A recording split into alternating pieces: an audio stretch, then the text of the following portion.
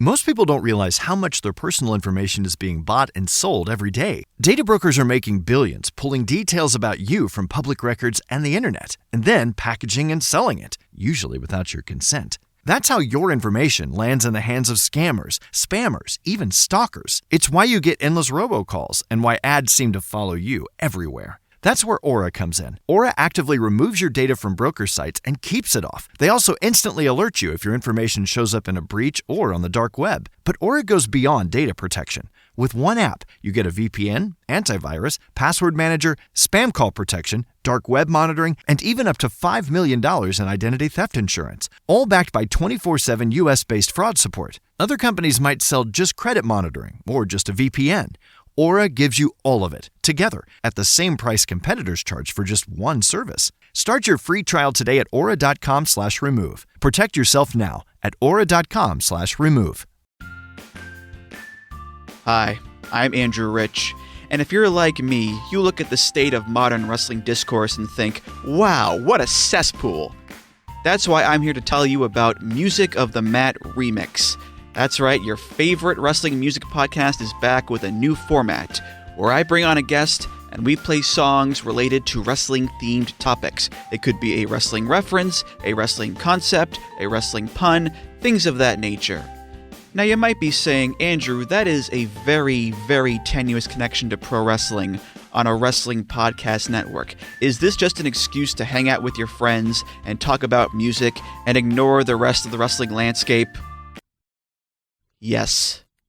Yes, it is.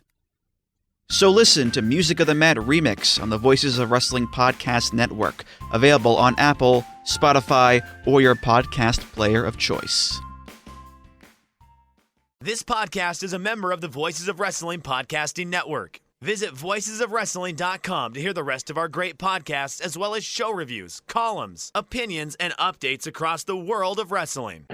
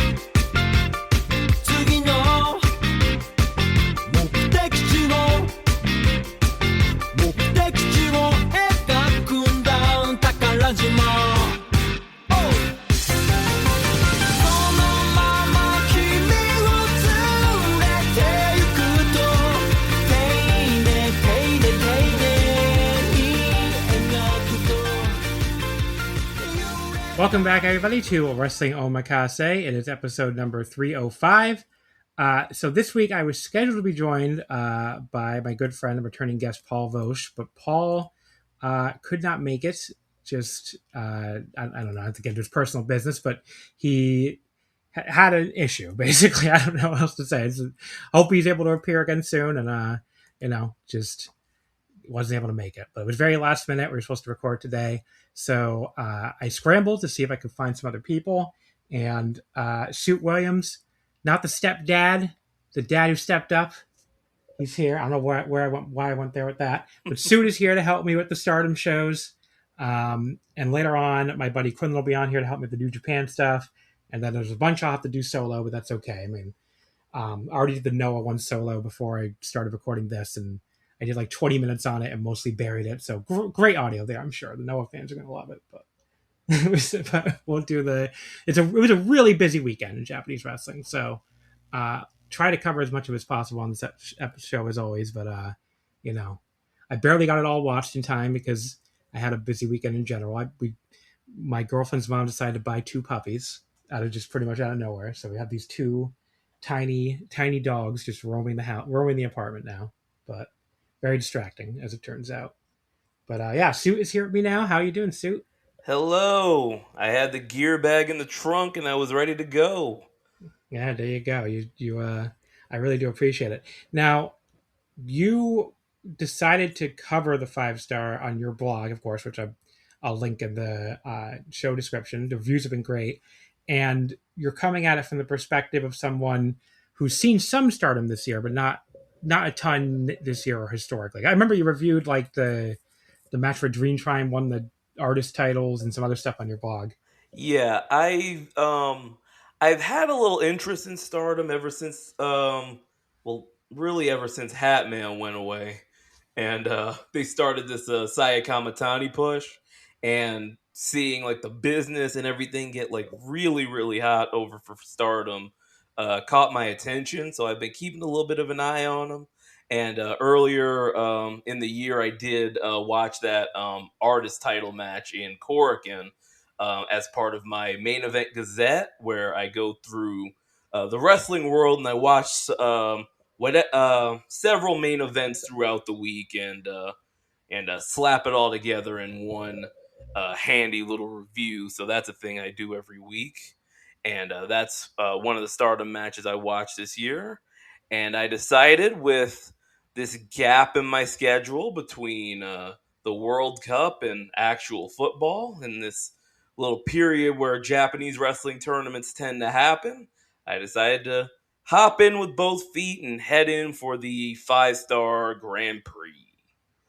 Yeah, so it'll be cool. We get like a new fan perspective, which is, always interesting versus obviously most of the people that are on here tend to be, I guess, veteran viewers of everything. But yeah, the 5-star so far, I mean, I guess as you're going to get into it, seems like from your blog, you've been liking it so far. I have. I've been enjoying I've just been enjoying like getting into it and kind of getting a feel for everybody. There have been some people that have kind of surprised me, seeing them in kind of their standard environment instead of seeing them come over to America and do, whatever it is we do over here. So, so yeah. And you basically chose to watch this over the G1, right? I guess is what you did. Yeah, because I haven't seen any of the G1 since Chicago. My plan with the G1 is kind of just let some things build up and then kind of do kind of like a abbreviated catch up with like the big stuff, like the main events, the stuff that I think I would like. Just yeah, it's been good let too. it happen. They've both been quite good so far, in my opinion, as we'll get into on this episode. But it is a big time commitment watching both at the same time. So yeah. I get it. I mean, I'm looking at some of these weeks. I'm like, well, how am I going to fucking do this? I mean, especially next week, because I'm going to be in DC for Otakon. So I'm just like, oh my God. It is a lot. It is a lot. Let's get right into it, though. We'll start with the night one, which was Saturday, July 18th from Ibarra Wave Arena Ota, which I don't know how many people know that it's just Ota Gym. It's just another name for. I keep seeing people be like, "What is this strange venue?" I'm like, "No, it's just Ota Ward Gym." Yeah, somehow these buildings keep getting renamed. I'm not used to it. I don't like Ota Ward Gym. Yeah, I don't think Ota Ward Gym has ever had a sponsor before, and if you've been there, you would understand why. Because it's this fucking gymnasium, like in the middle of nowhere. You have to walk past. It's basically It's not actually Tokyo proper, even though it says Tokyo. Like it's basically, I guess to explain Japanese geography, there's Tokyo, the city, and then there's like Greater Tokyo, which is like the whole prefecture. Yeah. And so this is like the prefecture, not the actual city part. So it's Ota Ward is like not one of the I forget how many special wards there are that make up the actual city. It's not one of these special wards. I'm almost positive. It's this other thing. It's not that far. It's like to the set. Like the other thing is, it's very funny to hear people live in Tokyo be like, "Oh, this is so far," and then you get on the thing and it's like a fucking 30-minute train ride or something on their immaculate train lines. I'm like, yeah, you guys are so fucking spoiled. So I don't want to hear about what it takes me fucking 40 minutes just to get into Manhattan. So I don't want to hear about how fucking far Ota Ward Gym is. Yeah. But you do have to. One thing I noticed is that people don't tend to like Americans have a real like easy time traveling. Like I hear it from my European friends too. It's like, man, it was like a 30-minute ride. I'm like, that's a day. That's like nothing. Yeah, and it's like, I don't know. It's just because we're used to having shitty, like Europe at least has some better public transit than we do. Yeah. We're used to having like terrible public transit. So you get to Japan, and it's like, oh, it's a 30-minute ride on a clean train that's always on time. It's like, yeah, that sounds like you're really suffering, guys. Oh, poor you. Poor you. The subway in New York might show up if it feels like it. And New Jersey Transit is like, okay, don't even get me started. But yeah, you have to walk you do have to walk a bit. Like you get off this train and you basically walk along this highway till you get to it. It is like kind of a long walk, especially compared to like every other Tokyo venue. So I get why it's sort of a pain in the ass to people who live there. But yeah, it's not, But this venue did get a sponsor finally. So you bar a wave, some fucking, I think they make like hydraulic pumps or something. I don't know. I remember I looked it up. I was like, okay. But yeah, the show did a great attendance number. It did 2,193. So that was up from 1,793, which was the 5-star opener last year in the same building. I'm assuming a lot of that was probably the main, which was not actually in the tournament match. Yeah. But that did feel like a hot main. I mean, when I was in the building in Yoyogi when Natsupoi came out to challenge Shuri, the crowd was like really, really into her challenge. So it did feel like a hot angle. So I'm assuming that's probably where a lot of the attendance bump comes from. Suit, did you watch the pre-show? I did not. No, I didn't either. So it's okay. Because I was watching this show live and I forgot about it. I turned it on. I just never remember to go back. But I saw the file was like 4 hours, and then I saw that there was 3 pre-show matches. I'm like, oh, there we go. Saved me about a half hour there. It was 2 pre-show matches, so I'll give you the results real 2. quick. I did not see either one of them. It was Azumi beating Fuwa-chan in 6-11 with the numero uno, and it was the team of Starlight Kid, Maki Ito, Utami Yashishita, and Kyoka Katatsu beating Wakasukiyama, Rion, Matoya Hanabi, and Emma Maishima. Utami pinned Emma in 7:28 with a lariat. The main show opened with an 8-woman tag. This one I did watch. This was Saya Kamatani, Natsuka Tora, Kanami, and Rina beating Suzu Suzuki, Sari Ano, Maika, and Hanan. It was Rina pinning Hanan in 7:28 with the Pink Devil. It was quite a banger for an 8-woman tag that won 7.5 minutes. I mean, it was one of those matches where you could tell everybody had like their big show working shoes on. Big show working shoes on. And everybody kind of was fired up to be in there. So that always, elevates a match like this. So yeah, like 3.5. It was a good match. And Rina pinned her older sister, which was notable because Hanan had not been pinned since she won the white belt back at All-Star Grand Queendom. So I assume they're setting up the sisterly battle over the white belt at some point. Yeah. I thought this was a good opener. It took me a second to realize, this is an all-star match, because I was seeing the babyface side come out and none of them were in the same unit. So I'm like, this feels kind of like an all-star opener to kick off the tour. And like you said, everybody had their working boots on. Nice little opener. Yeah, I will say, and then you set up the white belt match for down the line. Stardom does do these kind of all-star teams way more often than like New Japan or other Japanese promotions do. They'll do like, it's like, here's Hate versus like 4 baby faces from, 3 of them from different units, and Micah's not in a unit right now. So, but yeah, the idea, obviously you have the World and the Wonder Champion teaming up, and you have Sayori, who's not in the tournament this year, but she's still obviously a big star, and Micah, who's a former red belt champion. So yeah, interesting team, and it did result in a good match. The tournament opened up. So these first 3 nights, they just kind of did all 4 blocks. It was basically 2 matches from each block, I believe. So the wrestlers were kind of all over the place, and there's still some wrestlers who haven't even appeared in a tournament match at all, which is interesting. And then a bunch who did like 2 or 3 matches already. The reason I was a little late to our recording session is because I was writing down the standings in my review of night 3, which I kind of forgot when I started that, there are 32 people in this tournament. So yeah, there's a lot of people in this tournament. It's 4 blocks of 8 people. So yeah, it's a big tournament. I mean, and they still had to leave people out of the tournament. As I just talked about, Sayori's not in it, Shuri's not in it, Natsupoi's not in it, Hazuki's not in it. The future champion Rana Yagami's not in it. So there's still a bunch of people missing. Yeah, I may have even forgotten people there. But yeah, because it's just very incredibly deep roster Stardom has, as we've talked about in this podcast many, many times. So the opener for the tournament was Sayaka Kurara beating Akira Kuragane in Red Stars A. I still hate the red A, red B, blue A, blue B naming. I wish they just like I got they want to keep the red and blue stars thing, but like just do like green stars and yellow stars or something. Yeah. I don't know. There are different colors. There's many other colors besides red and blue. Like It's true. like Roy G. Biv, just pick 2 more. Yeah, just pick 2 more colors. It's not that hard. But instead we got red A, red B. I don't know. I never liked that. But yeah, Sayaka beat Akira in 6 minutes with the Tokimeki Spear. Lots of hard form shots in this one right from the jump from both girls. They're just, again, one of those like, we're in front of a big crowd, so we're going to hit each other extra hard. Akira hit her own like super hard dropkick against the ropes, which I feel like every Joshi wrestler does that now. But, you know, like Poi does it and Sari does it, and now Akira's doing it, and there's a lot of people who love that hard dropkick. Akira got some very nice near falls on Sayaka before Sayaka just killed her with the Tokimeki Spear out of nowhere. So yeah, hell of a little opener. Only went 6 minutes, but I still won 3.5 on it. Good show. Or good match, I mean. Yeah, this was my first look at both of these women. I did not know that Sayaka beat Sayaka Kamatani to win the belt. I had only heard that Suzu Suzuki won the belt.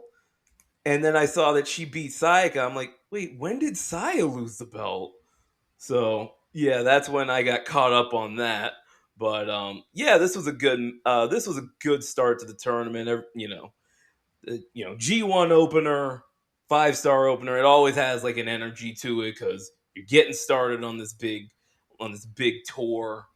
My first impression of Akira Kuragane was she looks cool in the way that says like I've got a motorcycle and a pack of cigarettes on me all the time. Yeah, so she looks cool, and Sayaka's spear is very good, and she's hitting it on people her size, so it really does look like he's like cutting them down with it. So yeah, Akira has depression. That's like her big character trait or something. Like she told everybody, "I'm depressed." Everybody, and that was like her big. I'm like, I don't know how you can be depressed when you look like that, but hey, it's an illness, so. You know, it affects different people. Yeah. But yeah, Akira, you know, she's working through a depression by beating people up, as one does. There you go. Healthy. She did lose. Very healthy. We get the announcement after the opener that Crimson Nightmare is back here at Oda on October 29th. They also announced Dream Queendom on December 29th for Sumo Hall. And I was like, okay, they're announcing this way earlier than last year. Please don't say they're putting tickets on sale yet. They're putting tickets on sale next week. I'm like, God damn it. My God, there's no way I can get a hold of Front Row by fucking, you know, what's the word? By get the money for Front Row, because I'm pretty broke after my last trip by next week. So I'm probably not doing Front Row for Dream Queendom 2 years in a row, which kind of sucks. But I'll probably just have to buy second row or something. Is this like early for them? Because like it's pretty early. Yeah, last year I want to say it was like late August, early September, maybe. But I should know this considering I bought them. But I think it was like late August. It was definitely not this early. So does that tell you that they're doing something big or anything? I think it tells me they think they're really hot right now and they want to just sell tickets. I think for sure. But well, they aren't wrong. Yeah. I mean, maybe it's also because so like next Friday is the fan club pre-sale. That's when that opens. Maybe they just want to have the general tickets on sale open for the when they go to the Oda, I mean they go to Sumo Hall for the finals this year, which they're doing for the first time. So people can be like, "Wow, Stardom and Sumo Hall is great. I should buy December too." Oh, there you go. Oh, the finals in Sumo Hall. Yeah, it's the first time they've ever done that. Nice. So that was pretty cool. The second tournament match was Blue Stars B, Momo Watanabe beating Yuna Mizumori in 9:41. This translates the Heartless Driver. Is that really what it's called? Hito Denashi Driver. Hito Denashi. I guess that is Heartless. Hito Denashi. Okay. I'm not.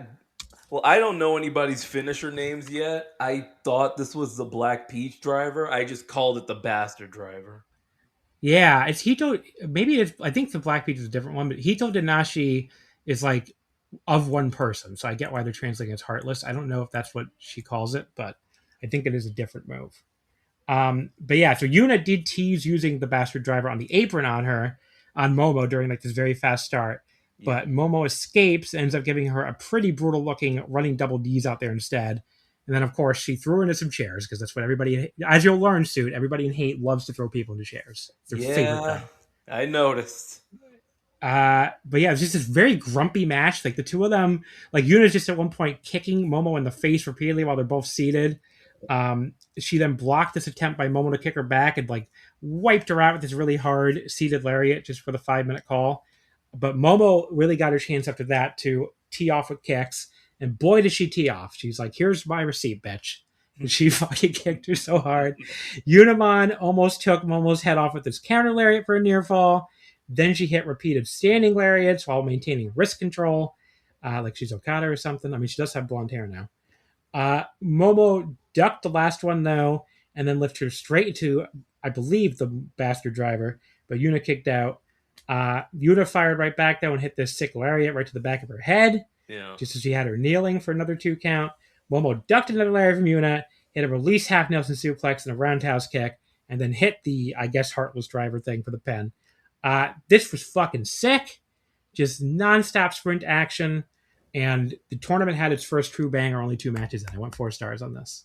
Yeah, I went 3 3/4. Really good stuff. And I did bite on a few of the one or two of the near falls. I think the lariat to the back of the head that Yuna hit is one that got me. But that it does help that I don't know what like most of the roster's finishers yet, so maybe like after some time that'll wear off. But it worked for me here. Then we had Blue Stars B, which was Koguma beating Kikyo Furusawa in 7:34, the German suplex hold. Koguma had some kind of new ferocious bear intro to her song. I was like, what the hell is this? But I think it's new. I don't remember having that before, but maybe I'm wrong. I think there should be a 5-star exception for the crowd booing people for refusing to do the Kuma pose and just trying to roll her up like Kikyo did here. Like, points are on the line. It's an official tournament. People should not boo people for not wanting to go along with Koguma's fucking goofy bear pose. But the crowd did still boo Kikyo, so they don't give a shit. Koguma took her down and then forcibly Kuma there anyway, though. What do you think of the Kuma as a new fan? The Kuma has a long, weird history in Stardom. There's a lot of Kuma lore. The bear gimmick? The bear gimmick, yeah. Well, I was aware of Koguma because Filthy Tom Lawler. He hates the bear buries gimmick. It. Well, because so Shuri is like obviously the real shooter and everything, and like all the God's Eye members refused to do the bear thing. It became like a whole fucking feud, and they even did a like bear versus no bear match where she would have to stop doing it forever if she lost. But she of course won. Sick. But yeah, so that's the shooters hate the bear thing basically. So it's a really funny gimmick. I guess Kikyo also didn't want to do it, but it's a tournament match. I get it. Yeah, it's fine. I liked Koguma in the rest of the matches I saw her in. Was she on all these shows? Yeah, I believe think so, she yeah. was. Yeah. But yeah, Kikyo got a bunch of close near falls and a near submission on Koguma with the ankle lock before she just kind of hit a running boot to the face with a German for the pin. I thought this was short and fine, not really a ton to it. I went like 3 stars on it. Gentlewoman's 3. It was fine. Yeah, I went 2.5. Kikyo did not put herself over to me with. There were a lot of like overdrive-esque moves that she was doing. Where like, oh yeah, you remember you said you hate that move. You hate that move. There was like a reverse slam out of an overdrive position. It's like, all right. But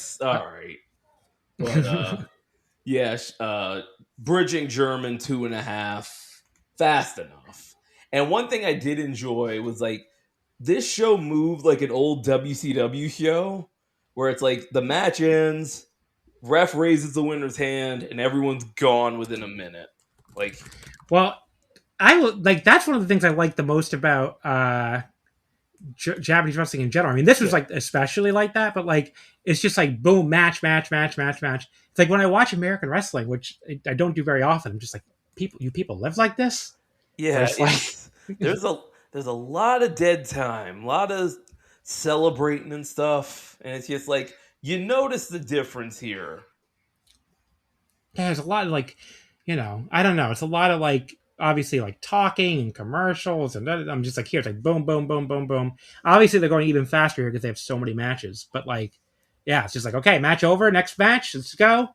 And it's like Yeah, the tournaments especially are like I don't know. It's like God's gift to pro wrestling to me. It's like the Japanese wrestling tournaments. I was AEW's tried to recreate it. They've never quite been able to recreate it with the Continental Classic, but I it doesn't was translate to US TV. yeah, I was gonna bring this up on the next shows, but I was feeling really bad because I was already behind two shows, and this first one was 4 hours long, and I knew like okay, it's not gonna have like an IWGP Women's Title match, so it's gonna be it's gonna be shorter. But when I opened those files and saw those shows were 2.5 or less for both of them, I was like, oh my gosh, this is luxurious. What am I gonna do With with an all this free intermission, time? with an intermission too. Yeah. Yeah, I know it's not very hard to keep up with. Blue Stars A, Uraka beating Miyu Amasaki in 4 minutes and 6 seconds with I believe it's called Dharma style German. It says Daruma, but I think it's Dharma. Miyu has very shiny new blue gear. I liked her new gear a lot. Looked good. I mean, you're not gonna know the difference, I guess, because you haven't watched that much old stuff. But like, a lot of wrestlers debut like new gear and new hair for the 5-star. It's just kind of funny to think about them being like, okay, I'm starting the tournament. How do I want to do my hair? How do I want to? They got to go get a great new outfit. It's just very funny to think about. Yeah. But Ruaka attacked her in the aisle while she was busy posing and looking great, which should be criminal. Really, they should have arrested Ruaka for doing that to poor Miyu. Miyu hit a couple DDTs. Then she ate a black box shot and a lariat from Ruaka for a 2 count, and Ruaka did the capture German for the very quick pin. It was short. It wasn't bad or anything, but like just really short. So I went like 2.5. It was just average. Yeah. My only notes were Violent Freezer, which is It's a great Rucka's nickname. It's great. Great nickname. Box attack and then bridging German for the win. 2 stars. 2 stars. Rock is like not bad. Rock is like everyone's least favorite Stardom wrestler, I think. So it'll be interesting to see if you agree with that or not. But yeah, I mean, she's not very good. I don't think. Yeah, she didn't really make much of a mark on me here. Is this the only match she had? I don't know actually. I guess I can't. I think maybe she had one more. Oh yeah, she did. I think I Yeah. just watched it. Yeah. So then Red Stars B, Saya Ida beat Azusa Inaba in 7:56 with a lariat. Ida took control early, but that damn juvenile delinquent Rina tripped her up from the floor, so Azusa was able to take over. All action, back and forth sprint, just trading moves. I thought it was really funny when Ida at one point, I don't know if you caught this, she did a fucking salute like she was John Cena after he played a fake Marine in a movie before she did a shoulder block off the second rope. Like, did Saya Ida also do some fake service recently? Like, why is she saluting? Did I forget that she's a former troop or something? I don't remember her being a former troop, but maybe I just totally. Do you remember when forgot John about Cena would do the salute, but he would do like one of his fingers like down for some reason? Yeah, what was up with that? That's not a thing, is it? Like, I'm not I don't aware know. of it. I'm not a troop expert or an expert on stealing valor, but I don't know. Maybe that was his stealing valor code sign, or Maybe Sergeant Slaughter gave him that tip. because he was never a real troop either, right? No, he wasn't. Oh yeah, he just took the fucking gimmick from GI Joe. That's right. Yeah. He's like another fucking fight. So many fake troops in wrestling. Was Sarge in WCW a real troop or a fake troop? I also don't think so. All these fake fucking troops. I know. Stealing all this valor. I don't think the Misfits in Action were any real troops. I can't see Van Hammer up reporting for duty. I will say that. Unless the troops need to know where to get some supplies, and not that kind of supplies. Lieutenant Loco. Lieutenant Loco. Really good match here, though. Saya Ida and Azusa Inaba. 3 3/4. Could have easily hit 4 with just a little more time. So really fun. Yeah, good stuff. I don't like. Yeah, this one didn't hit for me on that level, but I did like Saya's next match. I think it was her next match. I've watched a lot of Stardom lately, so it's all kind of it's kind of blending. I'm using my notes to kind of catch up on like each match. Yeah. But yeah, this one was good. I do like Saya from my first matches of hers. Yeah. I think most people do. Yeah. She's very, very, very like very tiny but very vicious. Yes. Much like one of my new puppies, honestly. She's like if you stuck Jordan Grace in the dryer. Red Stars B, Mei Sierra beat Rina Yamashita in 8:41 with the reverse shooting star. First of all, very sad we have to have Rina Yamashita's awesome theme music muted all tour. Very, very sad.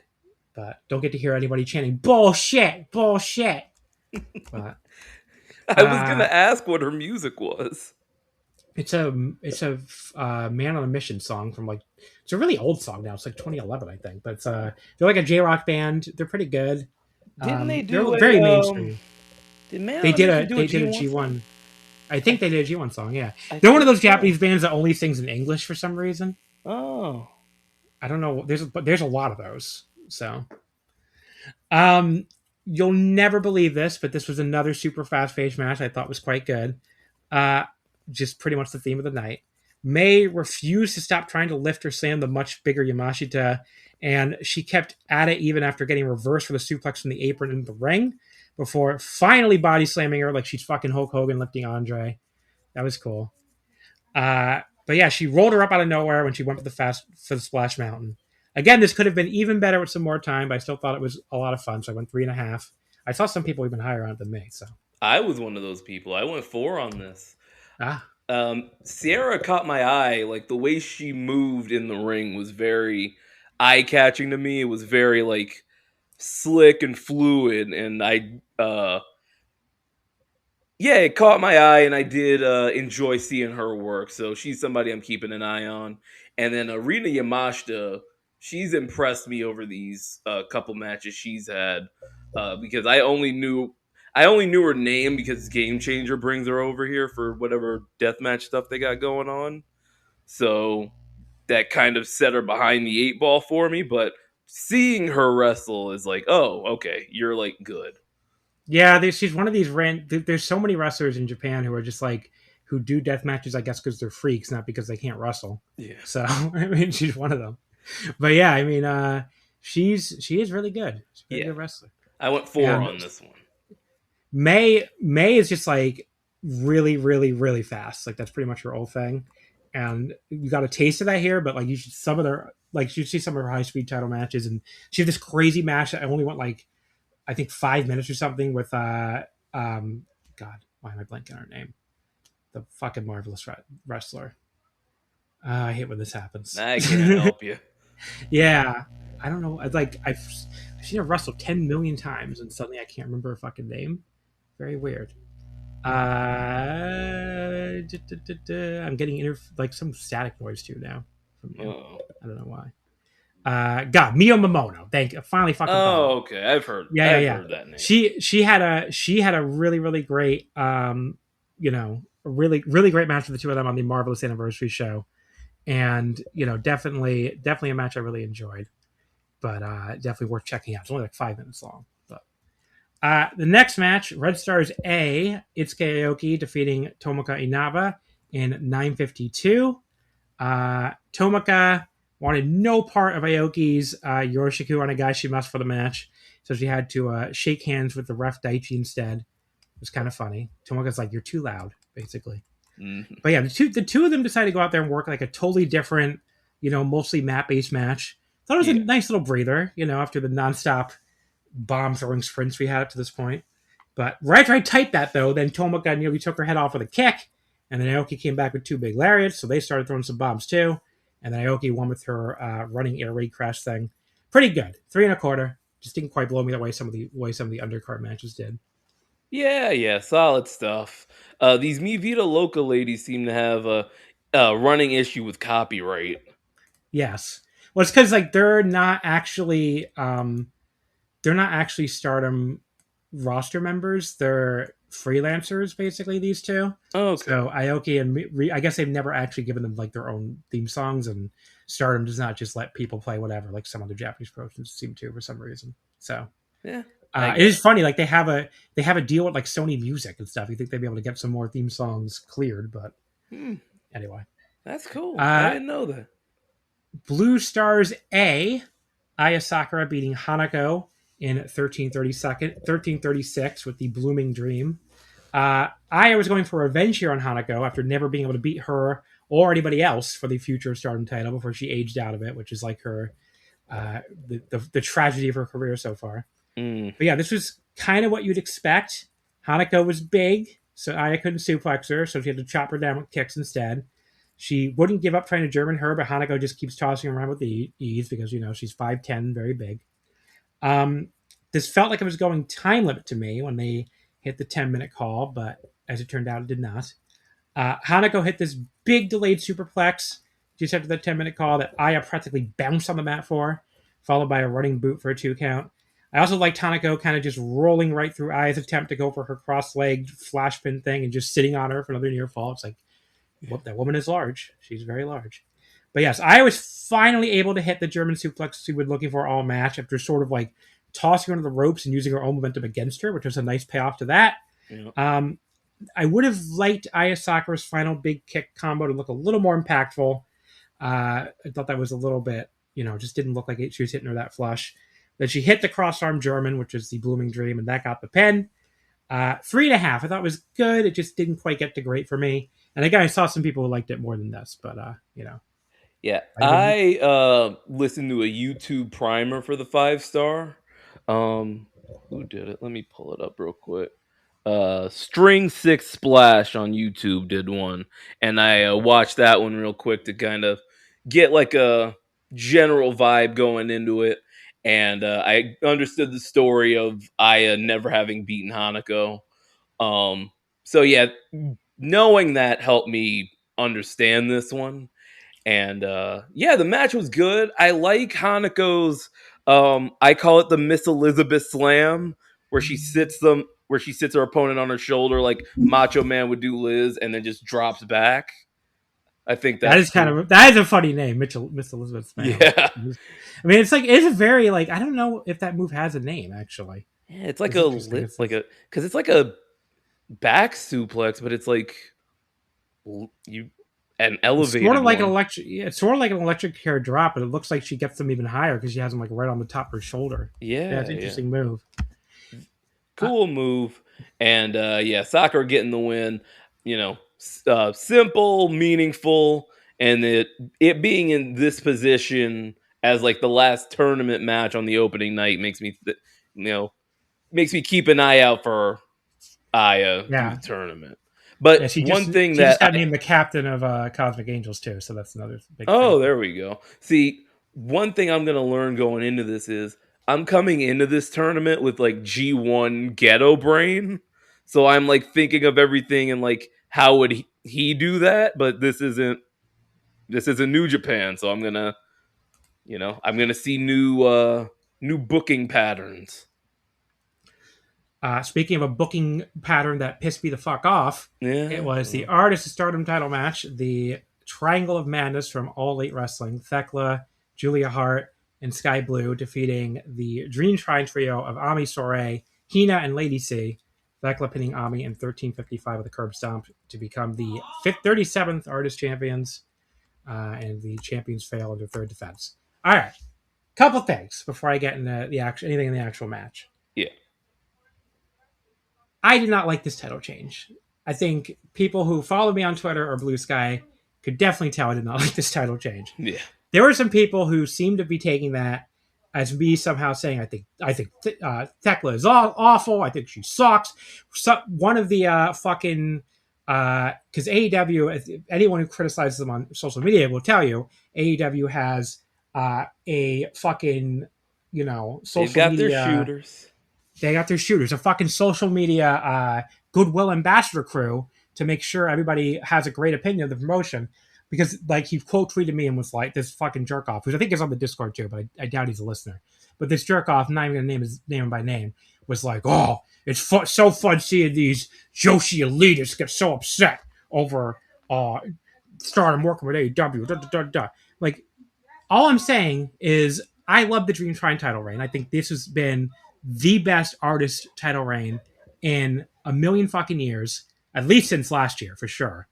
And after the belts had been on ice before this with the hate trio that never defended them, they finally felt important again. They were having bangers every time out, like a 4.5-star match where they won them, a couple 4.25 defenses after that. I mean, they've been really, really good. I did not want to see it end in 77 days. Like, I just didn't want to see that happen. On top of that, I don't dislike Thekla. I think I actually liked her more than a lot of Western Stardom fans, I think, before she left. Okay. But, like, my problem with this is, first of all, the storyline doesn't make any fucking sense. It makes no sense why the fired woman who has repeatedly abused the president of the company was able to just walk on a fucking set during a fucking television or internet television show and be like, "Hi, I'm challenging for the fucking artist titles now, and I'm just here, and my protege is going to be in your tournament." Like, and nobody could just tell her no. Like, nobody could just say, "Thekla, all you do is we fired you from the company when you refused to fucking uphold a stipulation in a match when she refused to join." She had a match where she lost, she had to join Cosmic Angels, and she basically refused to do it, so they fired her. So we fired from the company for being repeatedly abusive and, like, doing all this fucking shit. And, all you've done since is attack the president of the company repeatedly. So why the fuck would they let her walk in and just call the shots? That doesn't make any fucking sense. They've never given an explanation. And again, that's not a critique of All Elite Wrestling. That's a critique of World Wonder Ring Stardom. I'm critiquing a Stardom storyline and a Stardom title change. It's just the fact that it somehow, for some reason, because it involves AEW, people think it's a critique of AEW. It's not a critique of AEW. Do I think that partner promotions tend to treat AEW much better than AEW treats them? Yes, I think that's very clear, actually, because it's not like Stardom and New Japan people ever get to win any of AEW's 5. Because the other thing that guy said that really annoyed me was he was like, "Oh, they're so mad that somebody in AEW won one of Stardom's 5 million belts." You know who else has 5 million belts? AEW. You know who never wins them? Anyone from any other promotion. So what? That is true. But anyway, so I don't know why the fuck people are like, "Oh, But yeah, so the storyline makes no sense. The title change is fucking a huge downer if you're a fan, especially after it took Lacey so long to win a fucking title finally. So the title change is a huge fucking downer. And I don't know, it just sucks. I just didn't like it. Like, what do you want me to tell you? And the fact that I had to lock my fucking Twitter account because these people were fucking swarming me is fucking ridiculous. It's like AEW fans just fucking chill. I'm not even complaining about something in AEW. Just because it tangentially involves AEW doesn't mean you have to fucking rally the defense squad to fucking start. I had a fucking person like making shit up about me, like about my personal life, because like on a burner account, because they were so pissed about this. And just, I don't know. Like, what are we doing? Like, can you just let people have opinions about pro wrestling? Yeah, it's very Vincel adjacent. A lot of these people kind of act. It's just a thing that I guess American wrestling fans do. It's unfortunate in childhood. Nobody else ever does this. Even the Marigold fans who get mad at me when I talk about shit about Marigold don't fucking go to this extent. Well, there's like 12 of them, so not that many to worry about. But yeah, it's just like, I don't know. It's like, fucking calm down. And as far as... Well, to hit one of your points, maybe Taro Okada thought that Lady C could teach Thekla a lesson. Maybe he was like, "Hey, we got a trio. They could take you on." Yeah, lady. Yeah, it didn't work. As we saw. It did not. So I was gonna write. I wrote this in my review. I was gonna write a column with like my predicted Wembley card on it 7 weeks out, and like AEW booked like half the things I was gonna write about like this past week on TV, so I can't even like brag about it. But one of the things I was gonna book was the Triangle of Madness versus a Stardom trio, because they like, as one-sided as AEW's relationships has been, you can't book that Starlight Kid match and post-match and not have them get their heat back. Like Well, that. see, that's the other thing that worries me though as a fan of Dream Shrine is I think it's going to be. I don't think they're going to win these belts back. I think Starlight Yeah. Kid's going to take fucking Emma Maishima and I guess not Azumi. Probably Mei Sierra, I guess, because Azumi and Miyu are tag champions. I guess she's going to take probably Emma Maishima and Mei Sierra and go win these belts back for Stardom. But like, what the fuck does that do for Dream Shrine? Nothing. Yeah. So I don't know. Well, I was gonna say, do they lose them back on a Stardom show? But then that would mean they lose. The Stardom team loses at Wembley, Yeah, so it's I just don't know. it's Well, not the perfect either way. the 5-star finals are first, so I don't know. I'm gonna Yeah. lose them there, so I don't know. Well, Um, yeah, because Julia won't be. God willing, she won't be in the final. I thought the Triangle team threw some weak chops on the floor on a show where everyone's been laying it in all night. Then they did some weak ass chair throwing that mocked everything Hate stood for. Julia Hart, who's the one who's actually in the tournament, Yeah. boy, did she not look impressive in this match to me.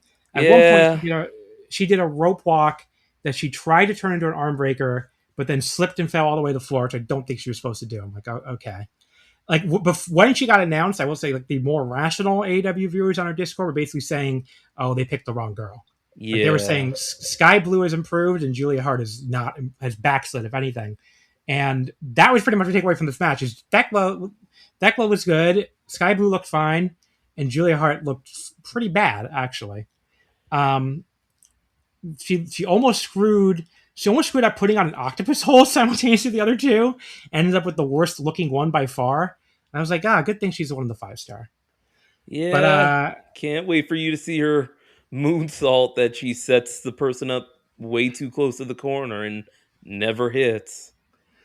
on a different topic, why is like Lady C had this very like weird black and white like punk rock new outfit or something? It was like very un-Lady C like. I didn't like it. It's like one of the only like new gear makeovers I didn't like. I was glad she went back to her old gear, like on another show. I'm sure she'll bring back this gear too. I did not like it. I did not notice because I didn't know her old gear. Ami hit the like thunder on Thekla, had her pinned, but Julia pulled the ref out. The Triangle of Madness then used belt shots on Dreamtime with their own titles. And I was like, I see where this is going. Julia's fit missed in Ami's face. Guy hit a sunset flip powerbomb on her that looked a million times more impressive than anything Julia did in the match. And then Thekla did the curb stomp on her for the pin. I was like 2 3/4. It was easily the worst match of the Dream Trying reign, and I was not happy. I was 3.5. I didn't have the issues with the booking. Again, I'm just dropping in, so I didn't know. Look, I've never really been an advocate of like AEW using their partner promotions as like farm systems. I'm more of like, look, if you have a spot open, that would be nice, but if you can't, then I understand that because you have your own, underutilized and inexperienced talent to develop. So you're obviously going to do that with your people. But Yeah, this does seem just like hey, B broke her nose or something happened with B and she's out. Can one of you guys fill in? And they grab Julia. And, well, I can't say I'm excited about seeing 7 Julia Hart matches. So neither am I. I'll be suffering with you. I did think Tekla calling Taro Okada a pussy was very funny. That was funny. She's the best part of this act for sure. Yeah, and she's got the energy that I want out of the Forbidden Door Alliance. I want this to be like contentious now. I want people throwing shots and being disrespectful, like both sides. I'm for Yoda Tsuji being like, actually no, I'm not going to do Forbidden Door. No, thank you. Which the AEW fans were mad. Some of the AEW fans on Twitter were very mad about that one too. And I'm like, yeah, they got worked. Then we had the IWGP Women's title. Thank God for this match. This put me back in a good mood after the last fucking thing. Shuri defeat Natsupoi in 2052 with the Shusekai. to make her 5th defense of the IWG Women's title. So I thought, I'm a huge Poi fan. I thought Poi had a chance to win here, just given that Shuri was 278 days into this reign since last October, and she had it even before that, before she lost it and then won it back from Suri. Plus, she had a Sendai Girls World title shot that we're going to cover later on this episode. Well, I'm going to cover later on this episode. That 2 days later, I knew she was very likely to lose. So I thought maybe they didn't want to have her IWGP Women's Champion lose, but I don't know. Maybe they don't give a shit anymore since they don't own New Japan anymore. I don't know. But so I thought Poi was going to win, but she didn't. I set myself up for heartbreak, but the match, it's one of those also matches that was so excellent I couldn't even. And I like Shuri. It's not like I don't like Shuri. It's just Poi's one of my favorites, and I want her to win. But match was so excellent that it was hard to be mad. So Shuri slowly accepted Poi's offer of a handshake at the start of the match, but then made the mistake of immediately turning her back on this little demon, and Poi immediately hit a German suplex on her, went for an armbar, and then they ended up on the apron, but Poi immediately Germaned her a second time. But then Shuri caught her up on the top rope, going for a dive, and they did the fucking slam that Poi took this incredibly sick slam off the top on the apron, just like this last year on her own 10th anniversary show when she did the little 5-minute draw with Suriano. And here she took the fucking slam a minute into this match when, first of all, I don't know how the fuck she just tells the other person, "Yeah, throw me as hard as you can," and just fucking just rip my hair out. Just go ahead. Rip my hair. And I'm like, what the fuck? Like, she hits this thing so fucking hard. And makes this really, really loud noise, very sick and very gross. And then Shuri gives her this fucking hanging deity on the floor on top of it. It's like, holy shit, what a start to this match. They really never slowed down either. Yeah. Poi a little later caught Shuri trying to run in with a kick on the apron, and then she dragon screwed her on it hard. And it's like these two are trying to fucking kill each other. Poi, though, was able to get the dive to the floor she was looking for before, followed by 2 of her hard drop kicks against the ropes, which is one of her signatures. They traded some very hard kicks back in the ring as well. And then Poi hit a German suplex off the top on Shuri just at the 10-minute call. And the pace they maintained in this was just insane.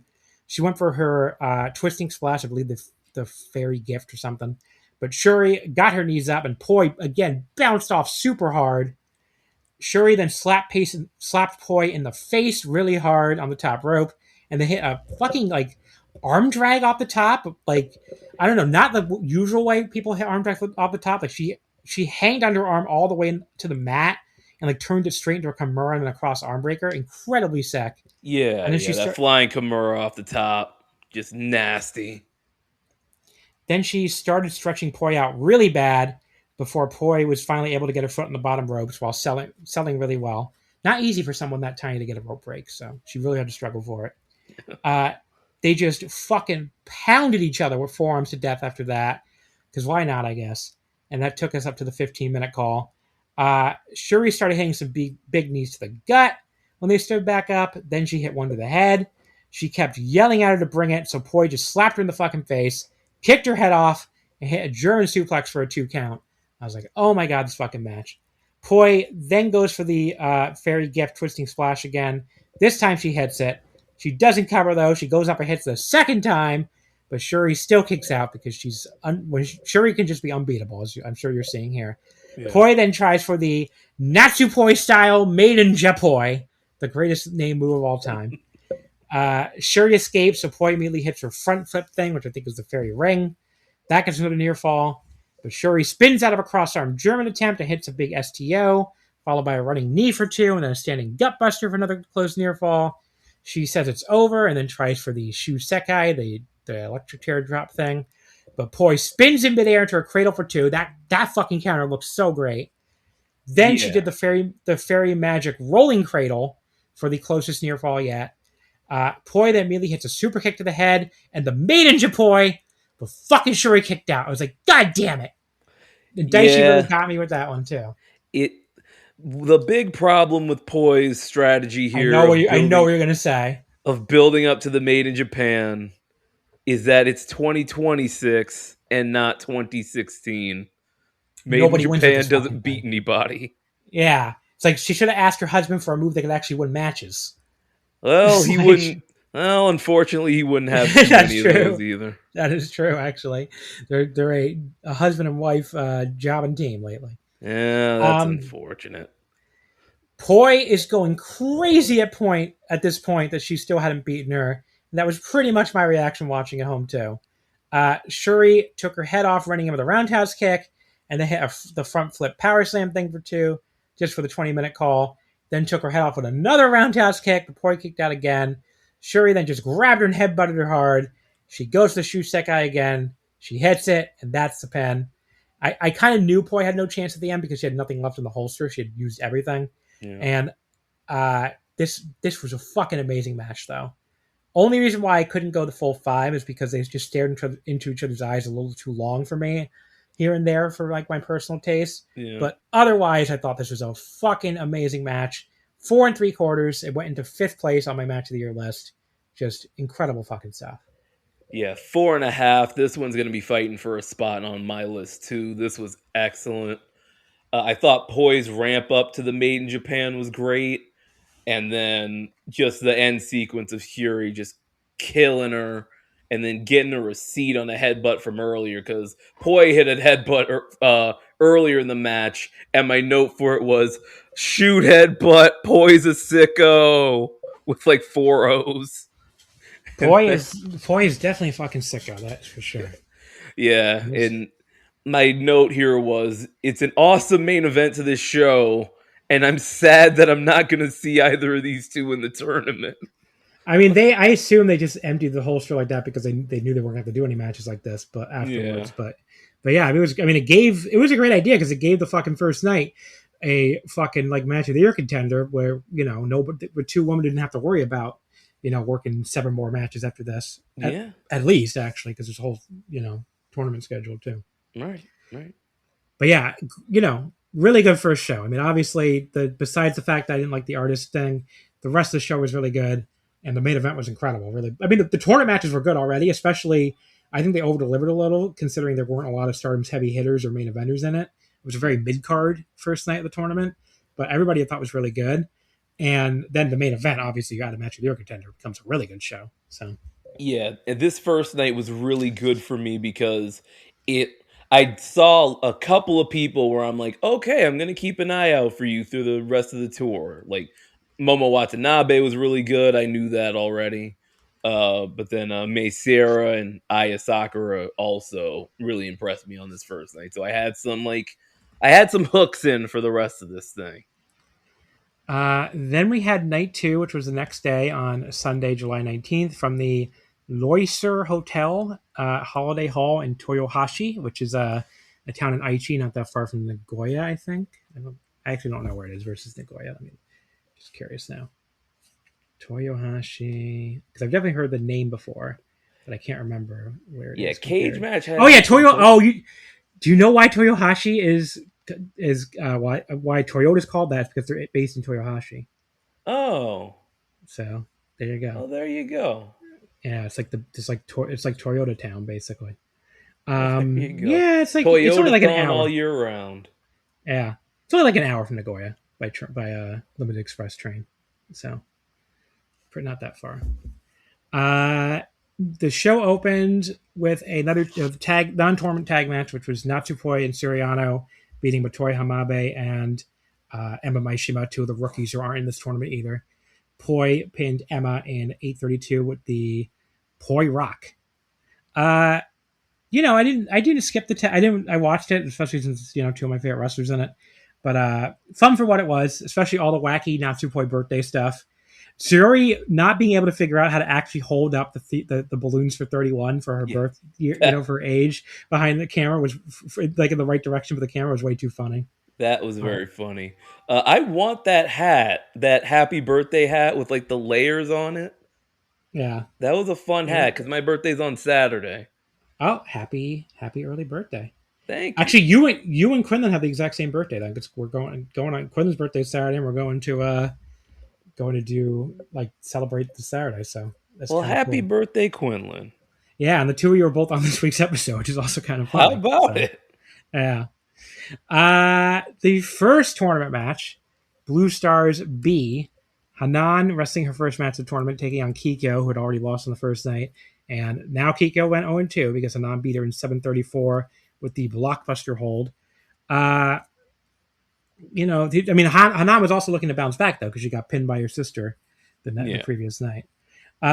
This banquet hall or whatever the fuck it is was very echoey, especially when only like one or two people were yelling. It was kind of distracting, but what are you gonna do? I guess Yeah. some of these smaller Japanese buildings. Oh, the crowd number by the way was 857, which was up from 731, but that was last year. But that was just a random house show, not a 5-star show, so it should be up. Yeah. But if you want to really see how far they've come, the last show before that, the 731 is actually a really impressive one. The last show before that was like another house show type show. Even though I say house show, but all their shows air, but like just a show that's just not a big deal. Yeah. The last number was February 2024. Do you want to try to guess the crowd number? Whoops. Was Rossi still there? It would have been like just, I think it would have been just after he left, right? Yeah, I think it would have been like just after he left. Or I don't know, actually. I'm trying to remember the fucking timeline. Or he was about to leave or something. And they just fired him, maybe. I think. I think that's the timeline. So I will go 431. See, you're still too high. 339. So you want to see their attendance? They've gone from 339 in this building to 731 to 857. How about it? When you're hot, you're hot. I thought this match was fine. It just Hanan and Kigo never really got out of first gear for me. Kigo did get some nice near falls off of flash cradles toward the end, but then Hanan put her away with a secondary finisher, which is that bridging slam suplex she does. It always looks pretty cool. Yeah, it looks sick. 3 stars. Gentlewoman's 3. I went 3.5. This is my first time hearing Hanan's or paying attention to Hanan's music because wish you happy sunshine days. Something good. Something. My girlfriend hates that song. Nicole Sunshine, rainbows, and puppies. It put a smile on my face. It drives Nicole fucking crazy every time that song plays in front of her. She's like, "What? This is not actual English. This is just words." And I was like, "Well, they don't have to fucking respect our language. What do you want me to tell you?" Blue Stars B. Koguma beat Ami Sourei in 7 minutes and 8 seconds with the 120% schoolboy.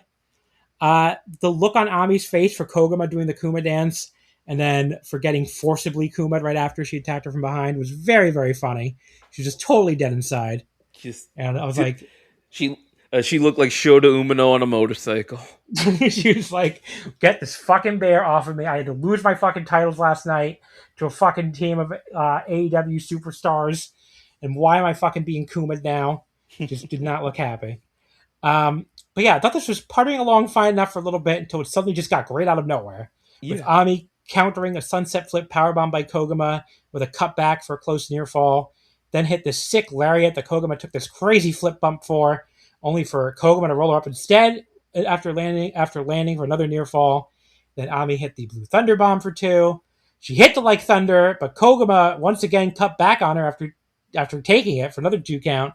Then suddenly just rolled her up again, which her signature roll up for the pin. So yeah, the ending with the million cutbacks is very entertaining, enough for me to go 3.5. So I liked it. Yeah, the 90-second or so sequence that came after the Black Hole Slam was like really impressive. And yeah, the bear, how about it? He's got on my good side here. I went 3 3/4 on it. Started 2-0 too. Yeah. Match number whatever. I don't know why I'm saying that. Blue Stars A. Raka 4. Raka beat Rion in 5 minutes and 34 seconds to go to 2-0. So Rion is interesting. She's a wrestler I still think has a lot of potential as a fiery underdog, but she gets way too carried away with the foot stomp comedy way too often these days because she loves doing that fucking foot stomp, and the crowd always reacts for it. So I get it, but like there's some matches where it feels like all she's doing is stomping someone's foot. But thankfully here they just kind of did the spot once and then kept wrestling, and they ended up having an almost shockingly good match, especially given it's Rocket in there. I thought Rion worked really well as the underdog, and her hope spots all looked crisp and well timed before Rock, of course, put her away with the slam off the body press off the ropes. But didn't last very long, but I enjoyed it for what it was, so I went 3 1/4. Same here. Rion got the big slam on Ruaka, but She got to follow it up with the leg drop, brother. That would have done it. She didn't drop the leg. It's true. Yeah. Maki Ito in Red Stars B beat Mei Sierra in 10:23 with the Ito Deluxe. May let Maki get through her whole song, but the moment she finished the last line, drop kicked her from behind, and then very nearly cradled her for the pin. So amazing stuff from that little gremlin. I thought that was very funny. She's like, "You can do your whole song, but I'm going to immediately attack you." Good little back and forth match from there. It didn't blow me away though. It seemed like you liked it more, so I guess I'll just let you talk in a second. But yeah, Ito Special, not Ito Deluxe, is the thing. Fucking translated it. But I just didn't think it was, I thought it was fine. Ito ended up winning with the Ito Special. I went like Gentleman's 3 on it. This may have been a beneficiary of low expectations because I've never seen Maki Ito not doing her meme shtick. Mm-hmm. So I see her here and I'm just like, all right, let's keep an open mind. And then she just does an actual match and it's like, oh, all right. This is like good. So yeah, I went 3 3/4 on it. I really liked it. Mei Sierra, I was already up on, and then Maki Ito she not overreached. She surpassed my expectations, which were low. So yeah, now I'm like, all right, serious Maki Ito. Let's see how this goes. So yeah, I'm open-minded, and I'm giving Maki Ito a real chance here going forward.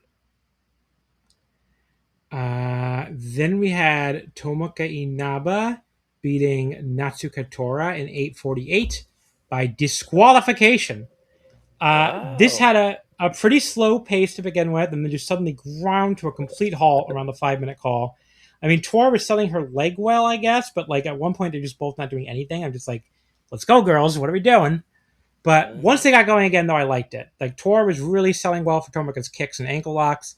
She managed to get a big lariat while practically hopping up and down on one foot at one point, which just looked cool as hell. Tora was seemingly about to tap when her partner, Baraka, pulled the ref out and then broke the hold for her. No one from God's Eye came out to save Tomoka when they gave her a double choke slam for some reason. I guess they were all busy. But by the time the ref came back, and Tomoka did kick out. Now, I did like the DQ finish they did. So Tora was having so much trouble with Tomoka, probably more than she ever expected. Then when Tomoka hit 2 straight kicks, this leg kick and this nasty-looking head kick, her and Raka got way too desperate with the cheating. So Raka hit Tomoka with a black box right in front of the ref, and the ref is like looking at her, and Tora's like, okay, now I have a chance to hit her with a chair. But she didn't time it right because Barb turned around and saw that too, and just immediately DQ'd her. And, it's a little bit of a cop-out, I guess. But first of all, fucking cheating heels should be caught in the act and get DQ'd way more often than they do in wrestling in general. Yes. Especially in a round-robin tournament where there's so many chances for it to happen. And the way the match went still made it clear that Tomoka was kicking her ass and probably would have won anyway. So besides a little bit of weirdness in the middle, I thought this was quite fun, and I thought the finish was a breath of fresh air. So I went 3 1/4. Yeah, I did like the finish. I didn't like the match as much as you did. I went 2.5, but yeah, I do appreciate that. Like, hey, the referee noticed cheating. Let's ring the bell. Barb Sasaki's not fucking brain dead. Yes. Unlike some of the fucking New Japan refs, especially. But look, I don't understand why Taro Okada doesn't just say there's no interference in this tournament. Works for Tony Khan. I was gonna say at least he doesn't set up a force field around the ring for the matches. Yeah, that's one thing I've never really gotten. Like, why don't you just do that all the time? Yeah, just do it all the time, then, buddy. Like, okay, Continental Classic, Continental title match, no interference. A World title match, everyone's invited. Because interfere all you want. Like that doesn't make any sense, guys. Very big plot hole. Blue Stars A, Suzu Suzuki beat Hina in 10:35 with a German suplex hold. Suzu was working this as a punk-ass heel champion, which is when she's at her best. She's more of a tweener than a true heel, but definitely, an aggressor.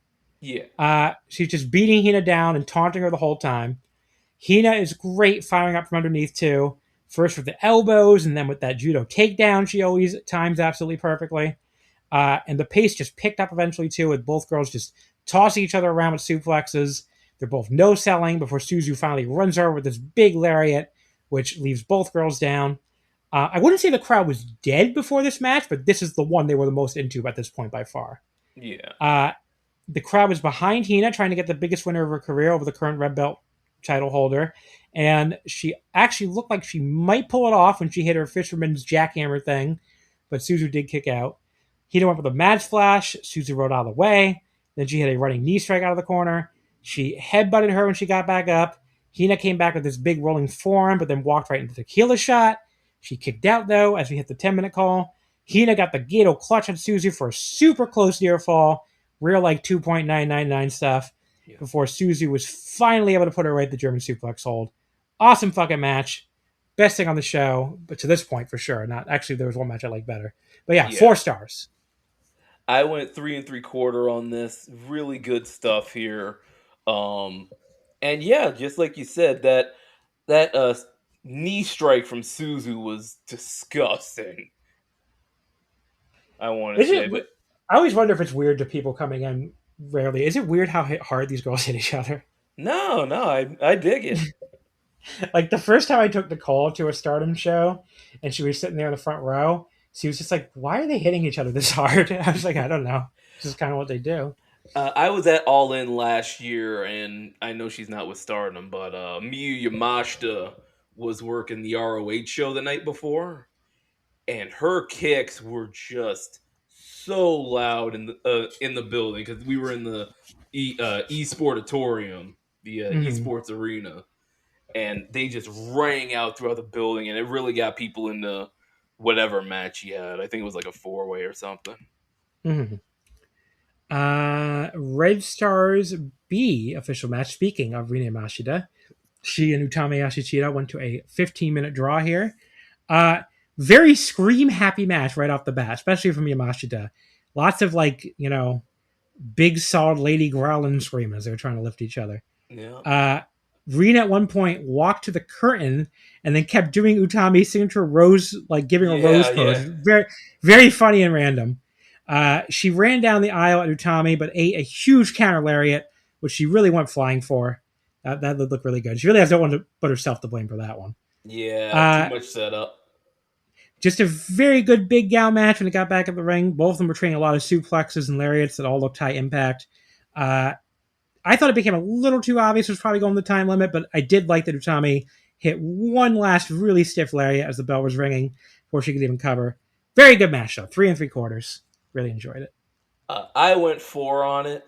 I had to double take whenever Utami's red hair got in her face to see if she was bleeding.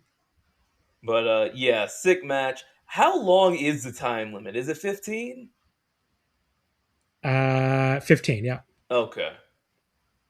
I didn't know, so I got the vibe. I heard the time calls, and I'm like, okay, I don't know what they're saying, but they're saying it a lot closer together. So it does sound like this is going to the time limit. Yeah, it's go. Oh, you're saying the time running out. Yeah, so it's like go. 5 minutes is go. So yeah, go funkeika. One of those really annoying things about Japanese. There's a lot of annoying things about the Japanese language and trying to learn it.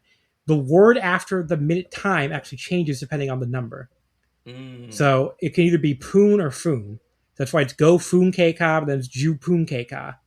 So it's because there's this thing called rendaku, which is I think it's rendaku, where the reading of a kanji following another kanji will change based on the reading of the first kanji. I'm like, why did you people tricky? Why did you people design your language like this? There's so many moments learning this language where I'm like, why did you design your language like this? I don't understand. But I think most of the rendaku just came about because go foon is probably easier to say than go poon. But I don't know, just fucking change the word to foon in general then. Don't make it foon half the time and poon half the time. It's very annoying. But yeah, Red Stars. I went 4 on Yamashita Utami. The main event, Red Stars A, official match. I don't know why I read the official match part this time. Sakakura beating Rina in 13:54 at the Tokimeki Sphere. So she goes to 2-0, and Rina starts out the 0-1 for her first loss. So this was a rematch for my favorite match of the Cinderella tournament. Oh. And I heard good things about it already, so I was pretty pumped going in. Of course, this one does have the disadvantage of not being at Korakuen, unlike that match. Obviously, Korakuen lifts everything. They started slugging it out right at the opening bell. Rina pushed Sayaka off the top rope all the way to the floor when she was going for a big dive and hit this diving double knees on the apron that just looked like she crushed her with. Looked brutal. The crowd was so on Rina. So Rina, the joke with Stardom fans is she never gets booed because she doesn't actually play heel that much. Like most of her heel antics are more like about her being cute than actually being a heel.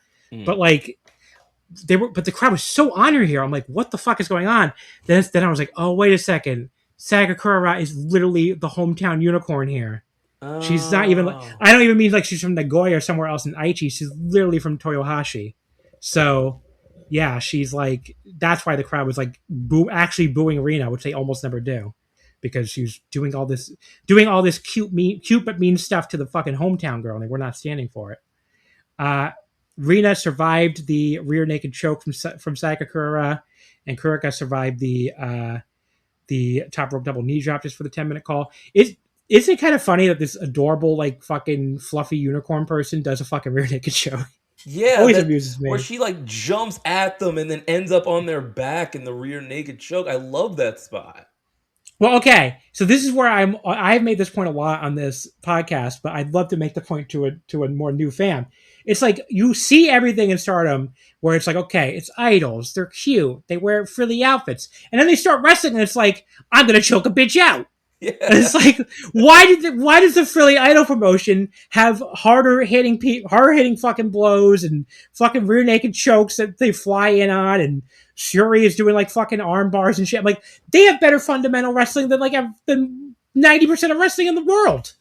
I was gonna say this at the end as like a big punchline, but I watched 3 shows. I didn't see one Meteora, so there's I don't think anyone started Lanza.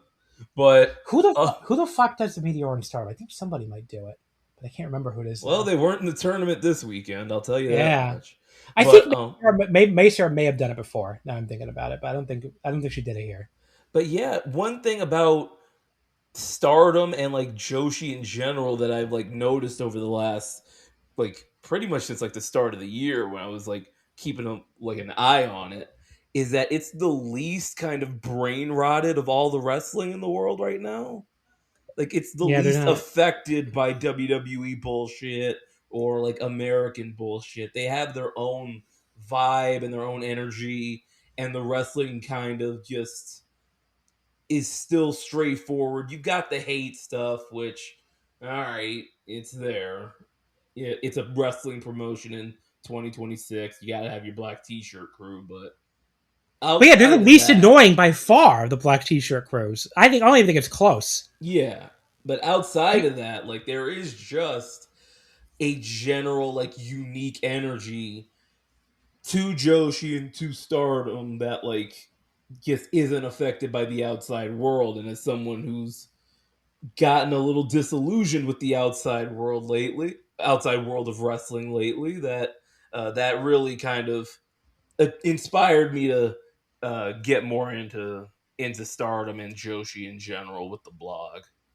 I gotta say, not adding of wrestling there first definitely changes that sentence. I've been disillusioned with the outside world. I'm like, are we talking? Don't go copy the Unabomber now, Sue. Like, come on. Definitely need to add the of wrestling. Yes. Anyway, after the rear naked choke after a 10-minute call, they traded a few cradle attempts where Sayaka just fucking killed her with the Tokimeki spear out of nowhere, and she fucking rules at hitting that. Her hair bow flew off. She speared her so hard. Yeah. Oh, that's true. That's a great thing to note down. Then she hit the corner bulldog, the Dudley dog, I guess, for a 2 count.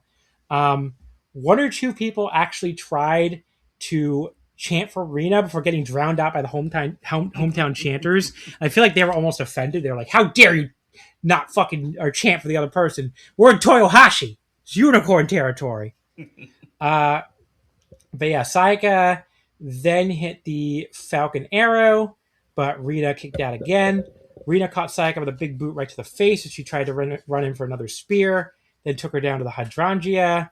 Kurara kept fighting to get out and eventually cradled her for a super close near fall, but Rina stuffed her trying for the spear again and hit the Pink Devil. Great little counter there. Sayaka kicked out though. Rina tried another Pink Devil, but Sayaka got out of that and did a running flip cradle pin that Naito used to like to do for another close near fall. Did look a little awkward, which always did when Naito did it too, actually. She then got up and got her head taken off by Rina with a big boot, and she hit the rope super hard and finally got that damn second Tokibeki spear, which fucking killed Rina. And she was fucking thrashing around her legs so much, I thought she was going to kick out again. I'm like, okay, this is a 19-year-old. I know she's been wrestling since I don't know, since she was 10 years old. But she's a fucking 19-year-old, and that's like a veteran move. But she is a veteran, so I guess it makes sense. She's been wrestling since she was 10 years old. So, but she's such a fucking pro. She's got me fucking convinced she's gonna kick out again. She's flailing around her legs, and she just gets pinned instead. I'm like, what a great little spot from her. Yeah. But yeah, I thought this match lived the hype, even though I like the Cinderella match a tad better. This is my match of the tournament so far. I went 4.25 on it. But again, I'm very, very, very invested in these two, and their little rivalry. So. Yeah, I went 3.75. I thought it was really good too. The Pink Devil, that's the gory bomb, right? Where gory bomb, back, and then she also does a vertebraker too. Yeah, that he stuck her with that Pink Devil. Her face went into the mat. That was awesome stuff. But yeah, I wrote here that nothing in the tournament has went over 4 stars yet. But I'm not going to be surprised if and when it happens, because this tournament's just been really good so far, and it's only going to get more high stakes as the shows go on. Then overall this show wasn't that great until the last 3 matches, but they all delivered big, so easy thumbs up show again. Yeah. Night 3, we went to Osaka on Monday, July 20th at Herbis Hall. I believe that's another one of these weird buildings where, because Adion Arena is still being refurbished again. It opened and then closed again for more refurbishment. So I don't know when it reopens finally, but obviously this would have been Adion too if it was available. But instead it was in this Herbis Hall place. So it did 744. They list that as a sell on the website. So... I guess it was a small building. This opened up with the same 4 wrestlers as that tag match yesterday, but this time in a 4-way, which was Poi, Ano, Motoi, and Emma. And it was Ano pitting Motoi in 5 minutes and 20 seconds with the special potato ring or potter ring, or the fuck I think it's not potato ring, I think it's potter ring. It was nice to see some very brief Poi Theory fighting, but I do mean very brief. And the 4 was more about letting the 2 rookies wrestle each other for a bit at the start of the match. But it was a fun little match again. Very short. Yeah, this one I watched on 2x speed because I was just I didn't have to rush through the show, but I was just all right, let's get this watched and noted up. Blue Stars B, it was the tournament opener. Momo Watanabe beat Kikyo Furusawa in 7:44 with a modified chicken wing face lock. She went to 2-0 here, and poor Kikyo dropped to 0-3. She's probably going to go winless in this tournament, I would think. I was going to ask, is Kikyo new or a young lioness or something like that? Because she's opening a lot of these shows and not doing much winning. She's only been around for a little over a year now, so that's why. Okay, there you go. Pretty typical heel stuff from Momo at the start of this one. No selling Kikyo's attempted drop kicks to the bell and then tossing her to chairs and choking her with the bat on the floor. To be honest, I personally wasn't that into Kikyo's comeback, but the live crowd sure disagreed with me. They were going crazy for it. They chanted for her pretty loud when she had Momo in the ankle lock. Momo, of course, escaped, though, and then Punk kicked her for getting the chicken wing for the win. I just thought this was okay. This was the rare starter match. I was way less injured in the live crowd for whatever reason. I was 2 3/4 on it. Yeah, I gave it a 3. I did really like I thought the submission finish was sick because she had one arm hammer locked and then chicken wing the other and kind of just bent her back. I thought that was sick. Red Stars B, Rita Yamashita wins to go to 1-1-1 for 3 points over Azusa Inaba, who's now 0-2 in Red Stars B. Yamashita beat her in 8:56 with the implant. Azusa jumped her for the bell with a big boot, while the sound was actually still muted, in fact, for Rita's theme song. Rita knocked her down with a shoulder block. Azusa did the kip up, and it started a long storyline throughout the match of Rina trying to also do the kip up, but after she got knocked down and failing before asking for one more try. That was funny. Azusa just kicked her. They brought on the floor. She kept trying to kip up and kept failing. Then they fought on top of some chairs. Yamashita tried it on that again and fucking failed again. It looked like it really hurt. That was really funny. That one got me. Azusa helped her back in the ring, or helpfully kicked her back in the ring as hard as she could with a soccer ball kick to help alleviate any back pain once they were finally back there. I just said that really weirdly. I'm sorry. But match went from fun comedy to a really great closing stretch for Yamashita to put her away with her driver, the implant. Really fun for the whole 9 minutes or so it lasted. So I went 3 3/4. Maybe a little high, but the comedy was actually funny and the actual action was really good too. So I really enjoyed it. Yeah, this was fun. Then we had Hina beating Aya Sakura in the Blue Stars A. That put her at 1-1 and gave Sakura her first loss to also put her at 1-1. So Hina beat her in 11:27 with the Mad Splash. Match started out with some nice lady graps. Both girls were holding their own really well on the mat. Again, just the fundamentals these wrestlers have is really crazy sometimes. Yeah. Aya sold really well for the STF before she finally made the ropes. There was this one weird spot where I think they got crossed up or something, and I ended up just kind of throwing herself in the ropes for no reason. But it was very quick, and they moved right past it, so whatever. Everyone loves their cutback near falls in this tournament so far. I got this super close one right after eating a bunch of offense in a row from Hina, just at the 10-minute mark, so people love cutting back on people's fucking roll-ups and shit. Yeah. But yeah, Hina did eventually get the pin. Tiny, awkward little moment aside, I thought this was really, really good, so I went 3 3/4 again. Very good match. I was starting to hit a little bit of a wall here because it's like a side effect of like jumping into a promotion during a tournament and it being in a tournament this big, where it's like I'm thinking like I've seen this person wrestle, right? Because I'm watching the match and I'm trying to like keep up with like who's got what points, and I'm trying not to get spoiled as well. So I'm just like, it was a me thing where I was just like, kind of just like glazed over a little bit during this match. It wasn't bad or anything. I just marked it as like nondescript, but yeah, it's just some things that'll pass as I get more familiar with the promotion and everybody in it. So yeah, I didn't dislike it, but didn't have anything to say about it really. Red Stars B, Saya Ida beat Lady C in 11:30 with a giant killer. That moved her to 2-0 and this was Lady C's first match, so she's now 0-1. Giant killer just her choke, I guess. Happy to see Lady C back to her last gear instead of whatever the hell she was wearing at Oda.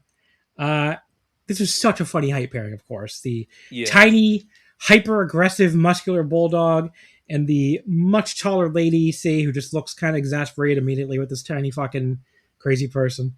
There's very funny facials in this match. I think Lady C could do the the keep away gimmick where you stick your hand on somebody's head and then you swing and just hit. She kind of did at one point. Ida just chopped the shit out of her right from the start, basically daring her to do something about it. Lady does eventually hit some elbows, but then finally just shoulder blocks her down, which works a lot better for her because she's much bigger than her. Lady absolutely takes Ida's head off with a running boot just after the 10-minute call. Ida had been running back and forth to hit her big lariat before Lady just destroyed her instead. That was a very cool spot. Yeah. But Ida got off the lariat she wanted not long after that, actually from the left side instead, as sort of like a rebound lariat, which also looked like it just killed Lady C. And she choked her out not long after that. I was damn, I was kind of hoping they'd just keep going because with a few more minutes it would have hit 4 for me. But another 3 3/4 and a little parade of them during this show. I really enjoyed this. Same rating. There was one point where Ida did this really slick chop block to the front of Lady's leg, and then that went right into a forearm to the back of the head for a near fall that I really enjoyed that little sequence. And I wrote in the review that I haven't posted yet, but I described Lady C's big boot as test-esque, and I put in parentheses complimentary because that was the one thing Test did well. It's a really good running boot. She used to be, believe it or not, she used to have a bad running boot. So it took her a while to actually get it down. Be like, oh yeah, I'm tall. I can just. Someone had to convince her. You could just boot people in the face at Stardom. And she was Practice like, okay. makes perfect. Yeah. Blue Stars B, Hanan beat Koguma in 8:34 with the 17, which is her Flash Cradle. So she moved to 2-0, and Koguma got her first loss here to go to 2-1. They shared a handshake at the start, which was nice considering Hanan kicked her to partner out of Stars. So I was like, okay, no hard feelings, I guess. There you go. Hanan is even the first person in 5-star to actually go along with the Kuma, but of course gets repaid for it by almost getting rolled up by that sneaky bear. There's some decent, but not anything super special back and forth action after that. And I thought the double knockdown spot at the end of their first big sequence actually looked a bit corny, but the Flash Cradles looked good. I'm a sucker for Flash Cradles. And I thought the end picked up a lot. So, but it was still a step down from the run of great matches we've just been on. I think I just had 3 straight 3 3/4. This is like 3 1/4. It was pretty good. Just not quite the level of the last few matches. Yeah, they teased a lot of big bumps and then just did regular bumps instead. Like there was one spot where Hanan went for like a back suplex over the ropes, and Koguma went over, but then she just landed on her feet on the apron and then went to the floor. And then Koguma, that code red attempt where she almost it was either a code red or just a sunset flip, but she almost landed on her head, which was a little scary, but yeah, they got through it, and Hanan won, and I went 2 3/4. Then we had Tomoka Inaba beating Sayaka Kurara in 4:49 with the Inaba drop. That moved her to 2-1 and gave Sayaka her first loss. Also 2-1. This is Red Stars A. These two went hard right from the opening bell. Tomoka was just rocking her with repeated running knees for Sayaka hit this big spear out of nowhere. Tomoka then stuffed her on a second spear attempt and took her straight down the just face lock, which was a really cool looking transition. But then Kurara slipped right out and immediately got her in the rear naked choke. Also looked great. Tomoka elbowed her way out for a moment for Sayaka got that awesome running choke takedown you were talking about before to put it right back on. Yeah. Tomoka sold it really well. She was thrashing around. We're finally getting her foot to the ropes to break. Saya ran in for another spear, but took a knee to the face from Tomoka. It looked brutal, and apparently it really did knock her loopy because she had to be carried to the back after the match. But she did say on social, she claimed on social media she's fine, so there's no sign that she has to pull out. I mean, she might be appreciative that there's not another show after this for 5 days, but yeah. But yeah, Tomoka hit a Michinoku driver, and that ended up being the pin in less than 5 minutes. Hell of a 5 minutes though, 3.5 stars. Greatly enjoyed it. Yeah, I went 3 3/4. I love this. Just really fast energy. In my review, because I didn't realize, because I didn't go to the Stardom website until today to stay unspoiled, but Inaba's from Just Tap Out. Yeah. Is that did Taka start that promotion after the scandal? Yeah. After the scandal, after he got forced out of Michinoku Dojo, turned to 2AW, he started Just Tap Out. He's still there. Okay, yes. And Tomoka Inaba recently said she wants him to walk her down the aisle for a wedding someday. Oh, that's nice. Very cute. I also wrote that scandal was about a decade ago at this point. And I'm like, man, time is not real, huh? I can't believe the 2AW is still even around. It's like no one ever talks about them. Because that was around when he was managing Zack and Suzuki-kun, huh? Yeah. It was 2018, I want to say. Yeah, I think it was around then. Something like that. And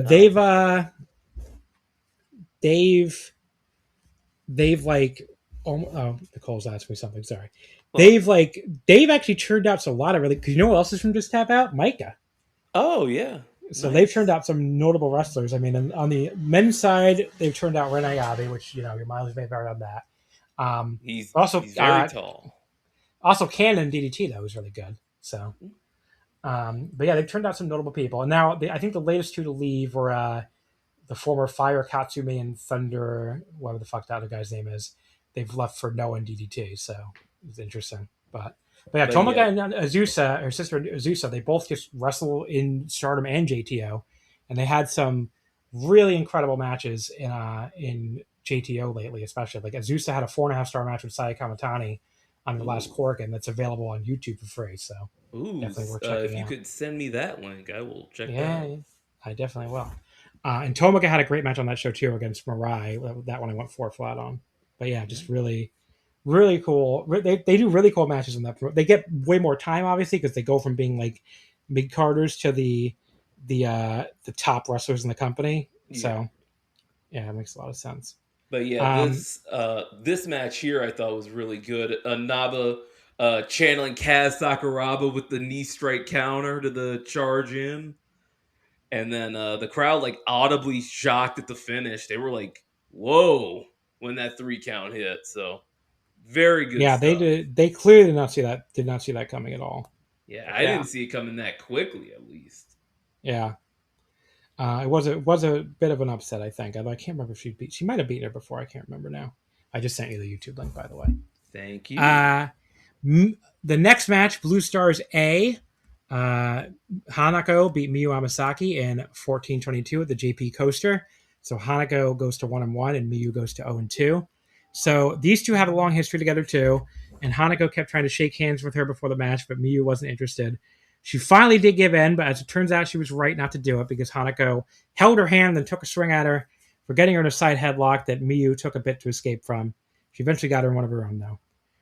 Micah helped Hanako catch Miyu coming off the apron with a crossbody, where Hanako rammed her to the post, and Micah's opponent in the main event, and also Miyu's tag partner, Izumi, pointed out that's really cheating, because she was also there at ringside. Hanako picked Miyu up and kind of paraded her around ringside in Argentine backbreaker position for some reason. Miyu got down and went for a spinning DDT using the apron to kick off. Hanako blocked it, was about to counter into a front suplex out there, but Izumi pulled Miyu down, and she's basically like, I can cheat too. And she rammed her and Micah into each other to set up Miyu hitting the diving crossbody off the top on her second try. The big problem with Hanako is she's so much larger than everybody else in this promotion, like the only exception really being Lady C and maybe Ami Sourei, that like all the stuff, some of the stuff she tries just never has a chance to look smooth. Like when Miyu sort of tried to roll through Hanako, having her on her shoulders. If they moved any quicker, she might legitimately crush her. So they probably shouldn't just try spots like that. But the spinning DDT afterward looked pretty great, though. On the other hand, the spinning head and neck lock really took advantage of her giant size very well. So, it does look pretty brutal. Miyu, huge. She's a very large woman, that's for sure. She's one of the only, she's like almost, it's crazy to think that she's almost my size, basically. She's like only, I think, 3 inches shorter than me. So, on the other hand, I already said that. Miyu managed to escape the JP Coaster the first try with a decent little facebuster counter, then followed up with a hammerlock DDT for 2, as time was rapidly running out for both of them. Hanako destroyed her with these 2 straight hard lariats, though. That is the kind of thing we should see way more out of her, if anything. Miyu kicked out with only 1 minute left, so Hanako went for the JP Coaster again. This time she hit it, and that was the pin. So they had a future title match last year that went to a 15-minute draw because 15 minutes is also the time limit on the future title. Okay. So this they sort of teased doing that again, but this time it didn't. I didn't think there was any kind of great match, but it ended strong enough that I could at least go 3 1/4. It was pretty good. Yeah, I went 3 flat. It was solid stuff. Nothing. There's not been anything bad on these shows, which I, of course, appreciate. I don't think it's gonna take until Julia Hart wrestles to get anything bad, probably. Yeah, that's probably true. Red Stars A, this match, very unique. Hanako and Miyu got in a shoving match. That led to their seconds, Azumi and Micah getting in a shoving match. And then they were just like, fuck our entrances, let's start the main right now, and Barb called for the bell. Yes. I don't think I've ever seen that in a Japanese round robin tournament. That when I saw that, because I had the card copied and pasted on my Word doc, I'm like, I hope they just start they just get in the ring and they do their main event, and they did a Heyman special, and I love it. So Micah beat Azumi in 13 minutes and 3 seconds in Red Stars A with the wrist clutch Michinoku Driver 2. This was the first match for both girls. So it starts out the two of them just elbowing each other back and forth while still wearing their 5-star Grand Prix shirts from doing second duty. Where Azumi starts doing Azumi things, which is going real fast and kicking. Her new silver and purple gear looked pretty incredible, by the way. Really good new gear. Yeah, She it has this did. new It did. blonde hair too. Went back to blonde, although it has the brown highlights too. So, Micah caught her coming off the top though, and just fucking threw her before running her over with a huge shoulder block. So great start to the match. They did this really cool little suplex reversal sequence going back and forth just after the 5-minute call. I like that a lot. And it kind of just became the kind of big bomb throwing match you'd expect from these two from there. Azumi got the La Mystica into Azumi Sushi just after the 10-minute call, but Micah just barely kicked out. That led to this big Azumi chant, as she definitely seemed to be the crowd favorite here. She kicked away at Micah, ending with a big buzzsaw kick, but Micah kicked out again. Then the two of them ended up fighting up to the top rope before Micah elbowed her down to the apron with just 3 minutes remaining on the time limit. Azumi came back with a hanging kick using the ropes, but ended up walking right into a top rope Michinoku driver. That looked brutal, but she kicked out, of course, because she's Azumi. Micah immediately followed up with a wrist clutch Michinoku driver, though, and that was fine enough for the pin. So, best match on the show. Awesome match. 4 stars flat. Really enjoyed it. Same rating. There was a long sequence after the opening stretch where it started with Micah fighting out of an octopus hold. Then she sent Azumi to the floor. Then they do everything on the floor. And then it ends with Azumi getting Micah back in the octopus stretch on the top before hitting a double stomp that I just thought was a super fluid start to the match. And then they had their back and forth in the ring. I do have to knock it a little bit because Azumi did they did a destroyer no sell into a double down. And my note in my review is, let's leave that for the Americans. They have lower standards. Azumi, if you don't like Canadian Destroyer no cells, you're not going to like Azumi very much. I'll just tell you that. Well, I do like Azumi. It's just that one spot. Yeah, she loves her Canadian Destroyer spam. I know it drives some people crazy. I'm pretty used to it with her. She has an exception with me for stuff that otherwise would annoy me because she's so cool. If other wrestlers want to get away with that, they should try being cooler. I don't know what to tell you. I always credit Azumi for making Timeless Toni Storm remember that she could wrestle. They had one match on Timeless Toni did her whole thing for a year, and then she wrestled Azumi on a Collision in, I think, Philly or something. And it was oh, yeah, Toni Storm can wrestle. And then Toni Storm went on to have a great year until her disappearance / murder or whatever they're calling it. But yeah, so 3 really good opening nights to the 5-star. This show, hit a little bit of a lull after I thought the undercard was really good, but then the fucking main event was awesome and the crowd was into everything, which always helps. So, yeah, really good. Yes, this was the third show of a weekender, but it was still very good. I've really enjoyed the tournament so far, but I am going to appreciate having a couple days off. Then let me give these standings here through the first 3 nights again. Oh, I have them. I wrote them down. All right, so why don't we alternate then? I'll do red A. You can do red B. Red Stars A. We have Tomoka Inaba and Sayaka Kura tied on top at 2-1 for 4 points, but Tomoka of course beat her, so she's in first by herself. Then Micah and Tsukayoki are both 1-0 for 2 points. And then Azumi, Tora, Rina, and Akira Kuragani are all 0-1 for 0 points. So only 2 wrestlers have wrestled 3 matches, and then a bunch have only wrestled 1. So, yeah. Red Stars B on top, you have Saya Ida. He has 4 points with 5 matches to go. In second is Rina Yamashita. She has 3 points with 5 matches to go. Maki Ito is in third place with 2 points. She has 6 matches left. May Sarah is in fourth. She has 2, but with 5 matches left. In fifth place is Utami. She only has the 1 point from the time limit draw. She has 6 matches to go. Konami is in 6th place because she has not started yet.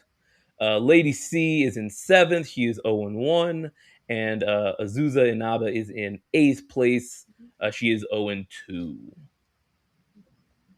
And then we had um, Blue Stars A. So Ruaka, of all people, in first place by herself, 2-0 for 4 points. Suzuki's 1-0 with 2 points. Then Hina, Hanako, and Ayasaka are all tied at 1-1 for 2 points. Julia Hart hasn't wrestled yet. She's 0-0 points. And means I have 7 Julia Hart matches to go. Oh boy. Woo-hoo. And then Rion and Miyu Amasaki are, well, Rion's 0-1 for 0 points, and Miyu is 0-2 for 0 points. And then you've got Blue Stars B. Momo Watanabe and Hanan are tied at 4 points. They are 2-0. Kaguma is 2-1 with 4 points. She is in third place by herself. Starlight Kid and Saya Kamatani both have not started in the tournament yet, so they are tied at fourth. Tied for sixth are Ami Sourei and Yuna Mizumori. They are 0-1. And poor Kikyo, it's getting late early. She is 0-3. And then yeah, that's it. That's the standing. So let me go through the 2 nights coming up, and then we're done with Stardom, I guess. There we go. The next show is this coming Saturday. So they're doing an interesting thing. So they're breaking up. Obviously, they're going to start breaking up into red and blue, but they're doing it for the whole weekend. So this weekend we have 2 shows that are just red block. The 2 red blocks, and I guess the blue block people get off. So it's very interesting. I mean, although Hanan's actually on one of these shows, but yeah. So or maybe both. I don't know. So there's one non-tournament match, which is Hanan teaming up with basically her protege, Motoi Hamabe, to face 2 other rookies who aren't in the tournament, Ane Kanaya and Emma Maishima. Any of those 3 I would have rather had in the tournament than Julia Hart, by the way. Yeah. Well, yeah, like, they did have a bunch of people they left out. Why did they need Julia Hart? Like, now, like, it just clicked in my head, like, wait, they didn't need Julia Hart here at all. Yes, I don't know why they did. So there you go. Then we had so let me go through the tournament matches now. So we don't have the card order yet, so I don't know what of these are going to be the main event. I would assume maybe the Red Stars A match of Sayakakura and Maika sounds like it could be the main to me. But that's the first one here. My Sayakakura and Maika. So you have the Sayaka's at 2-1 and Maika's at 1-0. So it'll be an interesting one. Then we have Tomoka Inaba and Izumi, who had an excellent match in last year's 5 stars. So I think that was 2 of them. So I'm excited to see that. It's Karaoke and Natsuka Tora, and Rina versus Akira Kuragane rounds out Red A. Any of those stand out to you as a new viewer now that you know these names? Definitely the Izumi Inaba match, and then Maika and Sayaka. Yeah, those 2 Red Stars A matches should be. I'm expecting like really, really good stuff there. Red Stars B, we got Konami's first match of the tournament. She's facing Mei Sierra. Wait until you see Konami. She's like the most cackling villainess in the history of wrestling, basically. So it's going to be interesting watching her. I think I've seen her before she turned heel, and I remember liking her. So she really had a good revival. So after she had fallen off a little bit, but she's been really good lately. Especially since she won and lost the white belt. But yeah, that's the first Red Stars B match. Then Saya Ida versus Maki Ito. That could be quite good actually. Lady C versus Rina Yamashita, big girl battle, and Azusa Inaba versus Utami Yashishita. So that sounds really good too. Actually, that's a good card. Hell of a card. Where the fuck is this show actually? In Kanazawa? Okay. Yes, that's what the site says. Yeah. I'm just trying to think where in Kanazawa. It's just like Kanazawa City. Oh, Ishikawa Industrial Exhibition Hall. Okay. They're not like a big building or anything, but yeah, some really cool matches there on paper.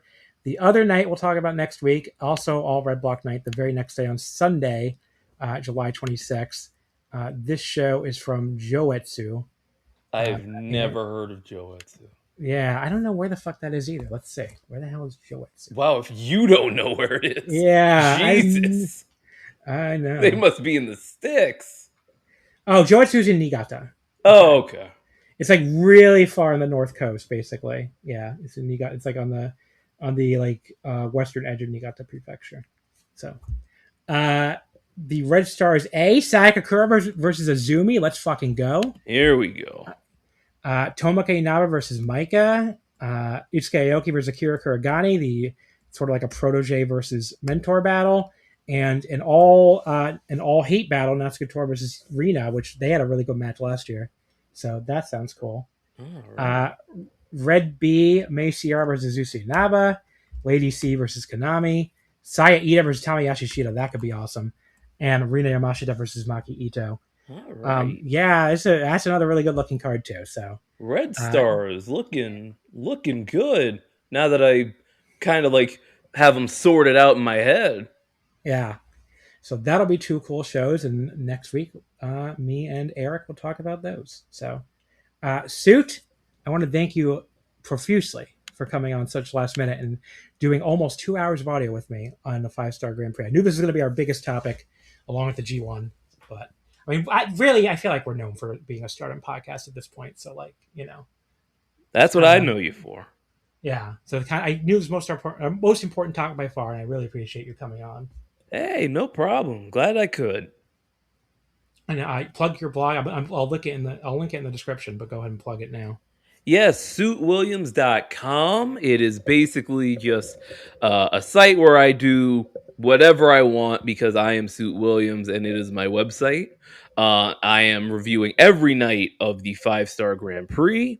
I also do long-term watch projects. Like I'm doing the Best of 1997 project right now, As Good as It Gets. That is returning on Saturday, which is my birthday. I will be looking at matches from an All Japan show that happened on July 25th, 1997, which are, let me pull it up because it is, it's a couple funny ones. It's Taue and I know if you can't tell, I watched this a little while ago. It's Taue and Masawa for the Triple Crown. And then it is Gary Albright and Steve Williams versus Kenta Kobashi and Johnny Ace for the World Tag Titles. And my God, if I never saw Johnny Ace wrestle again, it wouldn't be too soon because I'm seeing him in this. I'm seeing him in my CM Punk projects for Voices of Wrestling, the Project 434. God, I don't need to see John Laurinaitis this much or really ever. But I will be reviewing one of his matches in As Good as It Gets Volume 14 coming this Saturday as well. And I'll also be doing a lot more sports stuff coming up as the NFL football season ramps up. I'll also be reviewing AEW Redemption, the pay-per-view that nobody seemed to see coming. That will be this Sunday. Sunday, yes. Really. And I also review WWE shows for Voices of Wrestling, so if you want to see somebody scream about that, you can do that, as I'll be reviewing both nights of the almost empty arena SummerSlam coming up next week. So I accidentally got exposed to NXT the other day. Oh, God. My girlfriend left on the CW after Seinfeld, and I walked to the living room, and it had NXT on. She had left the room, too, to be clear. And I just sat there and watched it for like 10 minutes, and it was like, people like this. Was it this past Tuesday? Yeah. Then you missed Evil in the main event. That's true. Yeah, he lost, right? Yes, he lost, and then the man formerly known as Mike Santana showed up because nobody said his name. It's very funny that Hiromu still hasn't showed up, right? Say again? Hiromu still hasn't showed up, right? No, Hiromu is still MIA. Interesting. Well, there you go, folks. There you go. It's a lot of plugs, but at the end of the day, suitwilliams.com, voicesofwrestling.com is where you will see it all. Thank you again, Suit. And we will be back in just a second with me and the other birthday boy from Saturday, Quinlan, to do the New Japan G1 Climax. So just don't go anywhere. All right, folks, I'm back on here again with my pal Quinlan. He's here to talk about the G1 Climax with me as we continue this stitched together Frankenstein episode. How you doing, Quinlan? I'm doing pretty good. You just got back from seeing the end of Ava in theaters, right? Exciting. Yes. A one-night event. Yeah. Death and Rebirth, Tuesday, end of Ava, Wednesday. What was it like seeing it in theaters? I never seen it in theaters, obviously. Pretty weird, actually. I don't know if I've only seen it previously, like 20 years ago or whatever, or something, but I don't like. I guess the first half of it was presented originally with Death and Rebirth or something. Because in the middle of it, there was credits, but I knew that wasn't the end. But then when the movie's over, like the ending scene happens, and then it just goes to black. And the lights come on. The lights actually in the theater start coming on during the ending, as we all know the ending. And then it just says the end and go away. And that's such an awkward. That's one of the most awkward endings to a movie, I think, to like walk out of the theater and be like, yeah, well, that was a thing. The world's over. And it was surreal seeing those parts of the. Do you remember the parts of the movie where it shows like those live action shots of Japanese audiences in theaters being filmed? Do you remember that? That's just weird seeing that while in a theater. And those shots are long, and it became even clearer to me that a chunk of the movie was Anno just telling the audiences to go fuck themselves. That were unhappy with the original ending. What? It's the entire fucking movie, practically. Yeah, but they were satisfied with it, weren't they? With this new movie where he basically said, fuck you. It was a better ending than the TV show.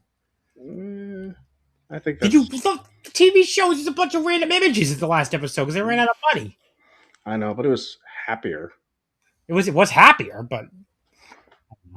Was the TV show... Didn't the TV show have the end? Because I thought this was in the movie, but then I didn't see it, so it must have been the TV show. So there was a scene that showed that alternate reality of Shinji just going to school and like the other characters were his classmates. Was that in the TV show ending?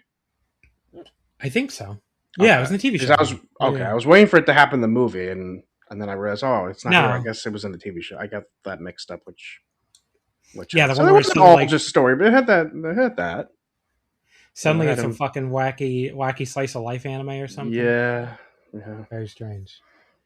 But yeah, we're just jarring for the listener probably because I just did like an hour and 47 minutes on Stardom, and now we're talking about End of Evangelion. An anime that. Well, no, actually, I was going to say it ended over 20 years ago, but the real true ending only happened a few years ago. That's true. The movie that came out, but which you haven't seen yet, have you? I haven't seen them. No, I saw the first one. You should probably get on that. Okay. But yeah, we're here to talk about New Japan Pro Wrestling and the G1 Climax, the first 4 nights in Japan, nights 2 through 5. These are all really good shows. I mean, the G1 and the 5-star are both off to really good starts. So, cannot complain with playing round-robin Japanese tournaments. G1 Night 2 was from the Hokkaido Prefectural Sports Center, Hokkai Kita-Yel. It did a crowd of 2,555, which is virtually identical to last year's Night 1 in Sapporo. That did 2,579 with a Tanahashi versus Taichi main event. So almost the same number. Pretty good considering you had Tana on his last legs and Taichi, the hometown boy, in the main. The first block match, we're not covering any undercard matches on these G1 matches, will really take forever. Drilla Maloney in the B block, the only B block match of the show, the match that could not happen in Chicago because the man who is employed by AEW did not have an American visa somehow. Drilla Maloney defeated Gabe Kidd in 15:46 for the Drilla Killer. I don't know why I took a note of this here. I guess because it's the first time I saw it. That fucking giant Jake Lee face, the clown face on the mural right next to the entrance, is so funny. Like, they know what they did with that. That's the one your eyes are always drawn to when you look at that picture. You just see that clown face in the middle. Yeah. Gabe at first just will not shut the fuck up about AEW and just wrestle the match. It's very annoying. They brawled in the crowd though.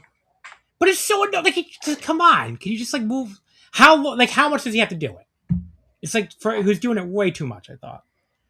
But when they brought in the crowd, which was intense, so you're saying it makes you angry when he does that?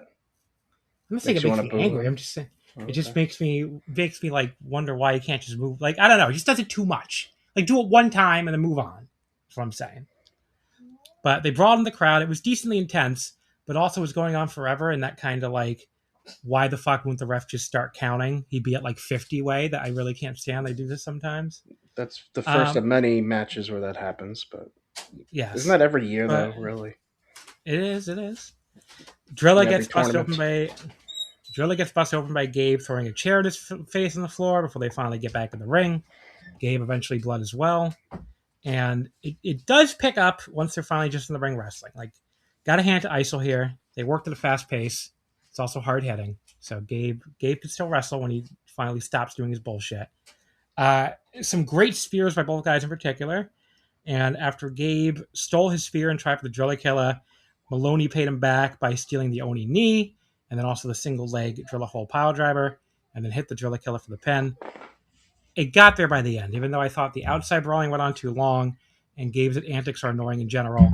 I still went 4 stars on it, so I still really liked it. I still thought it was a great match, but they just he needs to shut the fuck up a little bit. And to be fair, he kind of did on in his next match, or no, 2 matches from now. Yeah, I thought this was the second best match on the show. I did too. I did too. You did too? Okay. I mean, the AEW stuff is just part of his character and how he's getting heat. So, I mean, I don't mind as much as you, but he is doing, but he only did it a lot for that one match. I felt like he did tone it down his next couple. He has toned it down without like hurting his character. So, yeah, it would have been nice to see this live in Chicago, but for some reason we can't. Visas in this country just suck right now. I guess I don't know. Because he's a foreigner stealing American jobs. I guess because I don't think it's just AEW. I think WWE's having a problem with certain visas too with certain people, but it seems to really be a problem with AEW. But luckily they have 8 million people on the roster, so people disappearing sometimes you don't even notice. Then we go to the. Oh, sorry. Go ahead. Oh no, that was it. Yeah. Then we go to the A block matches, starting with the Great Okan beating Sonata 11-10 by countout. Sonata did bring his giant gold sombrero to Japan, for anyone wondering if he would. I thought so. Oscar was on commentary. He was great all night. I thought him and Hinari both did a really good job on commentary. Hinari was the next one on the next A block show. They don't have anybody on the B block shows. It seems like. But yeah, Oscar was really good. He basically got all fired up for Sonata's entrance, which was funny because then it led to this even funnier moment where Walker pointed out that this is the most passionate he's been all night. And then Great Okan's music hit and Oscar just deadpans, "There goes my passion, the Great Okan." I remember really that. Then he buries him for being a champion and can almost never defend his title. That was also great. Apparently he loses his belts on V1 a lot. Okan telling the ref to go check the house member again, then immediately elbow him in the face with a cheap shot when he did was pretty clever. But from there, I thought this match was so bad. I remember we actually watched this show together on Saturday. I remember you didn't dislike it nearly as much as I did. I thought this match was so boring. Just I don't know, fucking just nothing going on. By the time we got to the 5-minute call, it felt like more like 5 hours. It felt like the crowd was totally dead too because they really had no idea how to take this match. It's like 2 heels fighting, but Sonata's barely a heel. Later on, they just decided to cheer for Sonata in his next matches we'll get to. But here, this crowd was like, what do we do? And after all that, the shitty match ended on a fucking countout too. So I thought this fucking sucked. My least favorite match of the tournament by a mile. I went 1.5 star on it. Yeah, I didn't think it was that bad until we got to the finish, which I thought was pretty stupid. But I guess they feel like they need some countout finishes. I don't know. I don't know why they felt the need to do that. I don't know why we couldn't have a actual finish here, but okay. And then Okan just beat him up some more too afterward anyway. So I don't know what the point of that was. He's getting heat on another heel. He hit him with a chair shot and he sat on him on the chair. I'm like, okay. And is that Okan's only win so far? I think yes, because he lost. Yes, he lost to what's his name on night 1 for sure. He's 1 and 2. Yeah. Okay. That's. Well, he's not very good anyway. So. Oh, all right, buddy. I feel like Freaky Friday. It used to be that I used to not like him and you defend him, and now I like him and you don't like him. But I don't know. I'm not in the minority on this in the internet right now. Everybody thinks we don't contrary. Everything on the internet is true, definitely true. So you think Okay, we don't want to go down that road, but if you think everything on the internet is true with wrestling is true. Konosuke Takeshita defeated Jake Lee in 851 with the Raging Fire. Jake Lee sat in the crowd during Takeshita's entrance and pointed at him with the camera, looked at him. It was like a dead ringer of that Leo DiCaprio Once Upon a Time Hollywood. Most people don't realize how much their personal information is being bought and sold every day. Data brokers are making billions, pulling details about you from public records and the internet, and then packaging and selling it, usually without your consent. That's how your information lands in the hands of scammers, spammers, even stalkers. It's why you get endless robocalls and why ads seem to follow you everywhere. That's where Aura comes in. Aura actively removes your data from broker sites and keeps it off. They also instantly alert you if your information shows up in a breach or on the dark web. But Aura goes beyond data protection. With one app, you get a VPN, antivirus, password manager, spam call protection, dark web monitoring, and even up to $5 million in identity theft insurance, all backed by 24/7 US-based fraud support. Other companies might sell just credit monitoring or just a VPN.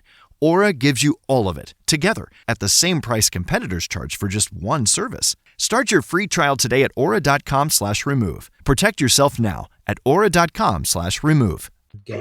Very funny. He's like, Yes. And as that happened, you said Brad Pitt, and I said, no, John, not Brad Pitt. Hey, I've never actually seen the movie, so. You probably should. Oscar having no idea what the international title is on commentary was very funny. He was just like, he lost the belt. Which belt? I don't know what that belt is. I'm like, that just, he does not. The man clearly does not watch his All Elite Wrestling, I guess. Maybe their freak fans go after him next now. I don't know. Buddy, I watch it every week and I forget who has which belt. So because I know every time you talk to me, I'm like, and you're like, doesn't Mox have the international? I'm like, no, he has the Continental. Even I know that. Like the Continental, International, National are all like just the other belt. The non-world title belt to me, they all like I don't. And there's a TNT, and even though Continental title, there's a TNT too. Even though the Continental title has special rules, it's still like they're all just not the world title to me. They haven't done anything to make any of these belts unique, really. Well, the Continental title's big special rule isn't it just people can't interfere in this match? And 20-minute time limit, I think. Oh, I think. And yes, some reason. Well, I mean, that's always the stupid thing. Technically, no one's supposed to interfere in any match, but in this one, they really can't interfere. You know what's really funny? Really mean it, and I'm like, okay. Suit Williams and I in the Stardom part also buried this. we buried. People listening just heard this buried twice. It's kind of funny. It's very stupid. Well, I know people are going to say, well, if they do it in that match, then they get suspended. It's like, okay, well, why not just say you'll suspend anyone that interfere? Why only just one match and they get suspended? If they interfere in other matches, I don't like it, but the world title. I'll be disappointed, but I won't punish you. You just have to live knowing I'm disappointed. I'm like, I don't know. It is very stupid. If you're trying to defend it, come on. You don't have to defend everything. You can say people do dumb things sometimes. Anyway, yeah. Jake started conducting the crowd. They actually started chanting for him. He's an Hokkaido boy, so it makes sense. So he goes, no, chant for Takeshita. And the crowd just immediately listened and started chanting for Takeshita instead, which is very funny. They did whatever he says, yes. I like Jay's wacky ways of avoiding Takeshita at the start of the match. After he sent him flying to the outside of his own momentum, he once again did the Pennywise dance, which I didn't even know that was the Pennywise dance until you told me. And I guess no one else knows either because I keep seeing it called a Fortnite dance. But I just assume it looks. I mean, I haven't played Fortnite, so it just reminds me of the dance Pennywise did in the most recent It movie, the one that came out in like 2018 or 2017 or whatever year it was. Yeah, so I just assumed that's where he got it from. He's a clown, so yeah. I mean, he is an evil clown, so. Takeshita gets a towel from under the ring to wipe the face paint off of Jake's face, as apparently he wants to face serious Jake Lee, not the clown. He actually got that fucking paint off really well. I was like, buddy. Yeah, it was actually completely, I was very, pretty impressive. He's got a hidden talent, Takeshita, for getting face paint off. There was like no trace of it left. Jake is like, okay, you want to fight me for real? I'm going to elbow you in the face and knee you very hard. That was a cool little sequence. And the last running knee to the gut really nailed him too. There was some more nice striking from both guys. including a pair of roundhouse kicks from Jake to the face of Takeshita, which I don't think he does that much these days. But Takeshita put him away at the Raging Fire at the end. Felt a little abrupt. I was really into it, but I just wanted more of it because I was really enjoying the match. But yeah, very good. 3 3/4. Yeah, I mean, I think Jake Lee's been very entertaining in this tournament, and his characters entertains me a lot. His backstage promos entertains me a lot. I just saw there's an interview up with him now on the New Japan website, which I'm tempted to read, uh, because he's just been very. We'll get to some of the stuff. We're gonna get to a match where he did something I absolutely loved, but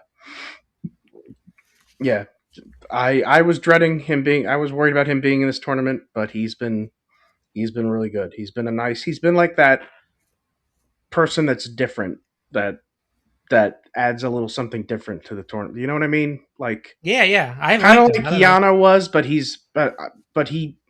I really think he can do.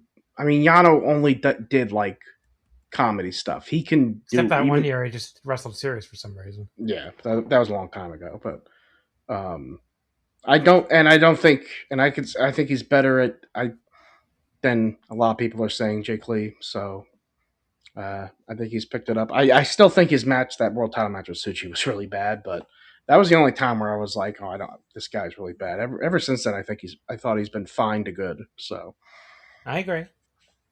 I didn't think that one was that bad, but didn't think it was it great. got pretty dumb towards the end. There was some dumb stuff there that just didn't work for me. Bolton Oleg defeated Yuto Ice in 15:01 by referee stoppage via repeated power bombs. There was a lot of standing and trading right from the start. Bolton just like stood up all pissed off after taking the running PK from Yuto, who like turned his back on him and was kind of hot dogging against the ropes. That was the coolest spot of the match to that point by far. He just like leveled him with forearms after that. And this is where he went really he got really pissed. He pushed Marty Asami aside, repeatedly rammed his head in the turnbuckle pad, and beat on him in the corner. It slowed down a little bit after that. Like, I didn't love how slow it felt going to the 10-minute call, but they got some intensity right back in the match with the strike exchange after that. And once it was Yuta with the repeated middle kicks and Bolton refusing to go down, I was really into it again. But the kick that finally put him down was maybe the weakest one Yuto threw, unfortunately. That could have looked better. But the closing stretch was strong, had me back into it again. Yuto kept surviving all the bombs Bolton threw at him, and I liked the sudden ending of the ref just stopping after Bolton hit 3 straight deadlift power bombs. Now, the whole idea was to get over how scary Mad Bolton is, I guess, and boy, did it work. So 3 3/4 again, another very good match. Yeah, that was pretty good. I would agree with that rating. Both Bolton and Yuto Ice have been awesome in this tournament, and that match was pretty fun. I guess their best match on the show, if I remember correctly.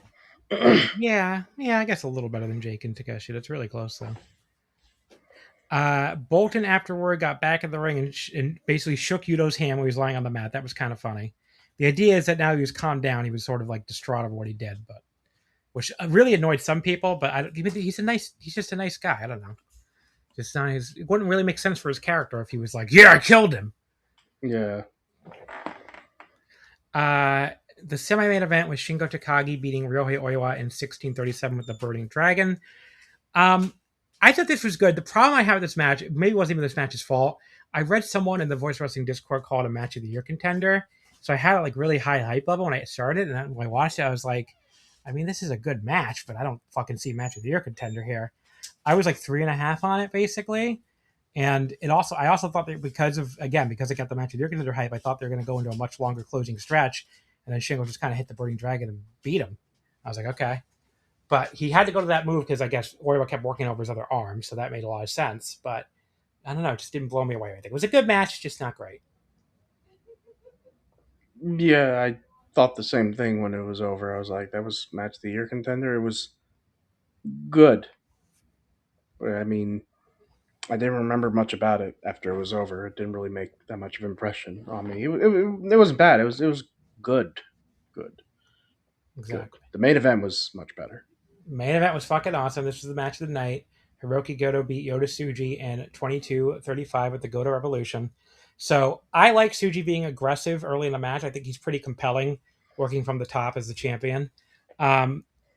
the crowd, this crowd started out a little quiet. They were not overwhelmingly loud throughout the night, but they really got into it when Tsuji had Goto in the Boston Crab and Goto was struggling to make the ropes. They started a light Goto chant and it kind of built up from there. Tsuji fired off one of these gunshot slaps to the chest of Goto at one point after a big forearm exchange. And the camera immediately zoomed in, left this big bruise on Goto's chest. That was nasty. And then this match had that classic New Japan closing stretch where you're like, it's a really good match, but it's not quite 4-star level. And then suddenly you're like, oh, okay, actually this is fucking incredible. And the crowd was fucking going crazy. And, they're just doing the going back and forth. And Tsuji fucking killed him with the Gene Blast, especially as a counter. I think this is kind of funny. He might actually hit it better now than he did when it was his actual finisher. I don't know if it's because the pressure is off or something, because it's not the move that wins matches anymore. But I think on average, I feel like he hits it slightly better now that it's not his finisher. Yeah. I don't know. I think you might be right. But Goto counters him, running in for the fire starter that is his finisher now, with this awesome spinning crescent kick. That was awesome. And he hit 2 straight GTRs for the pin. 4 1/4. Awesome fucking match. I said awesome a lot, but definitely the best match of the show. One of the best matches of the tournament so far. Yeah, best match of the show. One of the best matches of the tournament. Got really good, especially in the last, I think it was the last 7 minutes or something. We both said, okay, this match is getting really awesome now. This match is better than just kind of pretty good. Yeah. They really delivered. And do you think this will lead to a rematch in the fall? Yeah, it could. Yeah, very, very well could. So the next night 3, was the first B block night also from Sapporo. It did an attendance of 2,409. It was, definitely it was down from the prior night and also down way more from 2025. 2025 night 2 was 2520. So interesting that this one was down a little bit. The Umino draw. Yeah, that was what was last year's? It was Umino in the main? No, I'm just saying Umino's not in the tournament. Maybe that's why people. I don't know. Well, even though they always boo him, maybe he's what they need. Well, I think Tsuji is underrated. But the point I'm trying to make is I think Suji's underrated. Underrated people. Yeah. Last year's show, by the way, was Zach and Gabe Kidd as the main. That did 25-20. This year's was Zach and Uemura. So I guess Uemura is a little bit of a weaker opponent than Gabe. But yeah, just interesting that it was down. It was only down 100. It's not down that much, but definitely down more than night 1. Whatever noise you're making, buddy, you gotta stop. Sorry, it's gonna get recorded.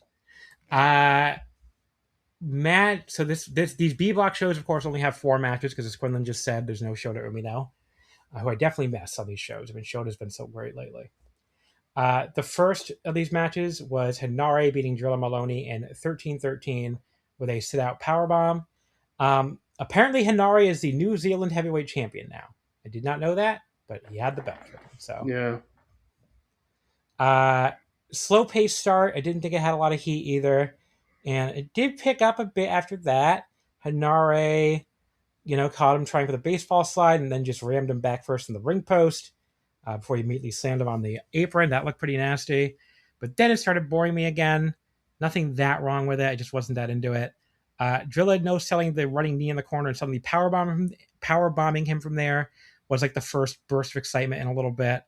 And the closing stretch from there was pretty good. Drilla hit this cool ace crush out of midair during the middle of trading mostly strikes back and forth. He hit a huge spear, went for the Drilla killer.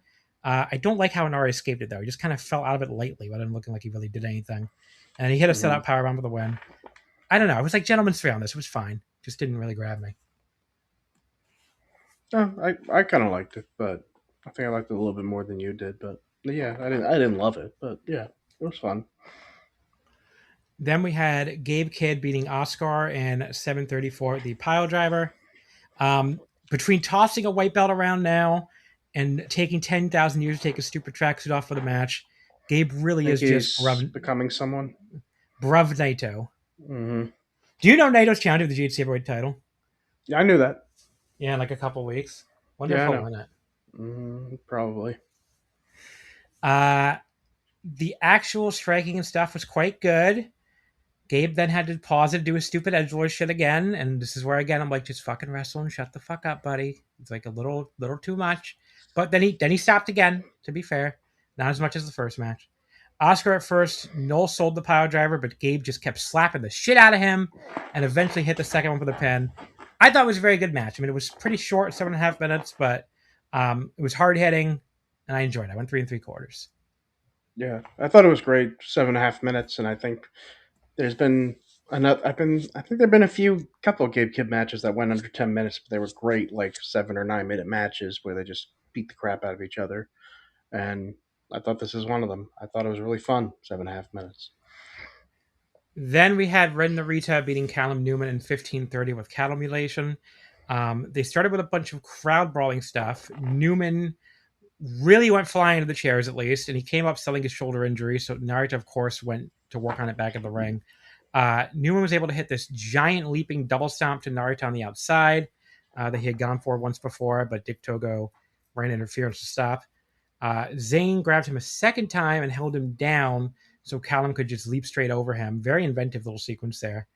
Callum, you're a fucking heel. How the fuck did you fall for the fake ring bell shit on your pretty badass chokehold? Like, you can't the heels be smarter than that? But then Zayn J immediately doing the same thing back when Narita got Callum in a Kimura. That was funny. It was like, okay. Narita fell for his own shit. That's, that is the kind of goofball shit of that kind of heel should be doing, probably. So that was funny. Togo threw powder in Callum's eyes. That got a particularly big reaction for some reason. I remember the crowd was like, "Ah!" I was like, why? You guys are very impressed by powder for some reason. Then he hit a low blow in the double cross, but Zayn J pulled the ref out. Togo got him with the spoilers choker, though, which I always pop when he brings. He doesn't use that often anymore, but when he does, it's like, yeah, the spoilers choker. But when he started, because he had started beating right up in the ring, Zayn J. Then Dick, Togo, and Ren gave Callum a magic killer, but Barty was like a mile from the ring for some reason. He finally got in and counted, but Callum kicked out. Narita, though, followed up with the Hell's Guillotine to the arm and then put him in the cattle mutilation, which is a cool way to win.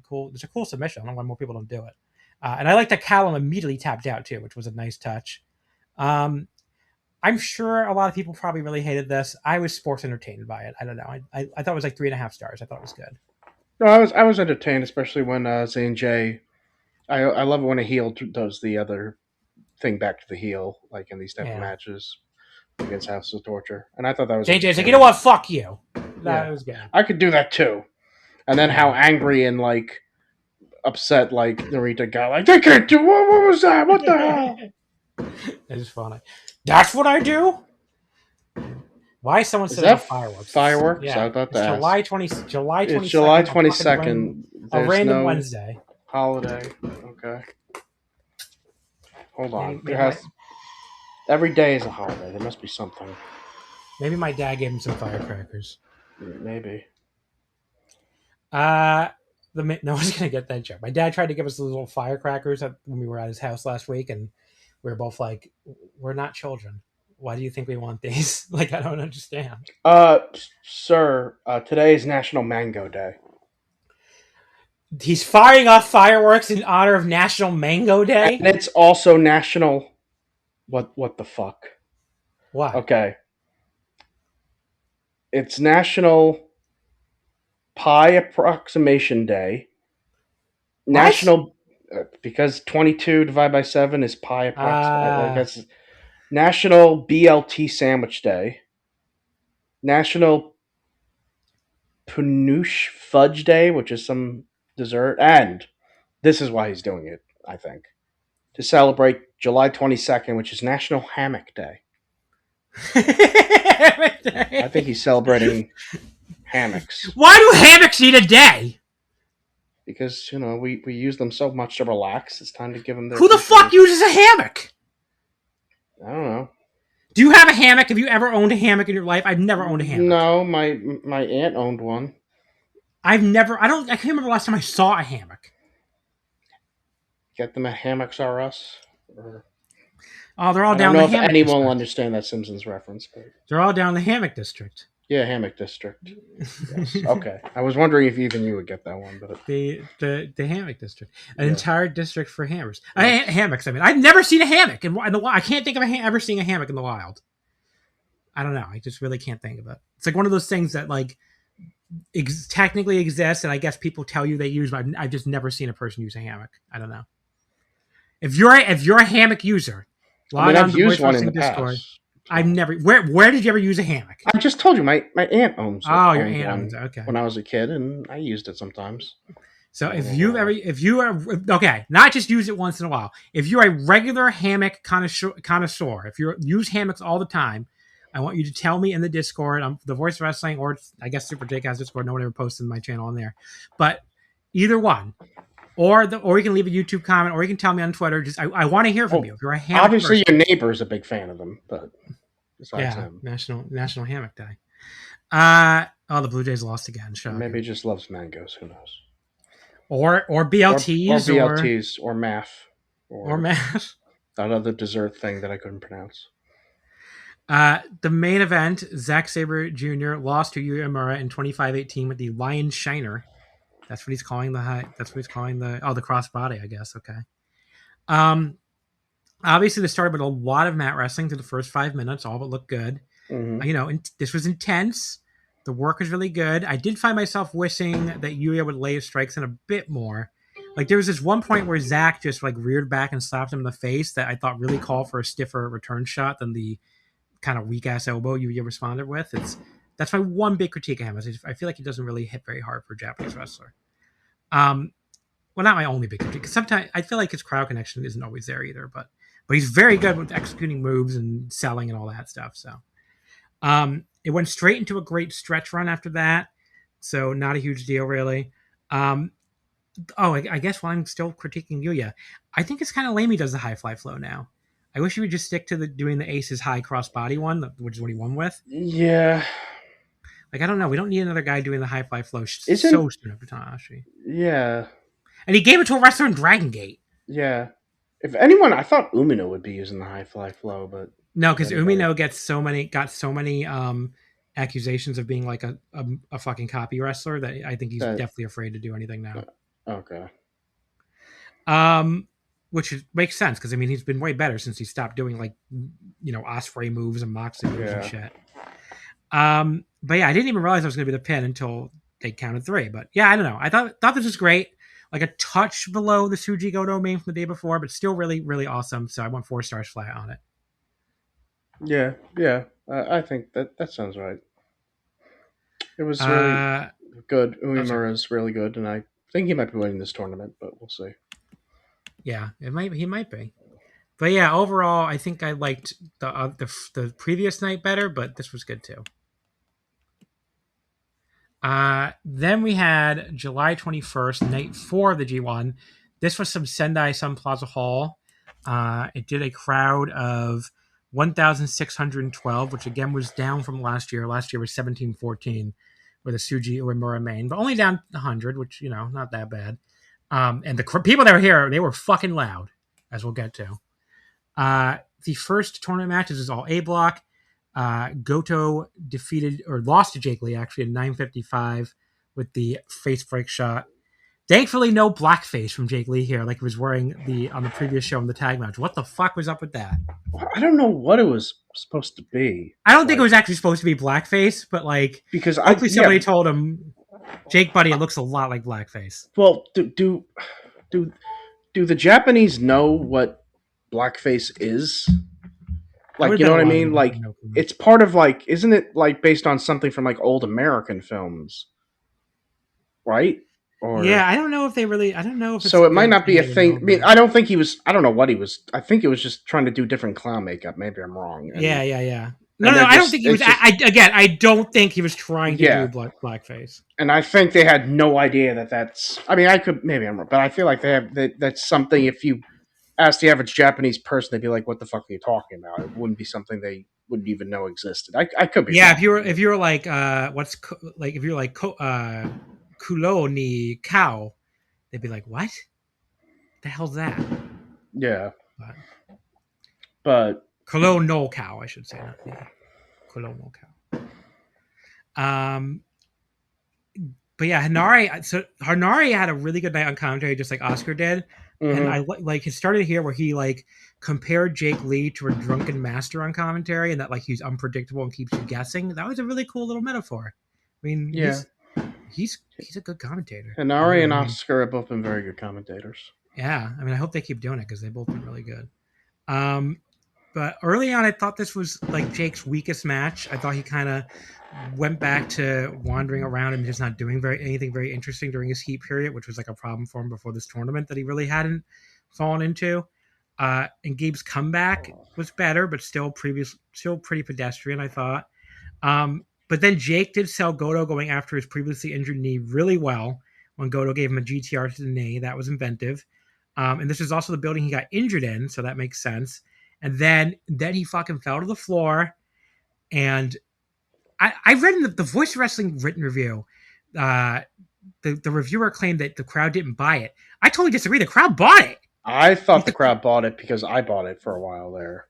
They were like, I didn't buy it because, you know why I didn't buy it? Because it wasn't because of anything Jake did. It was because Jay came out as they were checking on him and told him to get the trainer, but the ref would have ran the match off immediately if it was real. As it kept going, I kept thinking, okay, wouldn't they have just ended it by now? Yeah. Yeah.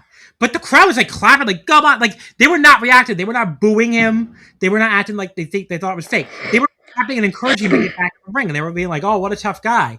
So, of course, they definitely did buy it. And I started to get angry, thinking if this turned out to be fake, I'm gonna be pissed off that they made me think of another injury. And then, but when that happened, the delivery was so well that I started laughing and loving it so much. I was like, okay, I don't care. This is great. Well, yeah, Goto didn't really buy it, by the way. I don't know if you noticed that. Like, he kept stomping on Goto him, was and the ref made him back off. Yeah. So I thought that was funny. But then the ref finally pulls Goto off completely. Lee charges in the corner, hits the fucking face break shot all in one motion, gets the pin, and then fucking goes to the aisle and does the fucking jig again to show that his knee is fine. Yes. Some people are such fucking grumps with this guy. Like, what the... Like, I'm sorry. That was fucking funny. It was a good ending. It's match 1 of 5 in the fucking tournament. It's not like this was the main event. Like, people are freaking out like, oh, this is not the G1. Like, it's not that big a fucking deal. Like, Toriano used to do shit. People used to complain about that too, I guess. But, like, it's match 1 of 5. It's not like this was not the main event of the evening. Like, we can have a cute little spot where the fucking guy, the trickster tricks the man. Like, every fucking match in the G1 has to be fucking completely serious and he has to win clean. Like, I don't know. People go so fucking crazy to me with this shit. Like, you still get great matches. You got an amazing match in the main event of this show. Yeah. Anyway. Yeah. But yeah, I think, I don't know. I can't help but like this guy. I like him a lot. Actually, I think I attribute it to the Voice Wrestling review. I don't think the review is actually up yet, so never mind. I think it was just people on Discord or something that said that. But anyway, match wasn't really anything until the end, but I'll give Jake some points for selling that fake knee injury so well to even convince the live crowd. Just really well executed. And I'm liking the fact that we're actually getting, as this will become a theme, we're getting heel finishes that don't involve interference, which is a big fucking breath of fresh air in this promotion when it feels like the only thing heels have known how to do for a while is interfere. So I went 2 3/4. It was all right, but the finish really put it over the top. It would have been lower without that.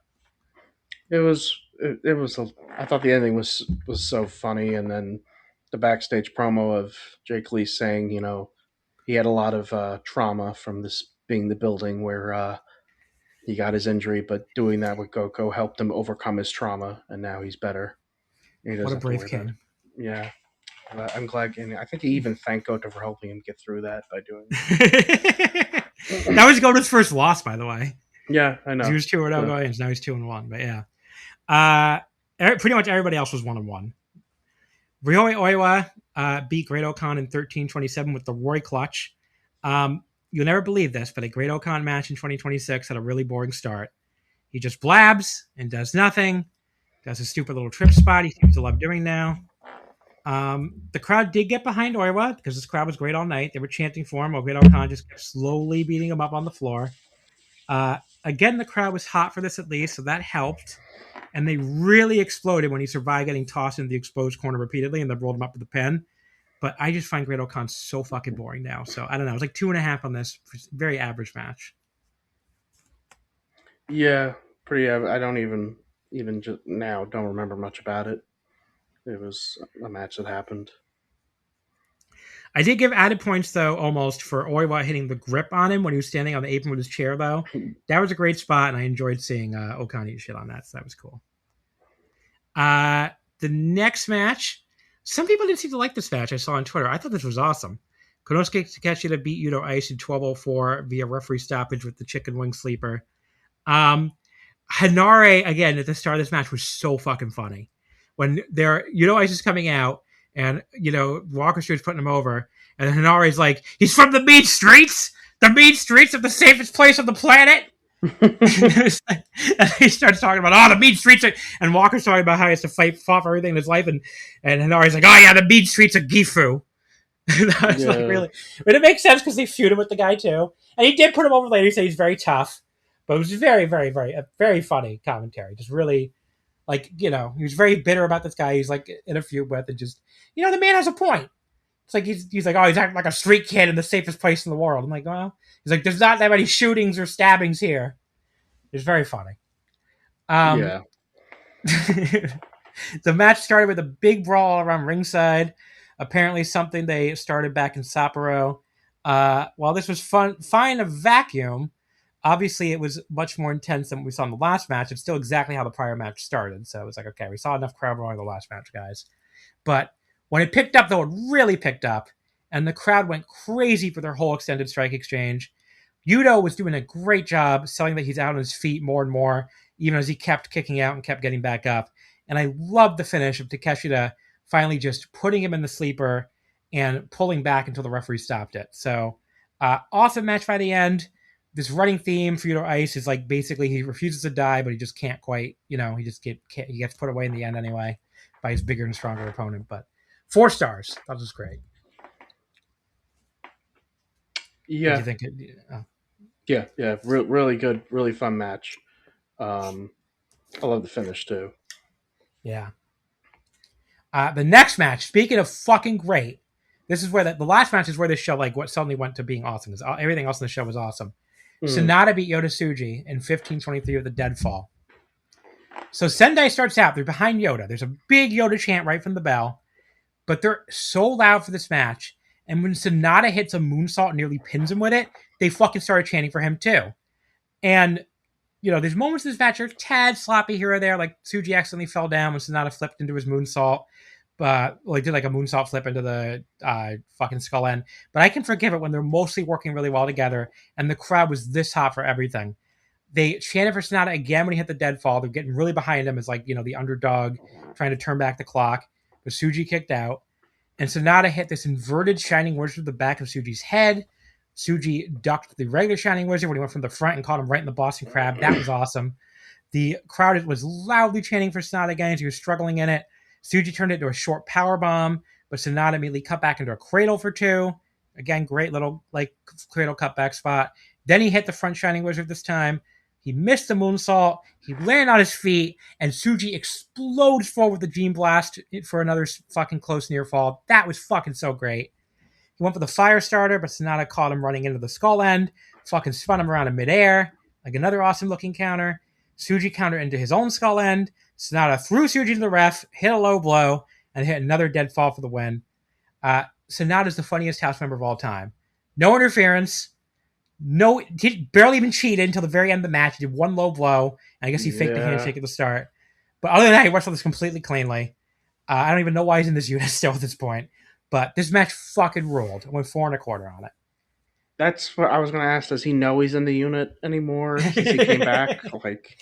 He hasn't really been wrestling that much as a heel. I mean, he did do a low blow at the end of this match, but he doesn't have the interference and shit like Narita does. He still does a lot of babyface stuff. It's very odd. Yeah, but it's great. He's also, I was worried about him mostly because I don't know. I thought after that bad injury he had, I thought, I don't know, he wouldn't come back as good as he was, but he's been pretty good so far. Especially in a G1, I was worried because a G1 could be rough on you, and he had that injury where they were acting like he might have to retire or something. Remember, he said goodbye in Japan, and I was like, I kept hearing if he's coming back, it's not going to be for a long time, but he wasn't gone that long, I don't think, was he? 6 months. Yes, so yeah, so I think I guess not even 6 months. Yeah, it didn't. It felt less. Yeah, but yeah, no, I've been happy and I've been pleasantly surprised because I was always a big Sonata fan, but it had kind of fall Yeah, off, and he's not where he used to be. But I've had a soft spot in my heart for this fucking hot goofball forever. So I was really into him here, turning back the clock and having a classic great match with Tsuji. I hope people fucking notice that Tsuji's having the fucking best match in every show, by the way. yeah, why? He's Are there people that don't like him either? Yes, of course there are. Why? Because people are like, oh, he's not a real ace. He's not. What are you talking? Well, then who do they think is? I don't know. It's just not him. Okay. There's this whole there's a lot of people who really are, I think so. I mean, obviously everybody knows New Japan's not as hot and not quite as good as it was in the mid to late 2010s. But there are some people who are so invested in that narrative that it feels like they just go out of their way to downplay any of the new people. This happens to Japanese promotions all the time, and New Japan is it has periods where it's hot and cold and hot and has to go back up again. Also, it's not even that cold compared to some of the ones in the past. Compared to when the crazy shit that happened in what was it, the mid 2000s, and where Inoki almost drove it into the ground with the wacky ideas he had and shit, and trying to it's cold compared to what was pre-pandemic, but it's not because the pandemic and another wrestling company in America opening, and those two companies competing over trying to get all the American foreigners there and taking all their talent. And yeah, I mean, now even taking some Japanese people too.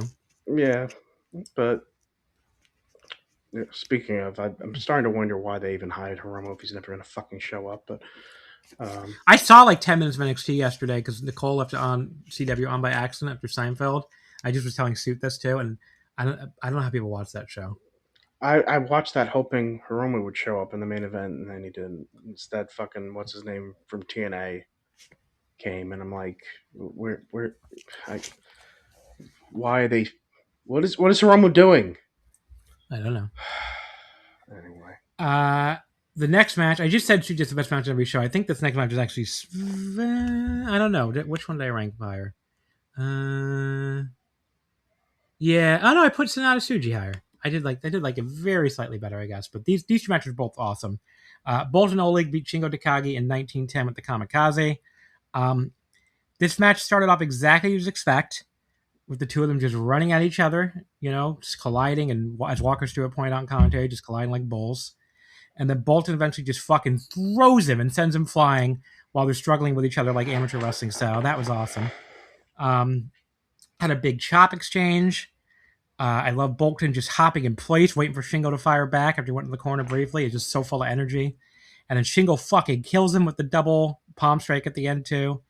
I think I thought about watching this match. It's Bolton, the guys with legitimate combat sports backgrounds, especially the ones that have no pro wrestling history at all. Apparently Bolton didn't even know what it was until recently. He didn't know what pro wrestling was, which I guess they don't really have that in Kazakhstan, so I get it. Sometimes those people are really bad at selling, but Bolton is really, really good at selling. There's one moment where he's flailing around on the mat in a good realistic looking way, not a corny way, after he took this giant superplex from Shingo. I'm just this man is for a big giant guy who, does a lot of he's a big, a legitimate athlete and everything. He's really good at selling. It's one of the things where I think, again, to compare New Japan to the prior Golden Era, I think that people in New Japan sell better now than they used to, on average. Mm-hmm. I think there's a lot of good sellers in the promotion right now. But I agree. If I do have a critique for this match, I do feel like it slowed down a bit during the middle portion, but it's hard for two guys. Bolton's really big and Shingo's a little old, to keep the pace they were going at the whole time. And they did pick up again towards the end. Shingo just fucking threw him with a backdrop suplex, almost a backdrop driver actually, when Bolton had him in a side headlock, then almost decapitated him with a pumping bomber, and then he hit the burning dragon, but Oleg kicked out. Bolton hit 2 straight power bombs, went for kamikaze. Shingo desperately grabbed on the ropes trying to block it, but Bolton got him free and hit it for the pin. Awesome finish, awesome match, awesome show. 4 1/4. Yeah, I pretty much agree with everything you said about that last match, especially how it kind of slowed down a little bit in the middle, then picked up again. They're both really good and had a really good main event. Then the last show we're going to talk about, this show was just really, really. This is probably my favorite show so far. That last show. Then we got one This more. last talk show about, was your favorite, or no, not Niigata, the one we just talked about, Sendai. oh, okay. Because the crowd was so hot and the last 3 matches were so awesome. Yeah. So my favorite Japan show, because obviously being in Chicago was a different thing. Then today's show from Wednesday, July 22nd, in Aoi Nagaoka in Niigata Prefecture. It did a crowd of 1,555. It was up from last year, 8 whole people. Because last year was 1,547 for an Umino Zack Sabre Jr. main. So essentially the same number. The first tournament match was Gabe Kidd beating Aaron Wolf in 9:51 with the drill a hole pile driver. So Gabe came out wearing a blue judo gi and carried out a white one as well, which the camera later zoomed in on. I guess it actually is a Wolf gi because his name was on it. So he threw it to him after getting in the ring, apparently wanting to beat this guy at his own game, and Wolf did put it on. And this, I'm like, okay, this is more interesting than Discount Naito stuff he's been doing, so this is cool. Gabe was just making a mockery out of it right away, though. He danced around it to the bell, then immediately started biting him in the head when he got close. He took his own gi off and whipped him with it before throwing it aside. But then Wolf just hits 3 straight judo takedowns and sends Gabe rolling to the floor before yelling about how he's a pro wrestler. That was awesome. Wolf hit another judo throw on him on the floor. Easy for me to say, apparently, for taking his gi off and chopping Gabe really hard. But Gabe quickly took over by throwing him into the railing. He then went up to the stage and humped the fucking Wolf face, which I think he had done like another night before that. Yeah, he did that, I think, after his last match was over. But then he charges right into Wolf, who gave him a Sambo suplex. Now, again, if I want to nitpick, I feel like Wolf could have threw him a little harder there. I feel like he threw him pretty gently compared to some of the other throws, but whatever. Gabe wasted too much time taunting Tanahashi, who he didn't even seem to be there. I don't know what he was doing. Yeah, I thought Tanahashi was there. He was looking for him. He was also yelling at the crowd, which did kill the momentum I thought the match had been building. But then Wolf got up to the top rope while he was yelling at the crowd and hit the landslide off of there. That looked cool. And Wolf got the head and arm choke on the mat, but Gabe broke it, I think, by biting his crotch. I was like, Jesus. Gabe kept slapping Wolf in the face and telling him he's not a pro wrestler. Then he tried an inside cradle, but Wolf cut back to one of his own for a 2 count. He fucking took his head off with a lariat. Gabe took this great flying bump for that. He went for an Olympic slam, but Gabe rolled him up out of it again for another 2 count, then hit his running knee and the big pile driver for the clean pin. I went forced flat on it. I thought it was pretty great. You know, that part where Gabe killed momentum for a second was whatever, but that's just how he is at this point. And they got it right back anyway, so no big deal. And Aaron Wolf, he looks better in every match, I feel like. Like, he has this understated physical charisma to him, and everything he does looks legit. Like, it's a very... a breath of fresh air in modern wrestling, that is for sure. Yeah, I think he's been getting better and better with every match, and I thought him and Kid had an awesome 9-minute match where they beat the shit out of each other and I just thought it was really fun. It's a great sprint. Yeah, great sprint. Yeah, that'd be a good way to, just like his match with Oscar, great sprint. Yeah. Then we had Hanare beating Oscar in 11:46 with the Hanare bomb. I did enjoy Oscar and Hanare just running into each other repeatedly to start before Oscar finally shoulder blocked him down. I also just realized it was the battle of the last 2 commentators. So. Oh, yeah. But yeah, it's a simple match, mostly just Hanare running at Oscar and trying to knock the big man down. But I was into it for what it was. There was plenty of hard chest slapping too. Hanare kept powering out of Oscar's sleeper. There was one major misstep for Oscar for me. I usually think he's pretty great at selling, but he had this moment where he went to raise his arms up and then just went, oh, and like moved down instead, that I thought looked pretty unrealistic and silly. And that weird little pause also like conveniently let Hanare hit him with a running headbutt. It was just too, I don't know, like the gears were turning too much with that. It looked a little too fake. But Hanare ended up winning with the Hanare bomb. Good match. It's 3.5. I enjoyed it. Yeah. There's another match similar to where they just start running, like you said, they're running at each other, just beating each other up and like reigniting the feud, I think, a little bit for the tag titles. Since Sonari and Khan are the ones that beat him for him, and I'm sure they'll be having many more matches in the future. So yeah, fun match. Then we had another B block match. I mean, they're all B block matches, but Drilla Maloney beat Yuya Uemura in 17:48 with the Drilla Killer. Both men shook hands before the match, I guess doing like a mutual respect thing from their New Japan Cup match last time. I don't know, like this was just a little underwhelming to me. I didn't really like the New Japan Cup match that much either. This pairing doesn't really work for me, I guess. The first 5 minutes were fine, but just nothing too thrilling.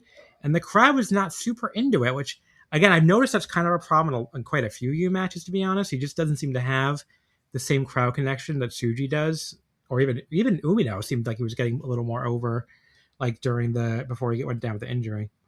It did finally pick up, though, as we approached the 10-minute call. Much faster paced action, some good flash pin attempts. The crowd was finally into it when Drilla no-sold a German from Yuya and just killed him with the spear right at the 15-minute call. That left both guys down. But the elbow exchange right after that was a little slow and kind of pedestrian, like by the numbers type stuff. Yuya took him back down, trying for the cross arm breaker. Drilla almost run him up out of that, so he had to let go. I wish Yuya wouldn't try to bring back the Pele kick into New Japan. Like, it's always looked stupid to me. I never liked that move. And it doesn't really match his whole back to basics moveset at all. That fucking flip kick, I don't know. Yuya escapes the Drilla Killer twice, but then gets caught running in for a Rana, I think. And then with the pop-up powerbomb, that did look really good. And then Drilla finally hits the Drilla Killer for the pin. So he pays him back for eliminating the New Japan Cup this past spring. You know, the crowd did pop huge for the finish. I don't know. This one didn't do a whole lot for me. It was pretty good. It was 3 1/4. It's not like it was bad or anything, but it wasn't any kind of great match. Yeah, most crowds have been really into Drilla lately, haven't they? But it took them a little while to get into this match. Yeah. Drilla they're into. I don't know about Yuya is my thing. Yeah, Drilla they've been, but it took them. But they could get to it in the end. So yeah, yeah. I thought this was pretty good. I think I mostly agree with you. It got really good towards the end, so I enjoyed it for the most part. But main event was better. Yeah, the main event was a lot better, as we'll get to right now. Callum Newman beat Zack Sabre Jr. in 20 minutes and 11 seconds for the Schoolboy. They started with a little strike exchange. Both guys didn't really land much on either at that point. Zack in particular did this crazy Matrix duck of Callum standing lariat. I don't know why. Did you notice Red Stu started pantomiming it right after? That was really fucking funny. I don't know why. That. He was like doing it. He was like, oh, like you did this. And I was like, why is he doing that? That was very funny. Huh. Callum is playing the heel here, unsurprisingly, but it's not like Zack is not like a heel, but usually he's like the aggressor, you know, even though he's not a mustache twirling. Yeah. So it was rare to see him playing the babyface in the match like he was here. But yeah, Callum was like repeatedly setting him on the railing on the floor, and the crowd was going though pretty nuts by the time Zack was finally fighting back. He did this big running kick into the railing into Callum's wrist that the crowd just popped huge for. Zack kept working over his arm and shoulder back in the ring. That's a much more familiar role for him, obviously. And really good selling from Callum here. I didn't think he was hokey over the top about it. I think he was just like, this fucking hurts. They went back and forth trading bombs, which is not quite what you'd expect from Zack matches necessarily, although he could be great at it when he does it. And they weren't really great at it here. And it all ended with a Zack driver, but he couldn't follow up after taking a million moves right before that. So both men were down. They traded some submission attempts. They did some really hard strikes again. Callum hit the Kiss the Crown, the Prince's Curse, but Zack kicked out yet again. Callum tried for the make way, which is that spinning driver thing he does now, but Zack countered it in midair into a Fujiwara armbar. That looked so fucking great. He shifted it into a triangle, and when Callum tried to powerbomb his way out, Zack turned it into a European clutch, followed right up by a second super close near fall and another flash pen. Callum finally resorted to cheating to win, rolling him up and grabbing a handful of tights after Zack kicked his arm out to escape the make way a second time, and that got him the pin. Again, more heel finishes that don't involve interference. Thumbs up. Yeah. But yeah, this match was fucking awesome. This was my favorite match of the Japanese shows. I went 4.5 stars on it. What do you want me to tell you? The two white boys, they delivered. They kept the rip battle was awesome. Trading roll-ups, neither one could keep the other one down. And in the end, it was the one that decided to go to cheat by holding the tights that got the win. Zack's like, I think I forgot about this. The Zack roll-ups were awesome. Yeah, he always does. That awesome European clutch and the other one he did right after, like, oh my God, it was so great. I thought he was going to win with one of them for a second. and Zach's reaction to losing, and I mean, it was one of those finishes that I immediately couldn't wait for a rematch because Zach's just like, this fucker need to cheat to beat me, and Callum's just like doesn't give a He's shit shrugging. Yeah. he's shrugging like, what are you gonna do? I did what I did, and it was just I don't know. I just thought that was a great finish, and usually I hate holding the tights finish, but when it's done right, it's done right. And this one was done right. Yeah. So yeah, another very strong night of the G1. I mean, it started with a great match, ended with a great match. The two matches in between weren't bad or anything, or anything. So yeah, I mean, it's been a very strong start to this tournament. I think I saw Chris Samsa, a friend of the show, saying in the Voice Wrestling Slack he thinks this is on pace to be the best post-pandemic G1, and so far I pretty much agree. Yeah, it's really good. It's a really good start. Really good so far.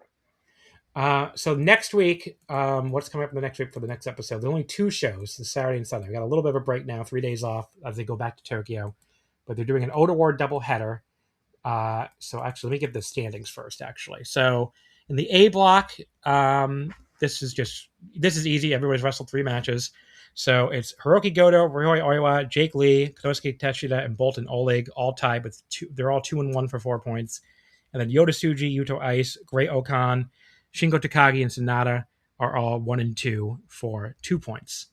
In the B block, this is the one where it's weird because Shota had all those forfeits, so they gave everybody their 2 points already. So some people have quote unquote wrestled 4 matches, and some have wrestled 3 because they've already gotten their night off against Shota. So, but obviously it'll all even out in the end. But yeah, Callum Newman, Drilla Maloney, Gabe Kidd, and Hinari are all tied for first. They're all 3-1 for 6 points. Then Ren Narita and Aaron Wolf are 2-1 for 4 points. Zack Sabre Jr., Oscar, and Yuya Uemura are 2-2 for 4 points. So that is where the standings stand at this point. So the A block show in Oda Award is on Saturday. The main event of that show is Yota Tsuji versus Shingo Takagi. Fucking giddy up for that one. Yeah. That sounds great. Yuto Ice. Gift. Good birthday gift. Yuto Ice versus Ryohei Oiwa as a semi-main. That could be great. You know what's so funny? I forgot to tell you this.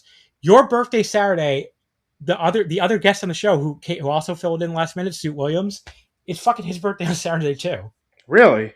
How weird is that? That's an odd coincidence. The two people who both were able to fill in were like for this last minute, episode because Paul couldn't make it. Are both having birthdays in 3 days. Very strange. Yeah, very odd coincidence. But yeah, you met Suit. I just remembered because you just saw him in Chicago. Oh, okay, yeah. Yeah. I mean, he was because you weren't at the. I mean, he was at the barbecue. Yeah. The semi-main of this show. Oh, the semi-main was Yuta Ice and Ryoi Oiwa. That sounds good. Takeshita Bolton Oleg. Let's fucking go. Sonata Jake Lee is going to be interesting at the very minimum. And then Goto versus Great Okan, fucking whatever. But, I'm 4 out of 5 of those matches sound good. B block the next day on Sunday, July 26th. The main event is Zack Sabre Jr. versus Gabe Kidd. That could be really awesome. The semi-main is Callum versus Drilla Maloney. So it's a lot of forwarders in the top 2 matches here. And then you have Hinare versus Ren Narita and Oscar versus Aaron Wolf. Who's the wrestler who's supposed to face Umi now and has the night off instead? Oh, it's Yuya. It's supposed to be Yuya. Damn it. That would have been awesome. Yeah, that would have been awesome. That would have been the main, I'm sure. But, yeah. Yeah, what are you going to do? But still looks pretty good. There's still good stuff on paper there. But yeah, there is your G1 Climax for next weekend. So we'll be back next week to talk about both those shows. In the meantime, Quinlan, I can say goodbye to you now, and you can, because I still got more shows to talk about, but you didn't watch any of them. So okay. But yeah, you'll be back on in 2 weeks, because you're going to be on with me for the Otakon week episode for the G1 stuff again. There's all the shows there. Yes. Yeah. Yeah. So in the meantime, buddy, anything you want to plug? No. Okay. I didn't think you had anything to plug either, so I was just wondering. But yeah, thank everybody. Oh wait, I'm signing off. No, not signing off. We got more to talk about. I just fucking confused myself there by saying goodbye to you. So folks, wait just a second. I'll be back to fly solo to talk about Dragongate, Tokyo Joshi, Sendai Girls, and Noah. So I'll be back in just a sec. All right, folks. So I'm back here to fly solo the rest of the way. Already gone like fucking 3 hours almost, so I'll try to get through this as quickly as possible, I guess. But do have 4 more shows to talk about. Yeah, it was a busy fucking week in Japanese wrestling. I mean, didn't even get to everything. I didn't watch the All Japan show. I already recorded the Noah part. I'm going to put that at the end, because really, I don't want to say who gives a fuck about Noah at this point, but really, who gives a fuck? But we'll put that at the very end. I recorded that pretty much right after I finished watching it earlier today. But there's 3 other ones I'm going to talk about now. Starting out with Dragongate's biggest show of the year, Kobe Pro Wrestling Festival 2026, from July 20th at, of course, Kobe World Hall. It was a announced crowd, I should say, of 3,980, which I really had to dig to find that number because they don't put it on Cage Match. Whoever does the Dragongate results, stop putting the numbers on Cage Match for some reason. But if you go on the Shoe Pro website, they did have it. But it's down about 900 from last year. Last year's was 4,890. So yeah, definitely, promotion feels less hot. I'm not surprised they announced a smaller number. I skipped the dark match. I know it was a chance to see that Tristan Moody guy, but I just couldn't be bothered.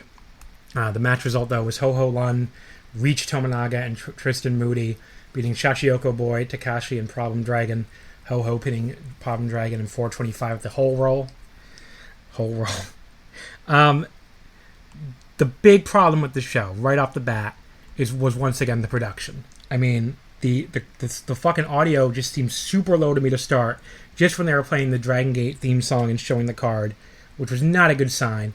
And once again, it was one of these shows where you could barely hear the crowd a lot of the night. And I don't think it was because they were dead for everything. I think there were times where you could visibly see they were into some of this stuff, and you just could not hear them. The commentary was so much louder than the crowd. It was very, very annoying how bad the Dragongate production has gotten in 2026. The main show opened with Mochizuki Jr. and Kazuma Kimura beating Ryu Fuda and Aki. It was Mochi Jr. pinning Aki in 428 with a German suplex hold. Of course, a total joke that Mochi Jr. doesn't have anything better to do than this at this point. I mean, he's one of the most talented guys in this promotion. They just do nothing with him. I've never understood it. The stream issues aside, though, this was quite a fun, fast-paced opener. Stream and booking issues, I guess I should say. Really exactly what you want out of a DG Big Show opener. All these guys look ready for bigger roles. Kimura is obviously going to be in the start of a new unit now, although he's probably going to be the pin eater. But that still, I guess, would be a bigger role than this. Ryu Fuda, we'll see, I guess, if he finally gets something to do. And Mochi Jr. and Aki are in units, but Mochi Jr. especially just gets nothing to do for some reason. But yeah, 3.5. Good match. Match 2, the Jiro Shimbashi Summer Big Bonus Special Singles Match. First, Matsukatsu Funaki beat him in 16 seconds with a front sleeper. Then he beat him when it was restarted in 251 with a sleeper hold. So Funaki tapped him out with a front guillotine the moment he went to hand his business card over. But Jiro asked for a rematch after stripping down his MMA fight gear. That was actually funny.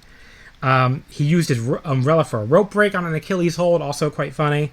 He actually got a dragon screw and a figure 4 leg lock, but then he got a phone call at the exact moment, of course.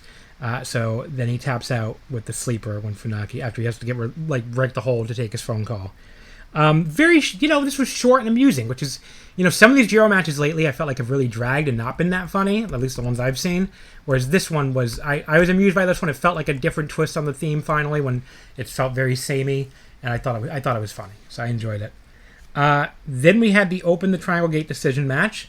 The Love and Peace team of Yo, Jackie Kame, and Rita beat the Natural Vibes team of UT, Gucci, and Strongly Seen J.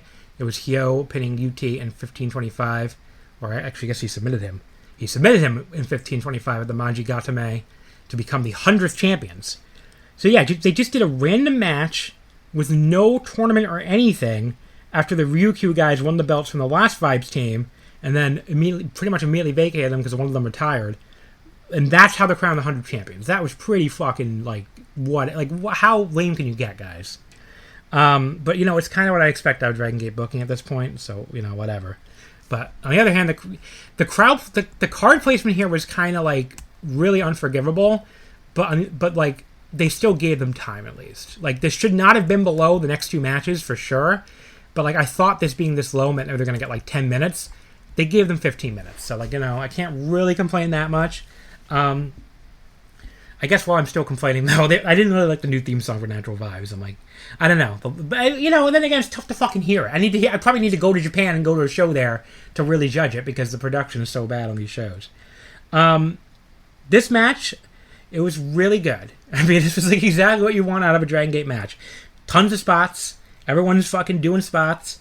Jackie did this great springboard into a Rana on Strong Machine J off the top rope. Both of them got great air on that spot. Rita followed up with this huge top rope double stomp, which that was the coolest sequence of the match at that point. And from that point forward, basically, I didn't write down when exactly it was in the match, but from that point forward, the match went from really good to great.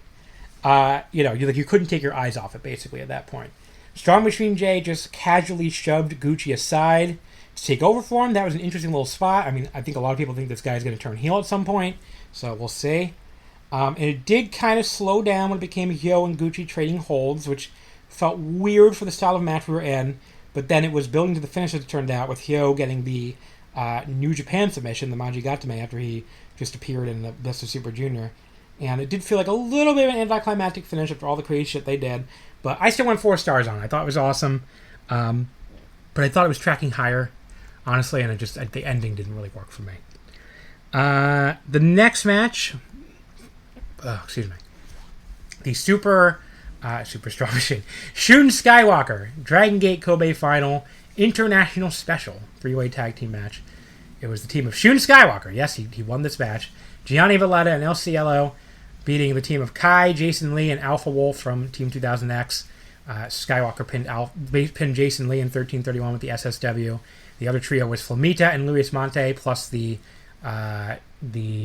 wrestler from Noah, Alpha Wolf's brother, actually, Dragon Bane. So yeah, 2 Noah guest stars here for Shun Skywalker's second to last Dragon Gate match. Even with the shitty audio, I thought it was still noticeable that the crowd seemed quieter to me after they were hot for the Triangle Gate match. The level was down. This dragged on and on and on with what at least sounded like no crowd heat to speak of. And it was kind of a disjointed mess at times, too. It only went 13 minutes. It felt like 13 hours. Shun got involved again the first time in what felt like forever, which finally brought a little bit of life to this match and kind of makes you remember, oh, yeah, this guy is super charismatic. That's why he's probably getting a bag from New Japan to leave, I guess. But it ended pretty much right after that. Honestly, this kind of fucking sucked. Pretty much all of Shun's goodbye run has sucked. 2 stars. This was the worst thing on the show. And after that, Shun said nothing and just left. I know it's not actually his last match. I know he has one more appearance at Korakuen against his protege Homare, but this, I don't know. Do something for your last fucking. He's just all right, see ya. Very weird. Then we had the Yamato 20th anniversary match, or 20th anniversary match number 1. He's getting multiple, folks. A special 12-man tag. Yamato, the Paradox team. Yamato, Dragon Kid, BB Hulk, Susumu Yokosuka, Kage Tora, and Naruki Doi beat the even older fuck team of Ultimo Dragon, Masaki Mochizuki, Don Fuji, Genki Horiguchi, Yasuji Kanda, and Kenichiro Arai. It was Yamato pinning Horiguchi in 11:53 of the Galleria. This was fine. I mean, the Mochizuki battle was probably the highlight, even then it's obviously mostly nostalgia.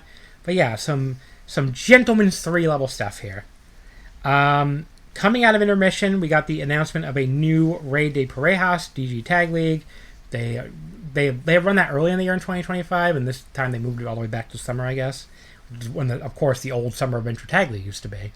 It will kick off on August 4th, apparently, with 12 teams involved. Leon is on one of the teams, apparently. Good luck with that, Dragon Gate. I don't think I'm going to watch much of this tournament, but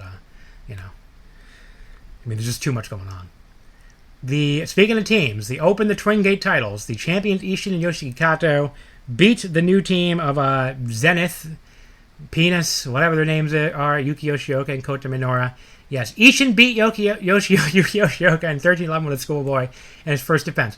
Did Yuki Yoshioka, fucking run over Ryu Saito's dog? Did he, fucking piss in his beer one night or something at one of these old fuck drinking parties they have where they book this promotion? I don't get it. This guy, they book him to come out short every fucking time in every big spot. Okay, you have the new team. They just got their name at that banquet. The name is pretty goofy, but it's goofy in a Dragon Gate way. It's fine. The green costumes look decent. And, I don't know. Like, they just have him lose. They just fucking lost. Like, why would you just have him lose like that? It doesn't make any sense to me. It's one of those matches where there wasn't... I can't really say there's anything wrong with it. But, again, the crowd heat didn't feel like it was there. Which, again, I got a disclaimer that it could have been the production with that. But, I felt like the crowd heat came across in the Dragongate and the Dreamgate. So, I don't know. It just felt like guys doing moves without much of a story or flow. I guess that kind of is something wrong with it. But, the closing stretch did pick up the pace, even if the live crowd still barely seemed to care. And they were... just as they finally started making some noise, Yoshioka and Minoru just fucking lost via cheating. I forget what they did. I think they blew mist in their face or something. Or blew something in their face. Like, I don't know. Bizarre booking choice. I was finally starting to dig it quite a bit, and then it just ended with the heels winning, again, on the big show. Like, I feel like, okay, maybe Ryo Saito's like, well, Madoka Kikuta's losing, so I want to keep fucking Gaja Dokuro strong heels. It's okay to just have the heels lose all their big matches. It's only 2 matches anyway on the biggest show of the year. Like, they have fucking NWO disease or something with Gaja Dokuro. The NWO never got to just lose all their matches on the show. They always had to fucking win a bunch of matches, even if they were losing something. It's like, they could just lose. You could rebuild the heel unit. Fucking Hate lost every match at All-Star Grand Queendom, and they're still over, and they're still strong. You can rebuild a heel unit. It's okay. But I don't know. Just like, it's so weird to just have Xena. It's like, it feels like another one of these things too, where like they're too, like Ryo Saito thinks he's too, fucking, clever by half or something, or he's too, I don't know. Just didn't work. I didn't like it. They made the first defense, but it's just really, really weird that they didn't just do the title change to the new team here. Open the Dragongate title match next. Ryoya Tanaka beats Homare in 14:39 with the Stardust Press. Makes his 12th defense. He breaks the record. Breaks the record set by Pac all the way back in 2011-12. This was fast-paced and enjoyable, but like the last match, I was a little surprised by how little heat it seemed to have. And again, some of that's probably the shitty production. I'm a broken record at this point. But I don't know. It just didn't seem to have that much heat. It was a very good match, but it just didn't quite get into great territory for me. And it doesn't really help that I never thought that Homare had a shot, no matter how many times Jay on commentary tried to convince me otherwise. I was not spoiled watching this, by the way. I'll say 3 3/4. I just couldn't quite get to 4. It was still very good. Still a very good match. Just not a 4-star match. Homare really needed to find himself before this match, not after. He just felt too aimless for such a big spot. Afterward, Tanaka they did the move everybody thought they were making for once. Predictable can be good sometimes. He invited Homare to join him. Homare at first gave him a thumbs down, but then shook his head and hugged him. I think the fucking ace fucking Dragongate camera crew missed him flipping his thumbs down to thumbs up. But anyway. And that, I guess, is a much-needed official face turn for Homare after he's been stuck as this weird tweener heel for the last year. But yeah, hopefully this new unit, whatever their name is, I don't know if they've had one yet, but I don't think they did by the end of this show, has a better starting point than the green penises, because, they sure looked impotent losing that last match. Open the Dreamgate title match. KZ defeats Madoka Kikuta in 27:06 with a running elbow smash. Kikuta fails in his 6th defense, and KZ becomes the 43rd champion. So I heard a lot of hype about this one going in. I heard a lot of match of the year contender level hype. I was a bit skeptical given how bad this Kikuta title reign has been, but we'll see. And then, I wrote down that so far I wasn't seeing it. I mean, Kikuta is working harder than he has in a lot of others' defenses in this reign, to be sure. But I did not see match of their contender here at all. But then the stretch run was really, really good. So KZ just kicked out of everything in the book. He was doing that whole, babyface challenger won't ever die thing. Sometimes that can be corny, but here it really worked. Because the crowd popped pretty big, especially by their standards / the fucking terrible audio. For KZ kicking out their 2 straight rolling lariats, especially when I think that move has been death. They have protected that move really well. And yeah, then KZ, when he finally fucking slayed the dragon, finally won this fucking Dreamgate, the crowd popped enormously. Again, I could hear that in the stream. But yeah, it was a great match. It just was not match either contender even close for me. It was like a 4-star match. I liked it a lot. But if you're more invested in either KZ, I know my former Open the Voice Gate co-host, Milo, was fucking going crazy. He's been waiting for this. Just like I was waiting for Naito to win the IWGP back, except he never saw KZ win it in the first place. If you're more invested in KZ or Dragongate in general than me in 2026, I could see going higher. The result, again, I wasn't spoiled, but the result felt like a foregone conclusion. I was like, there's no way to be dumb enough to have Kikuta. Well, I guess I shouldn't say that because they were dumb enough to have him beat Yoshioka, but I don't know. I just didn't think there was any chance they'd do the bad end again. But yeah, so if you're more invested, though, and you could suspend your disbelief at the finish, I could see being even higher on this than 4 stars. It was still a great match. Still, I think, I would say the Dragongate was a teensy bit better for best match of the night, but it was still a great match. And KZ's speech at the end, very emotional. I'm glad Dragongate just let us have an actual feel-good moment finally, instead of ruining it with a Strong Machine J turn or something. And then KZ challenged Yamato, who was on Japanese commentary, because he had come up short against him during his recent title reign last year. So that'll be cool. And yeah, we'll see how the new direction for Dragongate goes. I mean, at the very least, even though I don't think this was any kind of blowaway show, as I'm sure you just heard in my review, this was a better vibe show than they've had in a while. I think it would have been a really good vibe show if they just fucking had the tag title change, too, instead of just having the Yaja Doko keep their fucking heat there. But, it was a good vibe show still, and I feel like the Dragongate fans, like the Dragongate hardcores, seemed like they were coming out of this with a more positive feeling than they have in a while.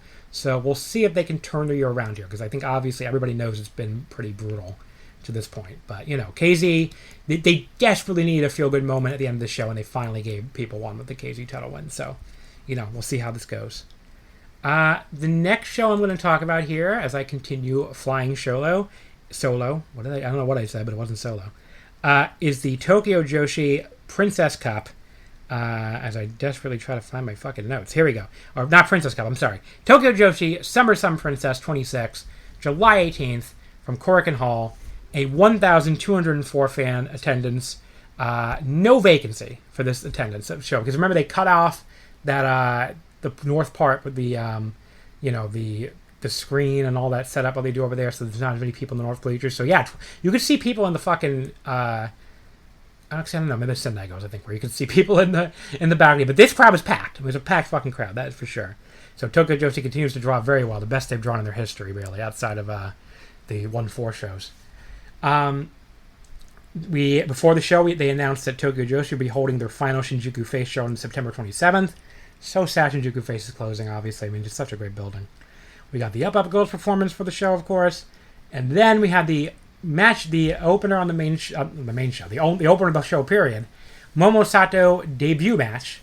Uta Takami and Renko Natsu defeated Shion Kanzaki and Momo Sato when Uta submitted Sato with the Koala Clutch in 9:43. So before the show, they had said that even though Momo would normally enter Shion's theme since she's her senior, Shion agreed to let them come out to Momo's theme instead. Now, I thought it was going to be because she sang on it or something, because she's an underground idol. People don't know. And I just realized, too, they're kind of the musician team, because Shion's also, a former musician now. But no, then her entrance theme was actually really generic, so I was like, okay. I don't know why they bothered then. Renko Natsu, she's such a cool little wrestler. I always feel like I always forget about her when I'm talking about my faves in this company, even among the younger generations. And then she busts out like a badass lucha arm drag or something out of nowhere. I'm like, oh yeah, the fucking sheep is good. Why do I always forget about the sheep when I'm talking about my favorite wrestlers in the company? Mr. Haku informed us on commentary, English commentary here, that Momo is somehow going to continue her idol career, plus wrestle, plus go to high school because she's only 15.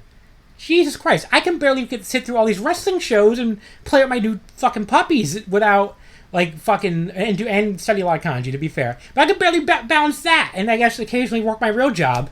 Like, how the fuck does this girl do all that? He also informed us that Momo's been practicing her forearms on her mother, which was like a very funny little note. Uda tapped her out with the Koala Clutch. Guess Mom needs to take some more practice forearms. This is okay. A few rookie moments, which are understandable. 2 3/4.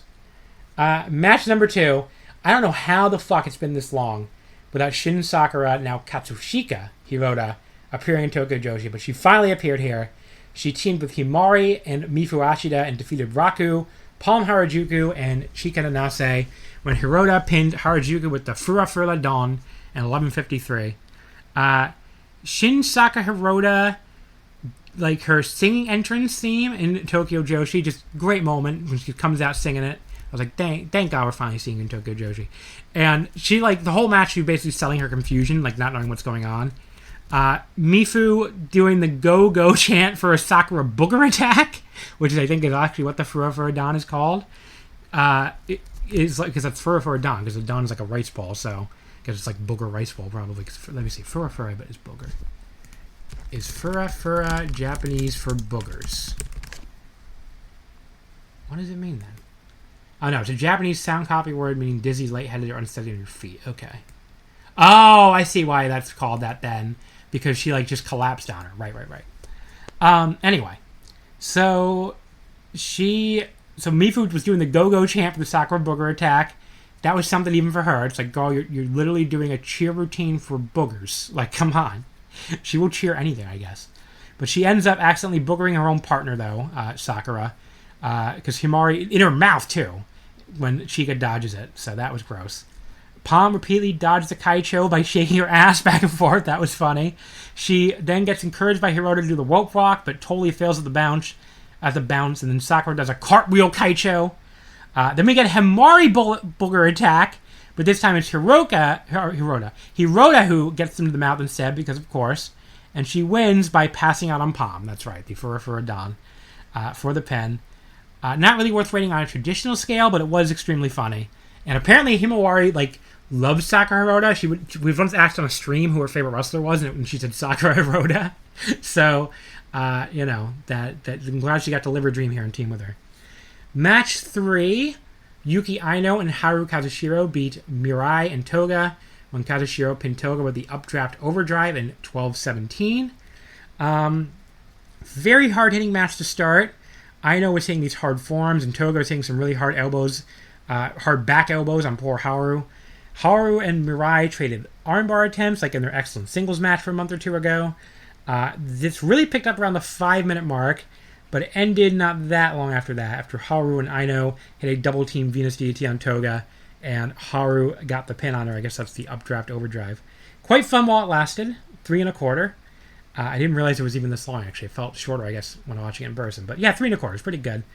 After this match, they announced that Hiroyo Matsumoto will be the special guest for the next Korakuen on August 23rd. The first of 2 special guest announcements. We'll get to the other one.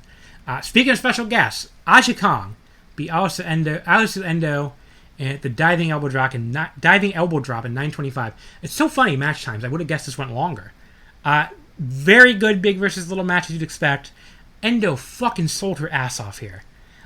She does a lot of thrust kicks, eventually kicks Aja's tin can after throwing it at her, but Aja eventually knocks her over the head with it, of course. Alisu managed to elbow her way out of the backdrop driver at first, but Aja drops her on it a second time, but Alisu just barely manages to kick out. She finally, she kept trying to get Aja in this water wheel suplex, and she finally did it on the 3rd try, but Aja got up from it first, and then just slapped her across the face before hitting a second backdrop driver, then an elbow drop off the second rope for the pin. This fucking ruled. Just amazing big versus little stuff. Endo is like the perfect opponent for Aja Kong, especially at this stage of her career. She just bumped all over the place for 4 stars. Awesome fucking match. Then we had Yuki Kamifuku, Kumadori, and Sakura Hattori, the start of Yuki Kamifuku's retirement road here, defeating Shenshiro Takagi, Yumehito Imanari, and Mahiro Kiryu when Kamiyu pinned Kiryu with the diving famouser in 12:06. So Kumadori breakdancing in the streamers was great. Of course, he's the fucking what's the B-boy, I guess would be the term, from the breakdancing group that does part-time wrestling in DDT. Apparently, it was Kamiyu who suggested Kumadori get into wrestling, which I guess explains this match. So I love it. Like, Mr. Haku really dropped some fun facts on these matches in English commentary. Takagi had the best apology of the 3 when they all did it together. Mahiro, of course, always does it, and Yumehito Imanari, because he apologized for farting. He just basically, he said he just farted, basically, and the crowd loudly booed him for it. Then he used a fart attack on Kamiyu. How dare you? Like, took his hand, rubbed it in her face after he did another fart. They did some Joshi hair whips while doing a high-pitched voice. That was funny. Followed by another fart attack.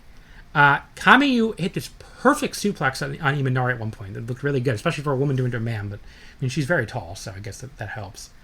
Kumadori and Hattori hit some cool double-team kicks on Imanari. Shinshiro Takagi got this pretty cool deadlift suplex on Kamiyu from the apron to the inside.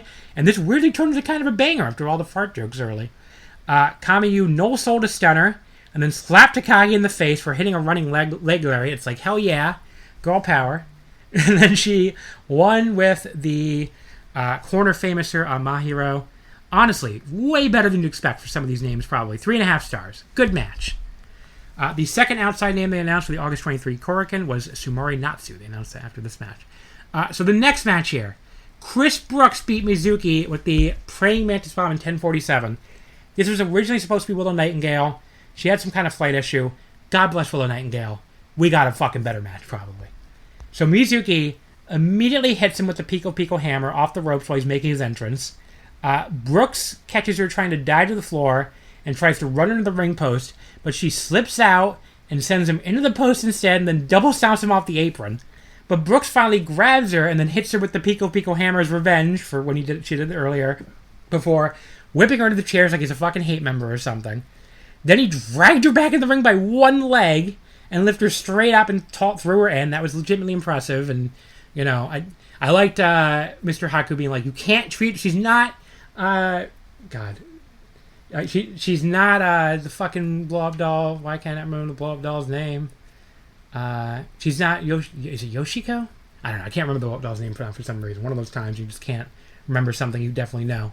But yeah, you can't treat her like the blow-up doll, basically, is what he was saying on commentary. But, you know, this like really pissed off some people, but I'm like, obviously they went over the spot beforehand, guys. Like, I don't know why you're getting so mad.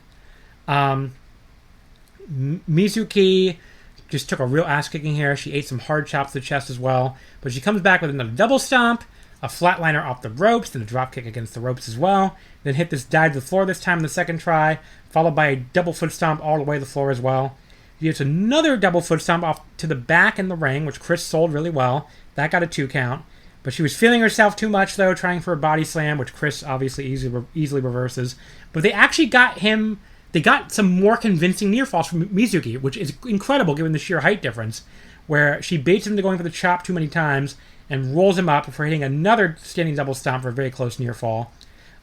Chris did some mocking chops to Mizuki, so she hit her own super hard slap to the face. Then even escapes the praying mantis bomb and finally fucking suplexes him. She hit the whirling candy for another super, super close near fall. But Chris catches her coming off the top, fucking tombstones her, but she kicks out again. And then Brooks finally hits the praying mantis bomb for the pin. 4.25 stars for this. This was fucking awesome. I don't know, like Chris Brooks has mastered this type of match. I forgot how great he was at this kind of thing, because I had no expectation for this going in. I'm like, wait a second, that tag match they did last year was awesome too.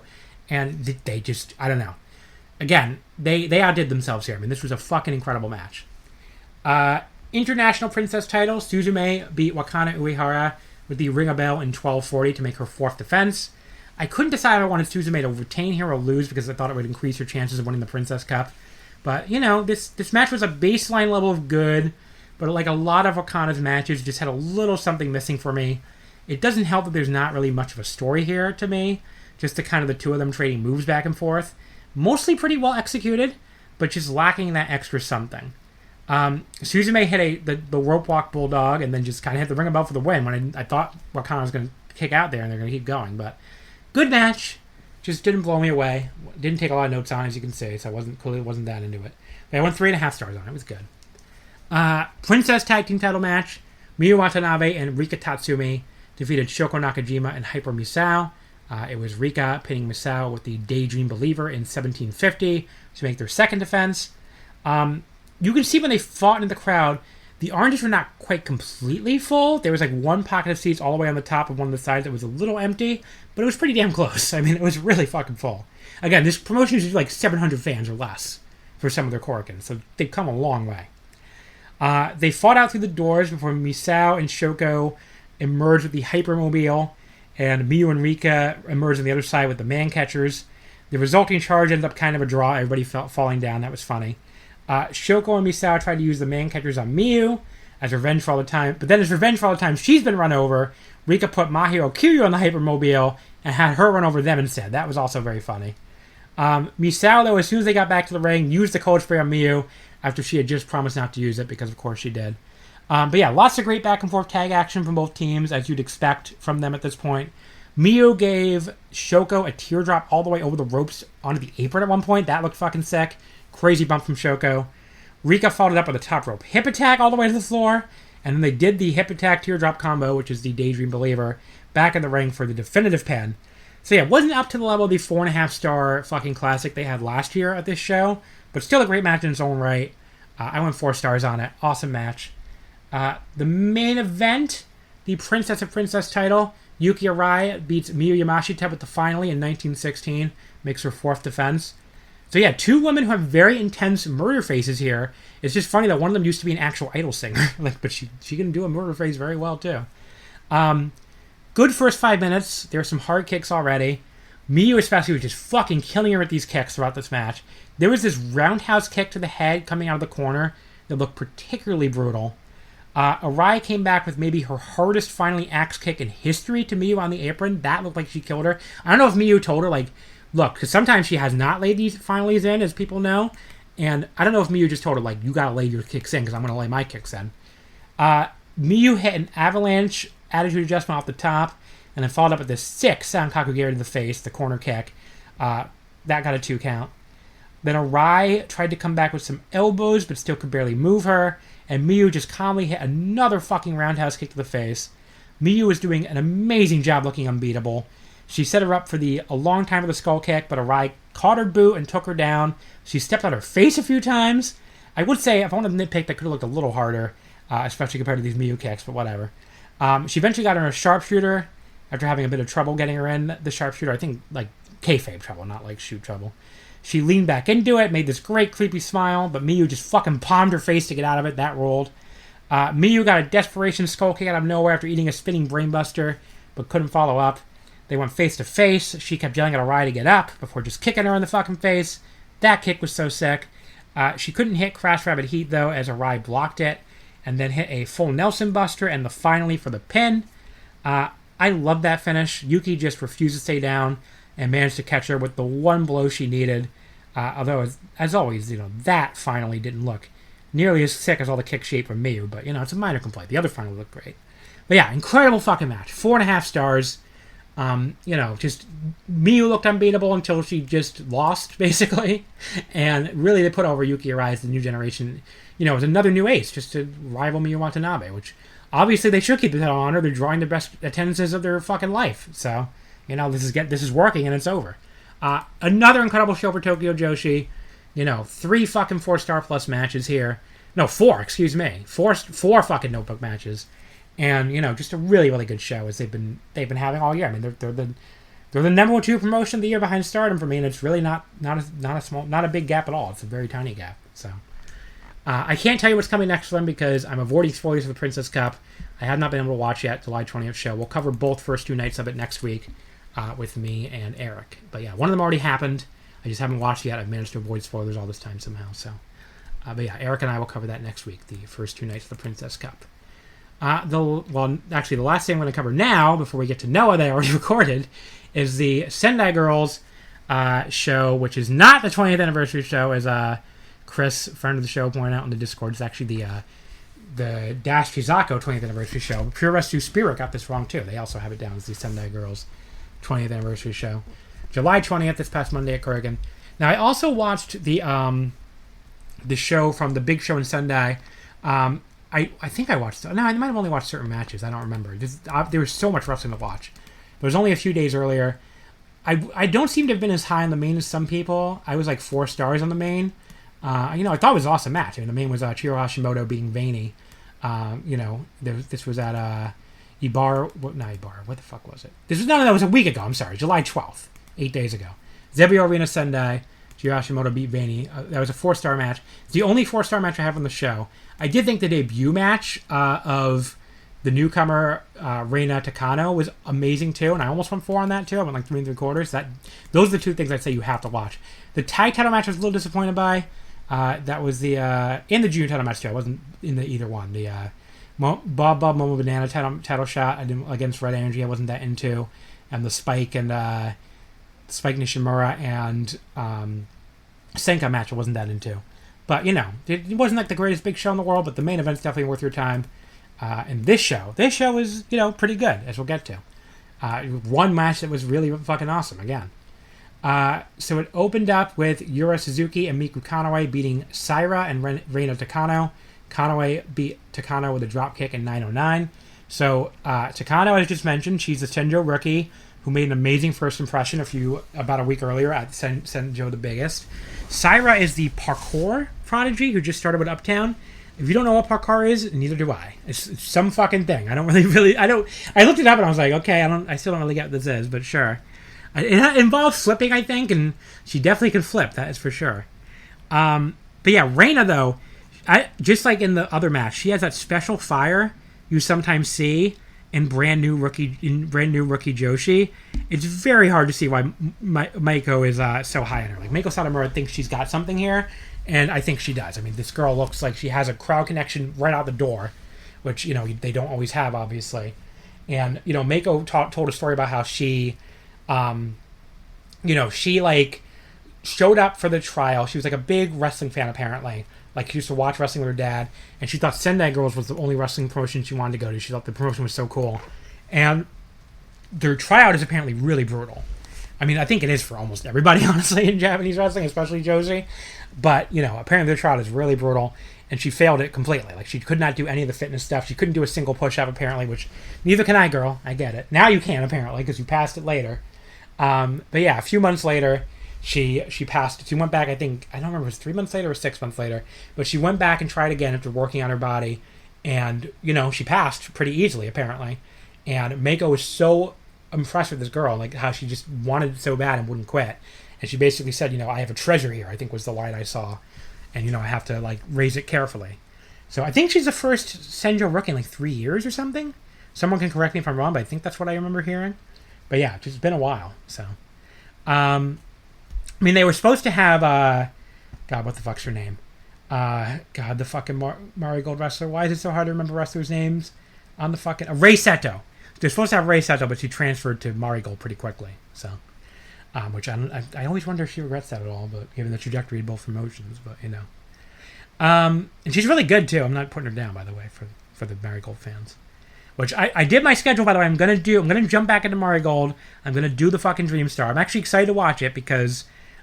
you know, it's not head-to-head with the 5-star this year. I can actually do it, so, you know, we'll be talking Dreamstar on this podcast. Anyway, this is a fine little rookie tag here, 3 1/4. Match 2, Hiroyo Matsumoto beat Shin Sakurada in 6:21 with a powerbomb. Actually, it was Shin Dash Chizako for the night. So, of course, the real Dash Chizako was on commentary. She's very pregnant. She couldn't do her originally scheduled hardcore match with El Desperado. Although apparently she wanted to do it, and they had to tell her, no, you can't do any match, let alone a hardcore match during your pregnancy. It's so funny to picture Dash Chizako being like, I can do it. The baby will be fine. This is really funny. Hiroda turned out to be very, very bad at swinging a chair. In fact, it bounced off the top rope back into her own head. And then she takes out a very tiny ladder, like a fucking step stool, basically, and still could barely climb that. She started calling for the wrestlers to come in the ring and hold it for her, like they hold the real ladders. And the ref is, like, waving them away. That was very funny. And Matsumoto just calmly suplexed her off it. At the end of the match, Matsumoto wanted to powerbomb her on the ladder, but Sakura refused. She got down and moved the ladder out of the way for calmly getting back in position to take the powerbomb and get pinned. That was a very funny ending. But yeah, this is a funny match. Match 3... Manami beat Senka in 6:31 with the 4 press. She was like an extra... Manami was like an extra yelly mode tonight for some reason. Like, it did, on this show, I mean. Like, it didn't... it doesn't usually bother me, but it was like... I was kind of like, Manami, chill out, little girl. But I thought it was fine. Very gentlewoman's 3 stuff here. It was only 6.5 minutes, but, you know. She won with her splash. 3 steps to 4 press. Then we had the team of Yurika Oka, Miyo Momono, and Stephanie Mays beating Aja Kong, Anita Vaughn, and Sapphire Reed. Oka with the Oka Lock in 8:16 on Reed. Again, short, but this was better than the last couple matches. I mean, this was like a lot of fun for a mid-card match. Had a little bit of wackiness, but some good fast-paced action too. I would go 3.5. Definitely enjoyed this one. The next match, a non-title match, the Red Energy team, who of course are still the Sendai Girls Tag Champions, Mika Iwata and Miyuki Takase beat Chi-Chi and Zonas. It was Mika pinning Zonas with the silver next in 11-12. So yeah, not a title match here. The X-Evolution team, I thought they might win, Chi-Chi and Zonas. They're now freelancers. I think they still do appear in Evolution. But yeah, they're facing the champs here. Thought it was really good while it lasted. I mean, they got 11 minutes here. Super hard-hitting, physical, especially the end with Iwata and Zonas. I thought they were going to win to set up a future title shot, but instead they just lost. Mako's booking, a little weird sometimes, but it made more sense when you saw who came out at the end of challenge after the main event. So 3 3/4, very good match. Then we had the Sendai Girls Junior title. Spike Nishimura, who just won this belt from Senka a week earlier back in Sendai, beat Yuna in 8:06 for the reverse Tiger Driver to make her first title defense. I liked a lot of the mat stuff they were doing here, and then some of the kicks were quite stiff as well, especially this bicycle kick from Spike that damn near looked like it took poor Yuna's head off. And yeah, Spike ended up pinning her with I guess they call it reverse Tiger Driver. I guess it's just the Angel's Wings, really. Not long after that bicycle kick. Another very good match, 3 3/4 again. I mean, 8 minutes, but they did a lot with that 8 minutes. So, really good match here. Then we had a hardcore match. This was the team of El Desperado and Ryo Mizunami beating Veini and Korea Show Tokyo, Japan. Desperado with the Pinche Loco in 18:20 on Jiro. Veini was so annoyed at first at Ikemen during his entrance. Like, there was this random cut from him dancing around, just close in of her carrying 2 chairs and looking grumpy. That was so funny. But the longer it went on, he actually started to seem to get into it, which also was funny. Also funny that when Jiro came back out the second time for his encore of his entrance, he found a random guy wearing a Despy mask and was not pleased. He was seemingly pointing at the guy and being like, "Is this who I'm fighting?" And then he immediately found a second one, except that guy was also holding an Ikemen sign, and now he was really confused. But yeah, Ikemen, he might as well be 80s Hogan at these Joshi shows.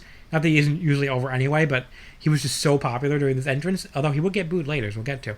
The crowd, right now, actually. So the crowd's chanting Anarchy for Ryo over him when they both tagged in, which he reacted to like a toddler. He was like spitting his water at them everywhere. Then after he did that, he fucking threw a tantrum. He tried again to start Ikemen chant, which did not go well. Speaking of things that didn't go well for Ikemen, he tried to do a flip senton off a ladder through a table, but missed. Whoever was trying to do it on, I forget who, rolled out of the way. And the camera close up on his face when he crashed through the table all by himself was kind of funny. He was just like, that happened. Just kind of like a grumpy, kind of face. One critique of this match is I do find, big critique for me, I find hardcore tag team matches where the teams bother to tag in and out while doing all this crazy shit to be pretty fucking weird. Like, they should all be no tag tornado rules, because, like, you get these moments where both teams are working together to get one person on a table and the other jump off the ladder for their partner saves by throwing a chair in their face, and it's like, why are you just tagging in a minute before that? It's like really weird. You're just all doing whatever the fuck you want. Why tag, then?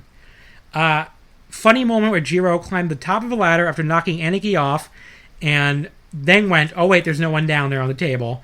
He ends up doing the Swanton and Despy inside the ring, and then Veini immediately followed up with her chair moonsault off the top on him as well. Anarchy, Ryo finally brought the tire she came out with and just fucking charged into Ikemen, bouncing him away. That ruled. Just when I thought the time limit was going to expire, because apparently had a 20-minute time limit, Despy pinned Joe with the Pinche Loco. Fun for what it was. I wouldn't call it must-watch, but it was like a 3.5-star match. It was good. Just not the biggest hardcore match fan, but it was a good match. Main event, the Sendai Girls World Title. I need to take a drink of water or something. I'm sorry, I'm like fucking dying here. But yeah, I can't do that while someone else talks. It's just me. Excuse me. Now I'm gonna call. Should have fucking paused it or something. I'm not gonna pause it though. If you're still listening to this point, you're a sicko anyway. I don't have a sicko word for you though because I already recorded the Noah part. What should the sicko word of the day be? I mean, it's going 4 hours. Sicko word of the day can be birthday. How about that? Since it was both Suit and Quinlan's birthday. That's the sicko word of the day. Show me listen to the whole show. Sendai Girls World Title match. Jiro Hashimoto beat Shuri in 18-17 with the Albright to make her 7th successful defense. I heard nothing but amazing things about this one. I was still unspoiled about it somehow too, though. So I was like, let's fucking go. Started with some very solid mat wrestling. Chihiro absolutely battered Shuri in the corner at one point with these open-handed slaps to the face. Match was super physical and hard-hitting. And plus, Shuri kept going to her arm locks, which Chihiro was selling really well. Chihiro hit this absolutely enormous spear just after the 15-minute call. They both just went flying. Shuri countered a powerbomb attempt by Chihiro with a sleeper hold in midair, but Chihiro escaped by just killing her with a backdrop driver. She dropped her right on her head. Then she took her head off with a lariat right after that, but Shuri kicked out at 1 and returned the favor with a roundhouse kick. Chihiro, though, caught her leg when she did the big dramatic set with the buzzsaw kick and turned it into a huge powerbomb all in one motion for a 2 count. This closing stretch is really insane. Like, the match was good before that anyway, but the closing stretch was, like, fucking amazing. Took this match up another level, which is what a good closing stretch is supposed to do, of course, so. Shuri took her down to an armbar, managed to transition to the Fujiwara, which I think is how she won last time, if I remember correctly, when she beat Chihiro a couple months ago at Korakuen. Chihiro, though, rolled out this time and gave her a huge release German suplex. She ducked a lariat from Shuri and hit a second big bridging German, and that was the pin. Chihiro just keeps adding to her fucking Wrestler of the Year and Most Outstanding case. And Shuri is in that fucking talk now after she had two legitimate match of the year contenders in the span of a single weekend to rock up these rankings herself. I mean, I did like the point match better, but I mean by like a quarter star. This was still 4.5. Awesome fucking match. And yeah, the show was enjoyable, even though I call the main event the only real must-watch match of the show. And Sendai Girls having a real good year too. I mean, you know, they're I don't think they're quite at the level of Stardom and Tokyo Joshi, but their year has been really good. And then Mika Iwata came out to challenge afterward to do her annual job to Chihiro, I guess. That's going to happen on August 28th at Yoyogi. Can Mika Iwata just win this fucking belt once, please? Again, I know she's won it before, but can she beat fucking Chihiro for it and finally fucking beat Chihiro and get this belt back? Like, let's fucking do it finally. I doubt it, but it'd be nice. It would be nice. But yeah, great match. Awesome fucking match. Pretty great show. Very enjoyable show. That's the Sendai Girls 20th anniversary show. Or the, I almost read the name wrong again, the Dash Chizako 20th anniversary show. Alright, folks, so in 1 second, I'll be back with my voice to talk about, why with my voice? I don't know why I said that. You'll hear my voice again as I talk about Noah, which is the very first thing I recorded before I recorded the other fucking 4 hours of audio here. So in just a sec, I'll be wrapping up this episode with Noah. So see you in a sec. Alright, folks, so I'm going to avoid doing the thing I always do on these out-of-order weird episodes where I explain the thing that's already been explained to you just because I haven't actually recorded the part where I explained it yet. But yes, so for those of you keeping score at home, because I know people find this amusing, this is the end of the episode, but I'm recording it first. So it's the very first thing I'm recording. I just figured I might as well record it now while it's fresh, because I just finished watching it. So we're here to talk now about, and it's just me, I don't know why I said we, the royal we, Noah Summer Epic 2026.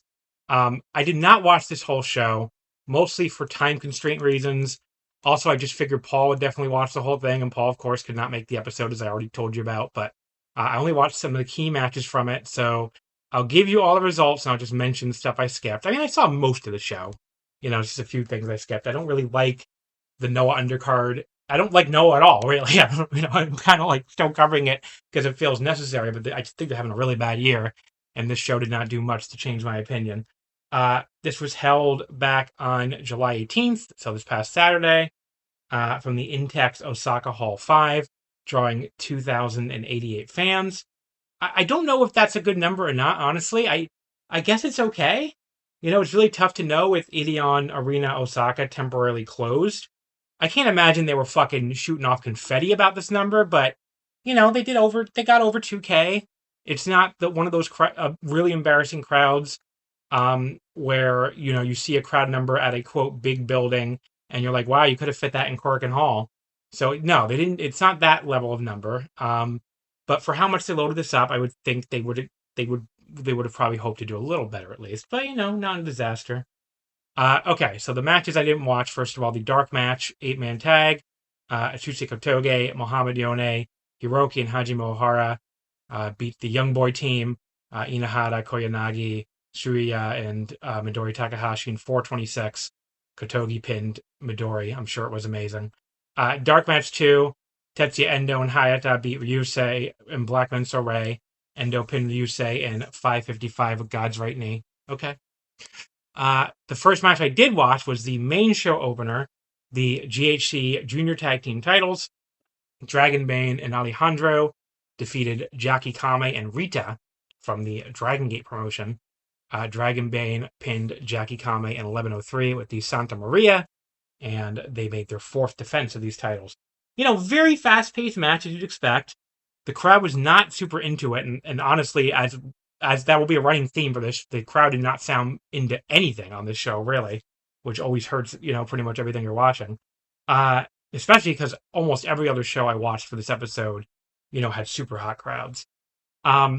Very fast-paced match as you'd expect. I think I said that already. I'm sorry. Very spectacular. Double tope con hilo. Don't put the first word "very" twice in a row in your notes, folks. That's not a good idea when you're trying to read your notes back. Very spectacular double tope con hilo by the champions. Not long after the 5-minute call. It did look like at least one of them, maybe both of them, like banged their legs on the railing pretty hard. That had to suck, but they took a bullet for us, folks. It was a great tope. They did a lot of really cool spots back at the ring as you'd expect. They kicked out of a million finisher tier moves, Canadian destroyers and shooting star presses and so forth.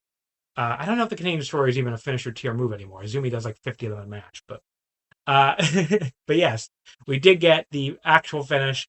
I went 4-5. I thought it was pretty great. There's not a lot there besides all the cool moves, and it didn't go super long, but it was enjoyable. It's definitely the match of the night. That's for fucking sure. So really enjoyable. The juniors tend to be a highlight on these Noah shows, at least, and this was a highlight. That's the highlight, really. The second match on the main card was Smack the Beast, a 5-minute time limit. Yoshiki Inamura defeating Kazuyuki Fujita in 4:37 with the Beast Bomb. Great name, obviously, but But despite the name, it was the Beast who did the smacking first. He fucking nailed Inamura with a slap across the face. Pretty fucking hard, it looked like. Inamura immediately came back with his own strikes, and then this big backdrop suplex, which Fujita immediately shrugged off and hit a lariat, followed by a brutal punt kick. This was fucking rocking at this point. But it did sort of slow down. They ran out. It felt like they ran out of gas. I mean, they are two big dudes, and plus Fujita's really old. But then Inamura did pick him up and hit 2 straight of those Muso slide slams he does right after that. So they sort of got back on track. And then Inamura punched Fujita in the face, hit a running PK for 2. At this point, had less than a minute left, but then he just powerbombed to the pin. So I was like, oh, okay. But his own move, the Beast Bomb. The ending did feel weirdly flat, maybe because the live crowd didn't really sound like they gave a shit at all. But this was stiff. And, besides the slowdown, it was quite great a lot of the way. So I went 3.5 on it. It was good. Again, probably the second or third best match on the show that I saw anyway. I skipped the ladder match. I don't give a fuck. Alpha Wolf won it. It was to determine the N1 winner. If I never watch another ladder match in my life, I will be happy. But yes, it was Alpha Wolf winning to earn entry. Tadasuke, Jun Masaroka, Daiki Yoshima, Amakusa, and Kid Lycos 1 and 2 were all in this. They only won 10:38. The winner seemed pretty obvious to me, given Alpha Wolf was the only even remotely heavyweight-sized guy in the match. But anyway. Then we had Tetsuya Naito beating Kaito Kiyomiya in 15:05. So apparently All Rebellion broke up while I wasn't paying attention to Noah. Thank God they put that thing out of their misery. And Kaito changed his tights up to this weird black and white with a touch of gold gear that just looks super strange on him. I mean, it's like he did the heel turn gear, but didn't do the heel turn. It's very weird. You can definitely tell a bunch of these fans were here for Naito, just based on how they reacted to him early. There were lots of Naito calls. There was a nice little pop for the early Tranquilo pose. He was probably the most over guy in the show, to be honest. Except, Shane Hayes was pretty over, I guess. Pretty slow-paced first 5 minutes, I'm sure by design. Naito, he again, obviously he's washed, folks. I'm not coming on here. No one go and be like, oh, the Naito fanboy is saying he's not washed. He's fucking washed, okay? We all get it. He's got the knee injuries and the eye problem and everything else. But I feel like he's, his performances versus his early performances have improved. He's no longer, go back and watch those matches. He was fucking falling down constantly. He's not doing that anymore. They at least, he's working a slower pace. He's adjusting to a slower style for his limitations. He's not blowing every spot. He's not falling down anymore. It is an improvement. He hit a very clean running Destino, and he even managed to fully rotate on one where he wasn't supposed to actually hit it, which I think those are the ones he actually botches the most. The, quote, countered Destino, not the counter Destino, 2 different things. The ones where he's going to be countered. And then he started bumping quite a bit, too. He took a Tiger Suplex hold right on his neck for a 2 count. He went straight down on his neck for the Tiger Wing, which is like this sit out half Nelson bomb thing that Kaito does now. That got another 2 count. And then he got the pin with the Destino Cradle. The finish, after he ducked a Shining Wizard from Kaito, the finish kind of came out of nowhere, but it did look good. He got it flush. But yeah, this was Naito's best match in I don't even know how long. I wouldn't say it was any kind of great match, but it was like 3.5. There was no botches. They managed to do a somewhat exciting closing stretch after they did the early part was quite boring. But yeah, it was good. And then Naito taunted him over the 3 count at the end, and Kaito skulked off or slunked away like a fucking impotent geek as usual. God, the way they booked this guy. But yeah, Naito won, and he's the number 1 contender of the GHC Heavyweight title. So there you go. This was a number 1 contender match. I think I forgot to mention that. But yeah, it was good. I didn't hate it. I thought it was a good match. I'm not going to sit here and say it was some kind of great match, but it was good. GHC Junior Heavyweight title. Eita beat Bushi in 12:50 with the numero uno to make his second defense. Just not a whole lot going on in this match early. Very methodical and pretty boring heat period for Bushi. And then Eita's first comeback was no more exciting, really. Bushi finally did a tope to the floor, which was like the first real high spot of the match. Something like 7 or 8 minutes in, and only went 12:50, as I just said. So just very oddly paced for a junior title match. Now, the whole closing stretch I thought was good. They built this around the mist. So first, Eita blocked him from blowing the mist with his hands. That was a little cool. Not a spot you see too often. Bushi got the miss on the second try and hit the code breaker, followed by the MX, as I wonder if my girlfriend's mom, who lives with us, yelling at her new puppies is coming through or not. But I think she's yelling at the puppies. I don't know. Or telling them what bad little puppies they are for something or another. But yes, Eita kicked out, though. Bushi tried it again, but Eita caught him with midair with a super kick. That was a really cool-looking counter. He then tore Bushi's very white shirt off of him and used it to clean the black mist off his face. That was a clever little spot, and the crowd laughed, thought it was funny, and not in a bad way, like it's a funny little spot, and it was amusing. Bushi somehow had yet more mist in him. I don't know where the fuck he keeps finding this mist. Like, just a fucking endless supply of mist in this man. I know, obviously, how it really works, but it's just funny. It's like, just fucking Mr. Mist in this match. But this time, Eita blocked it with his hands. He just actually took it there. Before, he kind of stuffed his mouth closed. Here, he, took the mist on his hands and then rubbed it in Bushi's face. That was also clever. And he put him in the numero uno and he tapped. So, Eita retained, which I wasn't sure he was going to. But yeah, it was a very boring for a long time, but I liked the end well enough, and the missed spots were clever, so I'll go Gentleman's 3. It was fine. We got a long Eita celebration after that before that fucking dork, Kai Fujimura, came out from under the ring and attacked him. It was supposed to be a big heat moment because we're close to Eita's hometown of Kobe. People know the Japanese geography, Osaka and Kobe very close together. Like, you can get between them in like a half hour probably. But the crowd barely even gave a shit. Kai cut a very short and stupid promo. He's like, "Oh, I'm so kooky. Oh, I'm a weird, half asleep man." His facial expressions are so bad still. I can't. He might be my most hated wrestler in all of wrestling, honestly. Like, he's so I hated the look on his stupid fucking face more than anything. But he's the next junior title challenger. Get into it, everybody. GHC tag title match. I did not watch this. Passionate Rattel, Soya and Yuki Ino retained against Masa Kitamiya and Takashi Sugera. Soya pinned Kitamiya in 10:25 to make their first defense. I guess I could have just watched it. It was very short, but just didn't give a shit. GHC national title. Naomichi Marufuji retained against Kano in 12:39 with a Shiranai.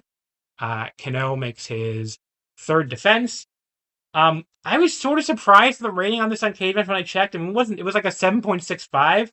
I thought this was pretty fucking boring. In fact, it was so boring I fell asleep the first time I tried to watch it. I'm also old and didn't sleep that great last night, so it's not all in the match, I guess, but I'm laying here in relaxing on my very comfortable bed that also it's one of those adjustable beds. It can be very comfortable, and even in the middle of the day, and I fucking fell asleep, so I had to go back and restart it. So I don't know. It wasn't horrible, I guess, but I can't go higher than 2 3/4 on a match that literally put me to sleep. But yeah, they had gotten into quite the war of words, leading up to this, and they did shake hands afterward, even though they're tag partners. I guess all's good there. And Kenta came out to challenge afterward. I need to see that match again, I guess. There was a surprise though, because he wasn't even on the card, and lives in America, so he flew out to make an appearance here. GHC heavyweight title, Shane Haste retained against Ozawa in 1752 with the Bomb Valley Death. He makes his third defense here. Big surprise, I think, although I was spoiled going in. But, it seemed like most people expected Ozawa to win the belt back here, and it did not happen. So first Haste came out. First, he was an idiot. He brought out the rest of White Raven squad with him when he's like, okay, I'm about to face Ozawa. I should bring out my unit. But Ozawa sends Team 2000X away, and Haste, like a complete moron, is like, I'm going to trust the fucking heel, and sends his guys away too. It is interesting, by the way, that Haste tights say both TMDK and White Raven Squad. He has both the logos on them now. I don't think he had that before, even though he did mention TMDK. So I wonder if him getting like permission to do that has to do with New Japan and Noah having the same part owners now. Or maybe he just did it without asking and figured, we're all owned by the same company now anyway. That'd be funnier, actually. So, but yeah, so a few minutes in this match, fucking Team 2000X just casually walks back out again. Wasn't even dramatic or anything. Just like, we're here again now. No one actually believed Ozawa anyway. Like, okay. And it was crazy to me how little I was into this match most of the way. I mean, especially Ozawa, he just feels like he's regressed so much. Because I really liked him when he first started out, came back as the heel. But like, I'm just watching him in there with Hayes doing this like very low intensity exchange of flying kicks. I'm like, what happened to this guy? Is it the injury? Did he just realize he doesn't have to try at all because he's over anyway? Although this match wasn't that over most of the way. I don't know. But yeah, Yoshitatsu starts distracting the ref after Haste had Ozawa pinned with something less than 10 minutes in, which makes him look like a jobber besides. But yeah, the White Raven squad all taking a massive dump together or something. I don't know. They couldn't come back in. And then Ozawa cracks him with his crutch just as we get the 10-minute call. The ref pulled Haste out when he had him, or pulled the ref out, I'm sorry, when Haste had him beat again. All the Team 2000X members ran in, and finally the White Raven squad all hit the ring. They got done taking their collective dump or whatever. This is all so boring and so cliched. It's not even good interference. It's just fucking nothing. And plus it's making Ozawa look like a jobber to boot. They dragged them. So the White Raven squad dragged all of Team 2000X to the back. That did finally wake the crowd up a little bit, I gotta be honest. And after all the interference shit was mercifully over, Ozawa did finally fucking try for the last few minutes. He did some cool high flying. He took some big bumps for Haste offense. He really went flying for a standing lariat before the sit-out powerbomb especially. But yeah, why he can't just do this for an entire match, I don't know. That is the frustrating part with him. You see the obvious talent there, but he just doesn't try for long stretches. It's really weird. So Haste puts him away at the fucking Bomb Valley Death right after that to retain. Somewhat surprising result, but again, I was spoiled going in anyway. But I gave the whole thing 2 3/4. I can't even go Gentleman's 3, but it's still less of a disaster than Ozawa's January 1st main against Inamura, though, which is kind of sad. I mean, Ozawa, he might be a fucking most overrated candidate at this point. Like, he gets pushed, and he just does not deliver when he puts in these mains. I didn't like his match with Inamura on the last Korakuen I watched either. I don't know. He's not good anymore. I hope he gets it back together. He's still very young, but he's been fucking horrible this year. Naito came out since he's the number 1 contender after beating Kaito earlier. Or no, his match in the last Korakuen was with Kaito, I think, not Inamura. I think. I don't know. But yeah, Naito came out here. Kenta comically transferred his Buenos Noches into Konbanwa for the crowd. That was funny. And then was translating Naito's Japanese like into Shane Haste's ear into English. I really like that Naito brought up the Haste beat him back in the 2023 G1 in Korakuen Hall and said his revenge was going to be taking the GHC title from him. Shane Haste was like, well, you didn't... Basically, Shane Haste called him a coward for not defending his title against him when he beat him in the Korakuen. But yeah, it just did finally pay that off 3 years later, another promotion. That's kind of funny. But yeah, I can't say the show, again, made me excited to watch more Noah. But I just went through and did my September schedule. I put all those fucking M1 nights on it. So, you know what, folks? As you guys know, I'm a masochist, so I'm gonna watch the N1, even though I think weeks ago I said I wasn't gonna do it, but I looked at the fucking schedule. I'm like, I'm just gonna fucking do it. Whatever. I am a masochist. I'm just gonna fucking watch this tournament. Maybe it'll be like Champion Carnival, where I had no expectations going in, and it turns out to be great. Who knows? But in the meantime, though, Noah has this fucking GHC 200 inaugural tournament going for that's going to happen on the next. It's like a 4-person tournament, I think, or I don't know what it is. No, it's an 8-person tournament. But yeah, that's happening on. So it's like every match gonna be 200 seconds long, I guess. I don't know what happens if there's draws. I don't know. I don't really care either. So, but yeah, it's gonna be Hayata versus Masaki Miya, Endo versus Amakusa, Kano versus Alpha Wolf, and Kaito Kiyomiya versus Yoshiki Inamura. That is on the August 9th Korakuen in a couple weeks. But yeah, the August 9th Korakuen also has the Shane Hayes versus Tetsuya Naito GHC Heavyweight title match. Will that finally be the title change? We have the GHC National title match, Naomichi Marufuji versus Kenta. So it is a loaded up Korakuen. I had some other random tags too. Let's see what the ticket sales look like now, I guess. The August 10th Korakuen has the semifinals and finals of the GHC 200 title match, a title tournament, plus it has a debut of a new young lion, Hiroya Namiki, apparently is his name. That could be a mistranslation too, so I don't know.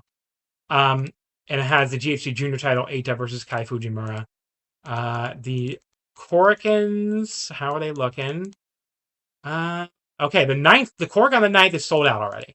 So people are into I'm guessing the Naito title challenge, not GHC 200. The Korakuen on the 10th is not sold out. The SS seats are sold out, the front row. The S seat is few remaining, and seat A and B is still full availability. Now, the show is a Monday, and the 9th is a Sunday, so probably has something to do with it too. But I think the Monday's a holiday, though. Maybe? I don't know. Either way, though, is August 10th a holiday? Is August 10th a holiday in Japan? I think it is. Oh, no, it's not. Oh, no, August 11th is a holiday. My bad. The Mountain Day, Yama no Hi. But yeah, anyway. So that's not. So I bet some people probably have it off work or take off work. But anyway, that Monday is currently not sold out, as I just went over. But yeah, so we'll talk about that in Omakase, I guess. I originally had it as like a question mark for that week, but I guess with Naito and Shane Hayes title match, we probably have to cover it. But yeah, you can tell I'm very excited to talk more Noah, because I did not like this show that much at all. Really, of the stuff I watched, I would not really recommend any of it besides. I mean, the Junior Tag title match was great. Naito and Kaito, I liked it. I thought it was good. Your mileage may vary. A lot of people are even harder on these washed era Naito matches than I am, so I could see a lot of people going lower on it. And I thought the 5-minute fucking Beast challenge was good, but everything else, not really very good. All right, folks, that does it for this episode, and I still have much more to record, which is funny. But you're done listening to it. So they're really loud in the background. These puppies. This is gonna be the background chatter is gonna be much louder now. We have these puppies. I'm warning everybody. But yes, that'll do it. The next week, what am I doing? I'm so lost here trying to wrap this episode up, but I still have most of it to record. Next week, barring any more unfortunate injuries, I'm going to have a guest on with me again for the whole thing. It'll be Snazzy, aka Eric, aka Snazzy, covering 2 nights of G1 nights 6 and 7, 725 and 726. The two nights of the 5-star, nights 4 and 5. The first 2 nights of the Princess Cup, nights 1 and 2, and the DDT July 26 Korakuens. Actually, not that much. Not might be one of our quote unquote shorter episodes, which for us is usually like 3 hours. So still usually pretty long still. You can follow us on Twitter at Russell Omakase. Wrestling Would Not Fit. You can follow me on Blue Sky at Just1MB. And in the meantime, folks, I will talk to you next time. Most people don't realize how much their personal information is being bought and sold every day. Data brokers are making billions, pulling details about you from public records and the internet, and then packaging and selling it, usually without your consent. That's how your information lands in the hands of scammers, spammers, even stalkers. It's why you get endless robocalls and why ads seem to follow you everywhere. That's where Aura comes in. Aura actively removes your data from broker sites and keeps it off. They also instantly alert you if your information shows up in a breach or on the dark web. But Aura goes beyond data protection. With one app, you get a VPN, antivirus, password manager, spam call protection, dark web monitoring, and even up to $5 million in identity theft insurance, all backed by 24/7 US-based fraud support. Other companies might sell just credit monitoring or just a VPN. Aura gives you all of it, together, at the same price competitors charge for just one service. Start your free trial today at aura.com/remove. Protect yourself now at aura.com/remove. Hello, Voices of Wrestling Podcasting Network listeners. I am Jeff Hawkins, co-host of Shake Them Ropes, with a very special announcement. If it's been a while or you've never listened to us before, the original gang is back. Myself and Rob McCarran, back talking wrestling. We have no idea where this show's going to go, where we're going to keep any of the old bits or any of the old things in there. It's going to be a process. It's going to be a journey, and we'd like for you to come along with us. Only on Shake Them Ropes on the Voices of Wrestling Podcasting Network.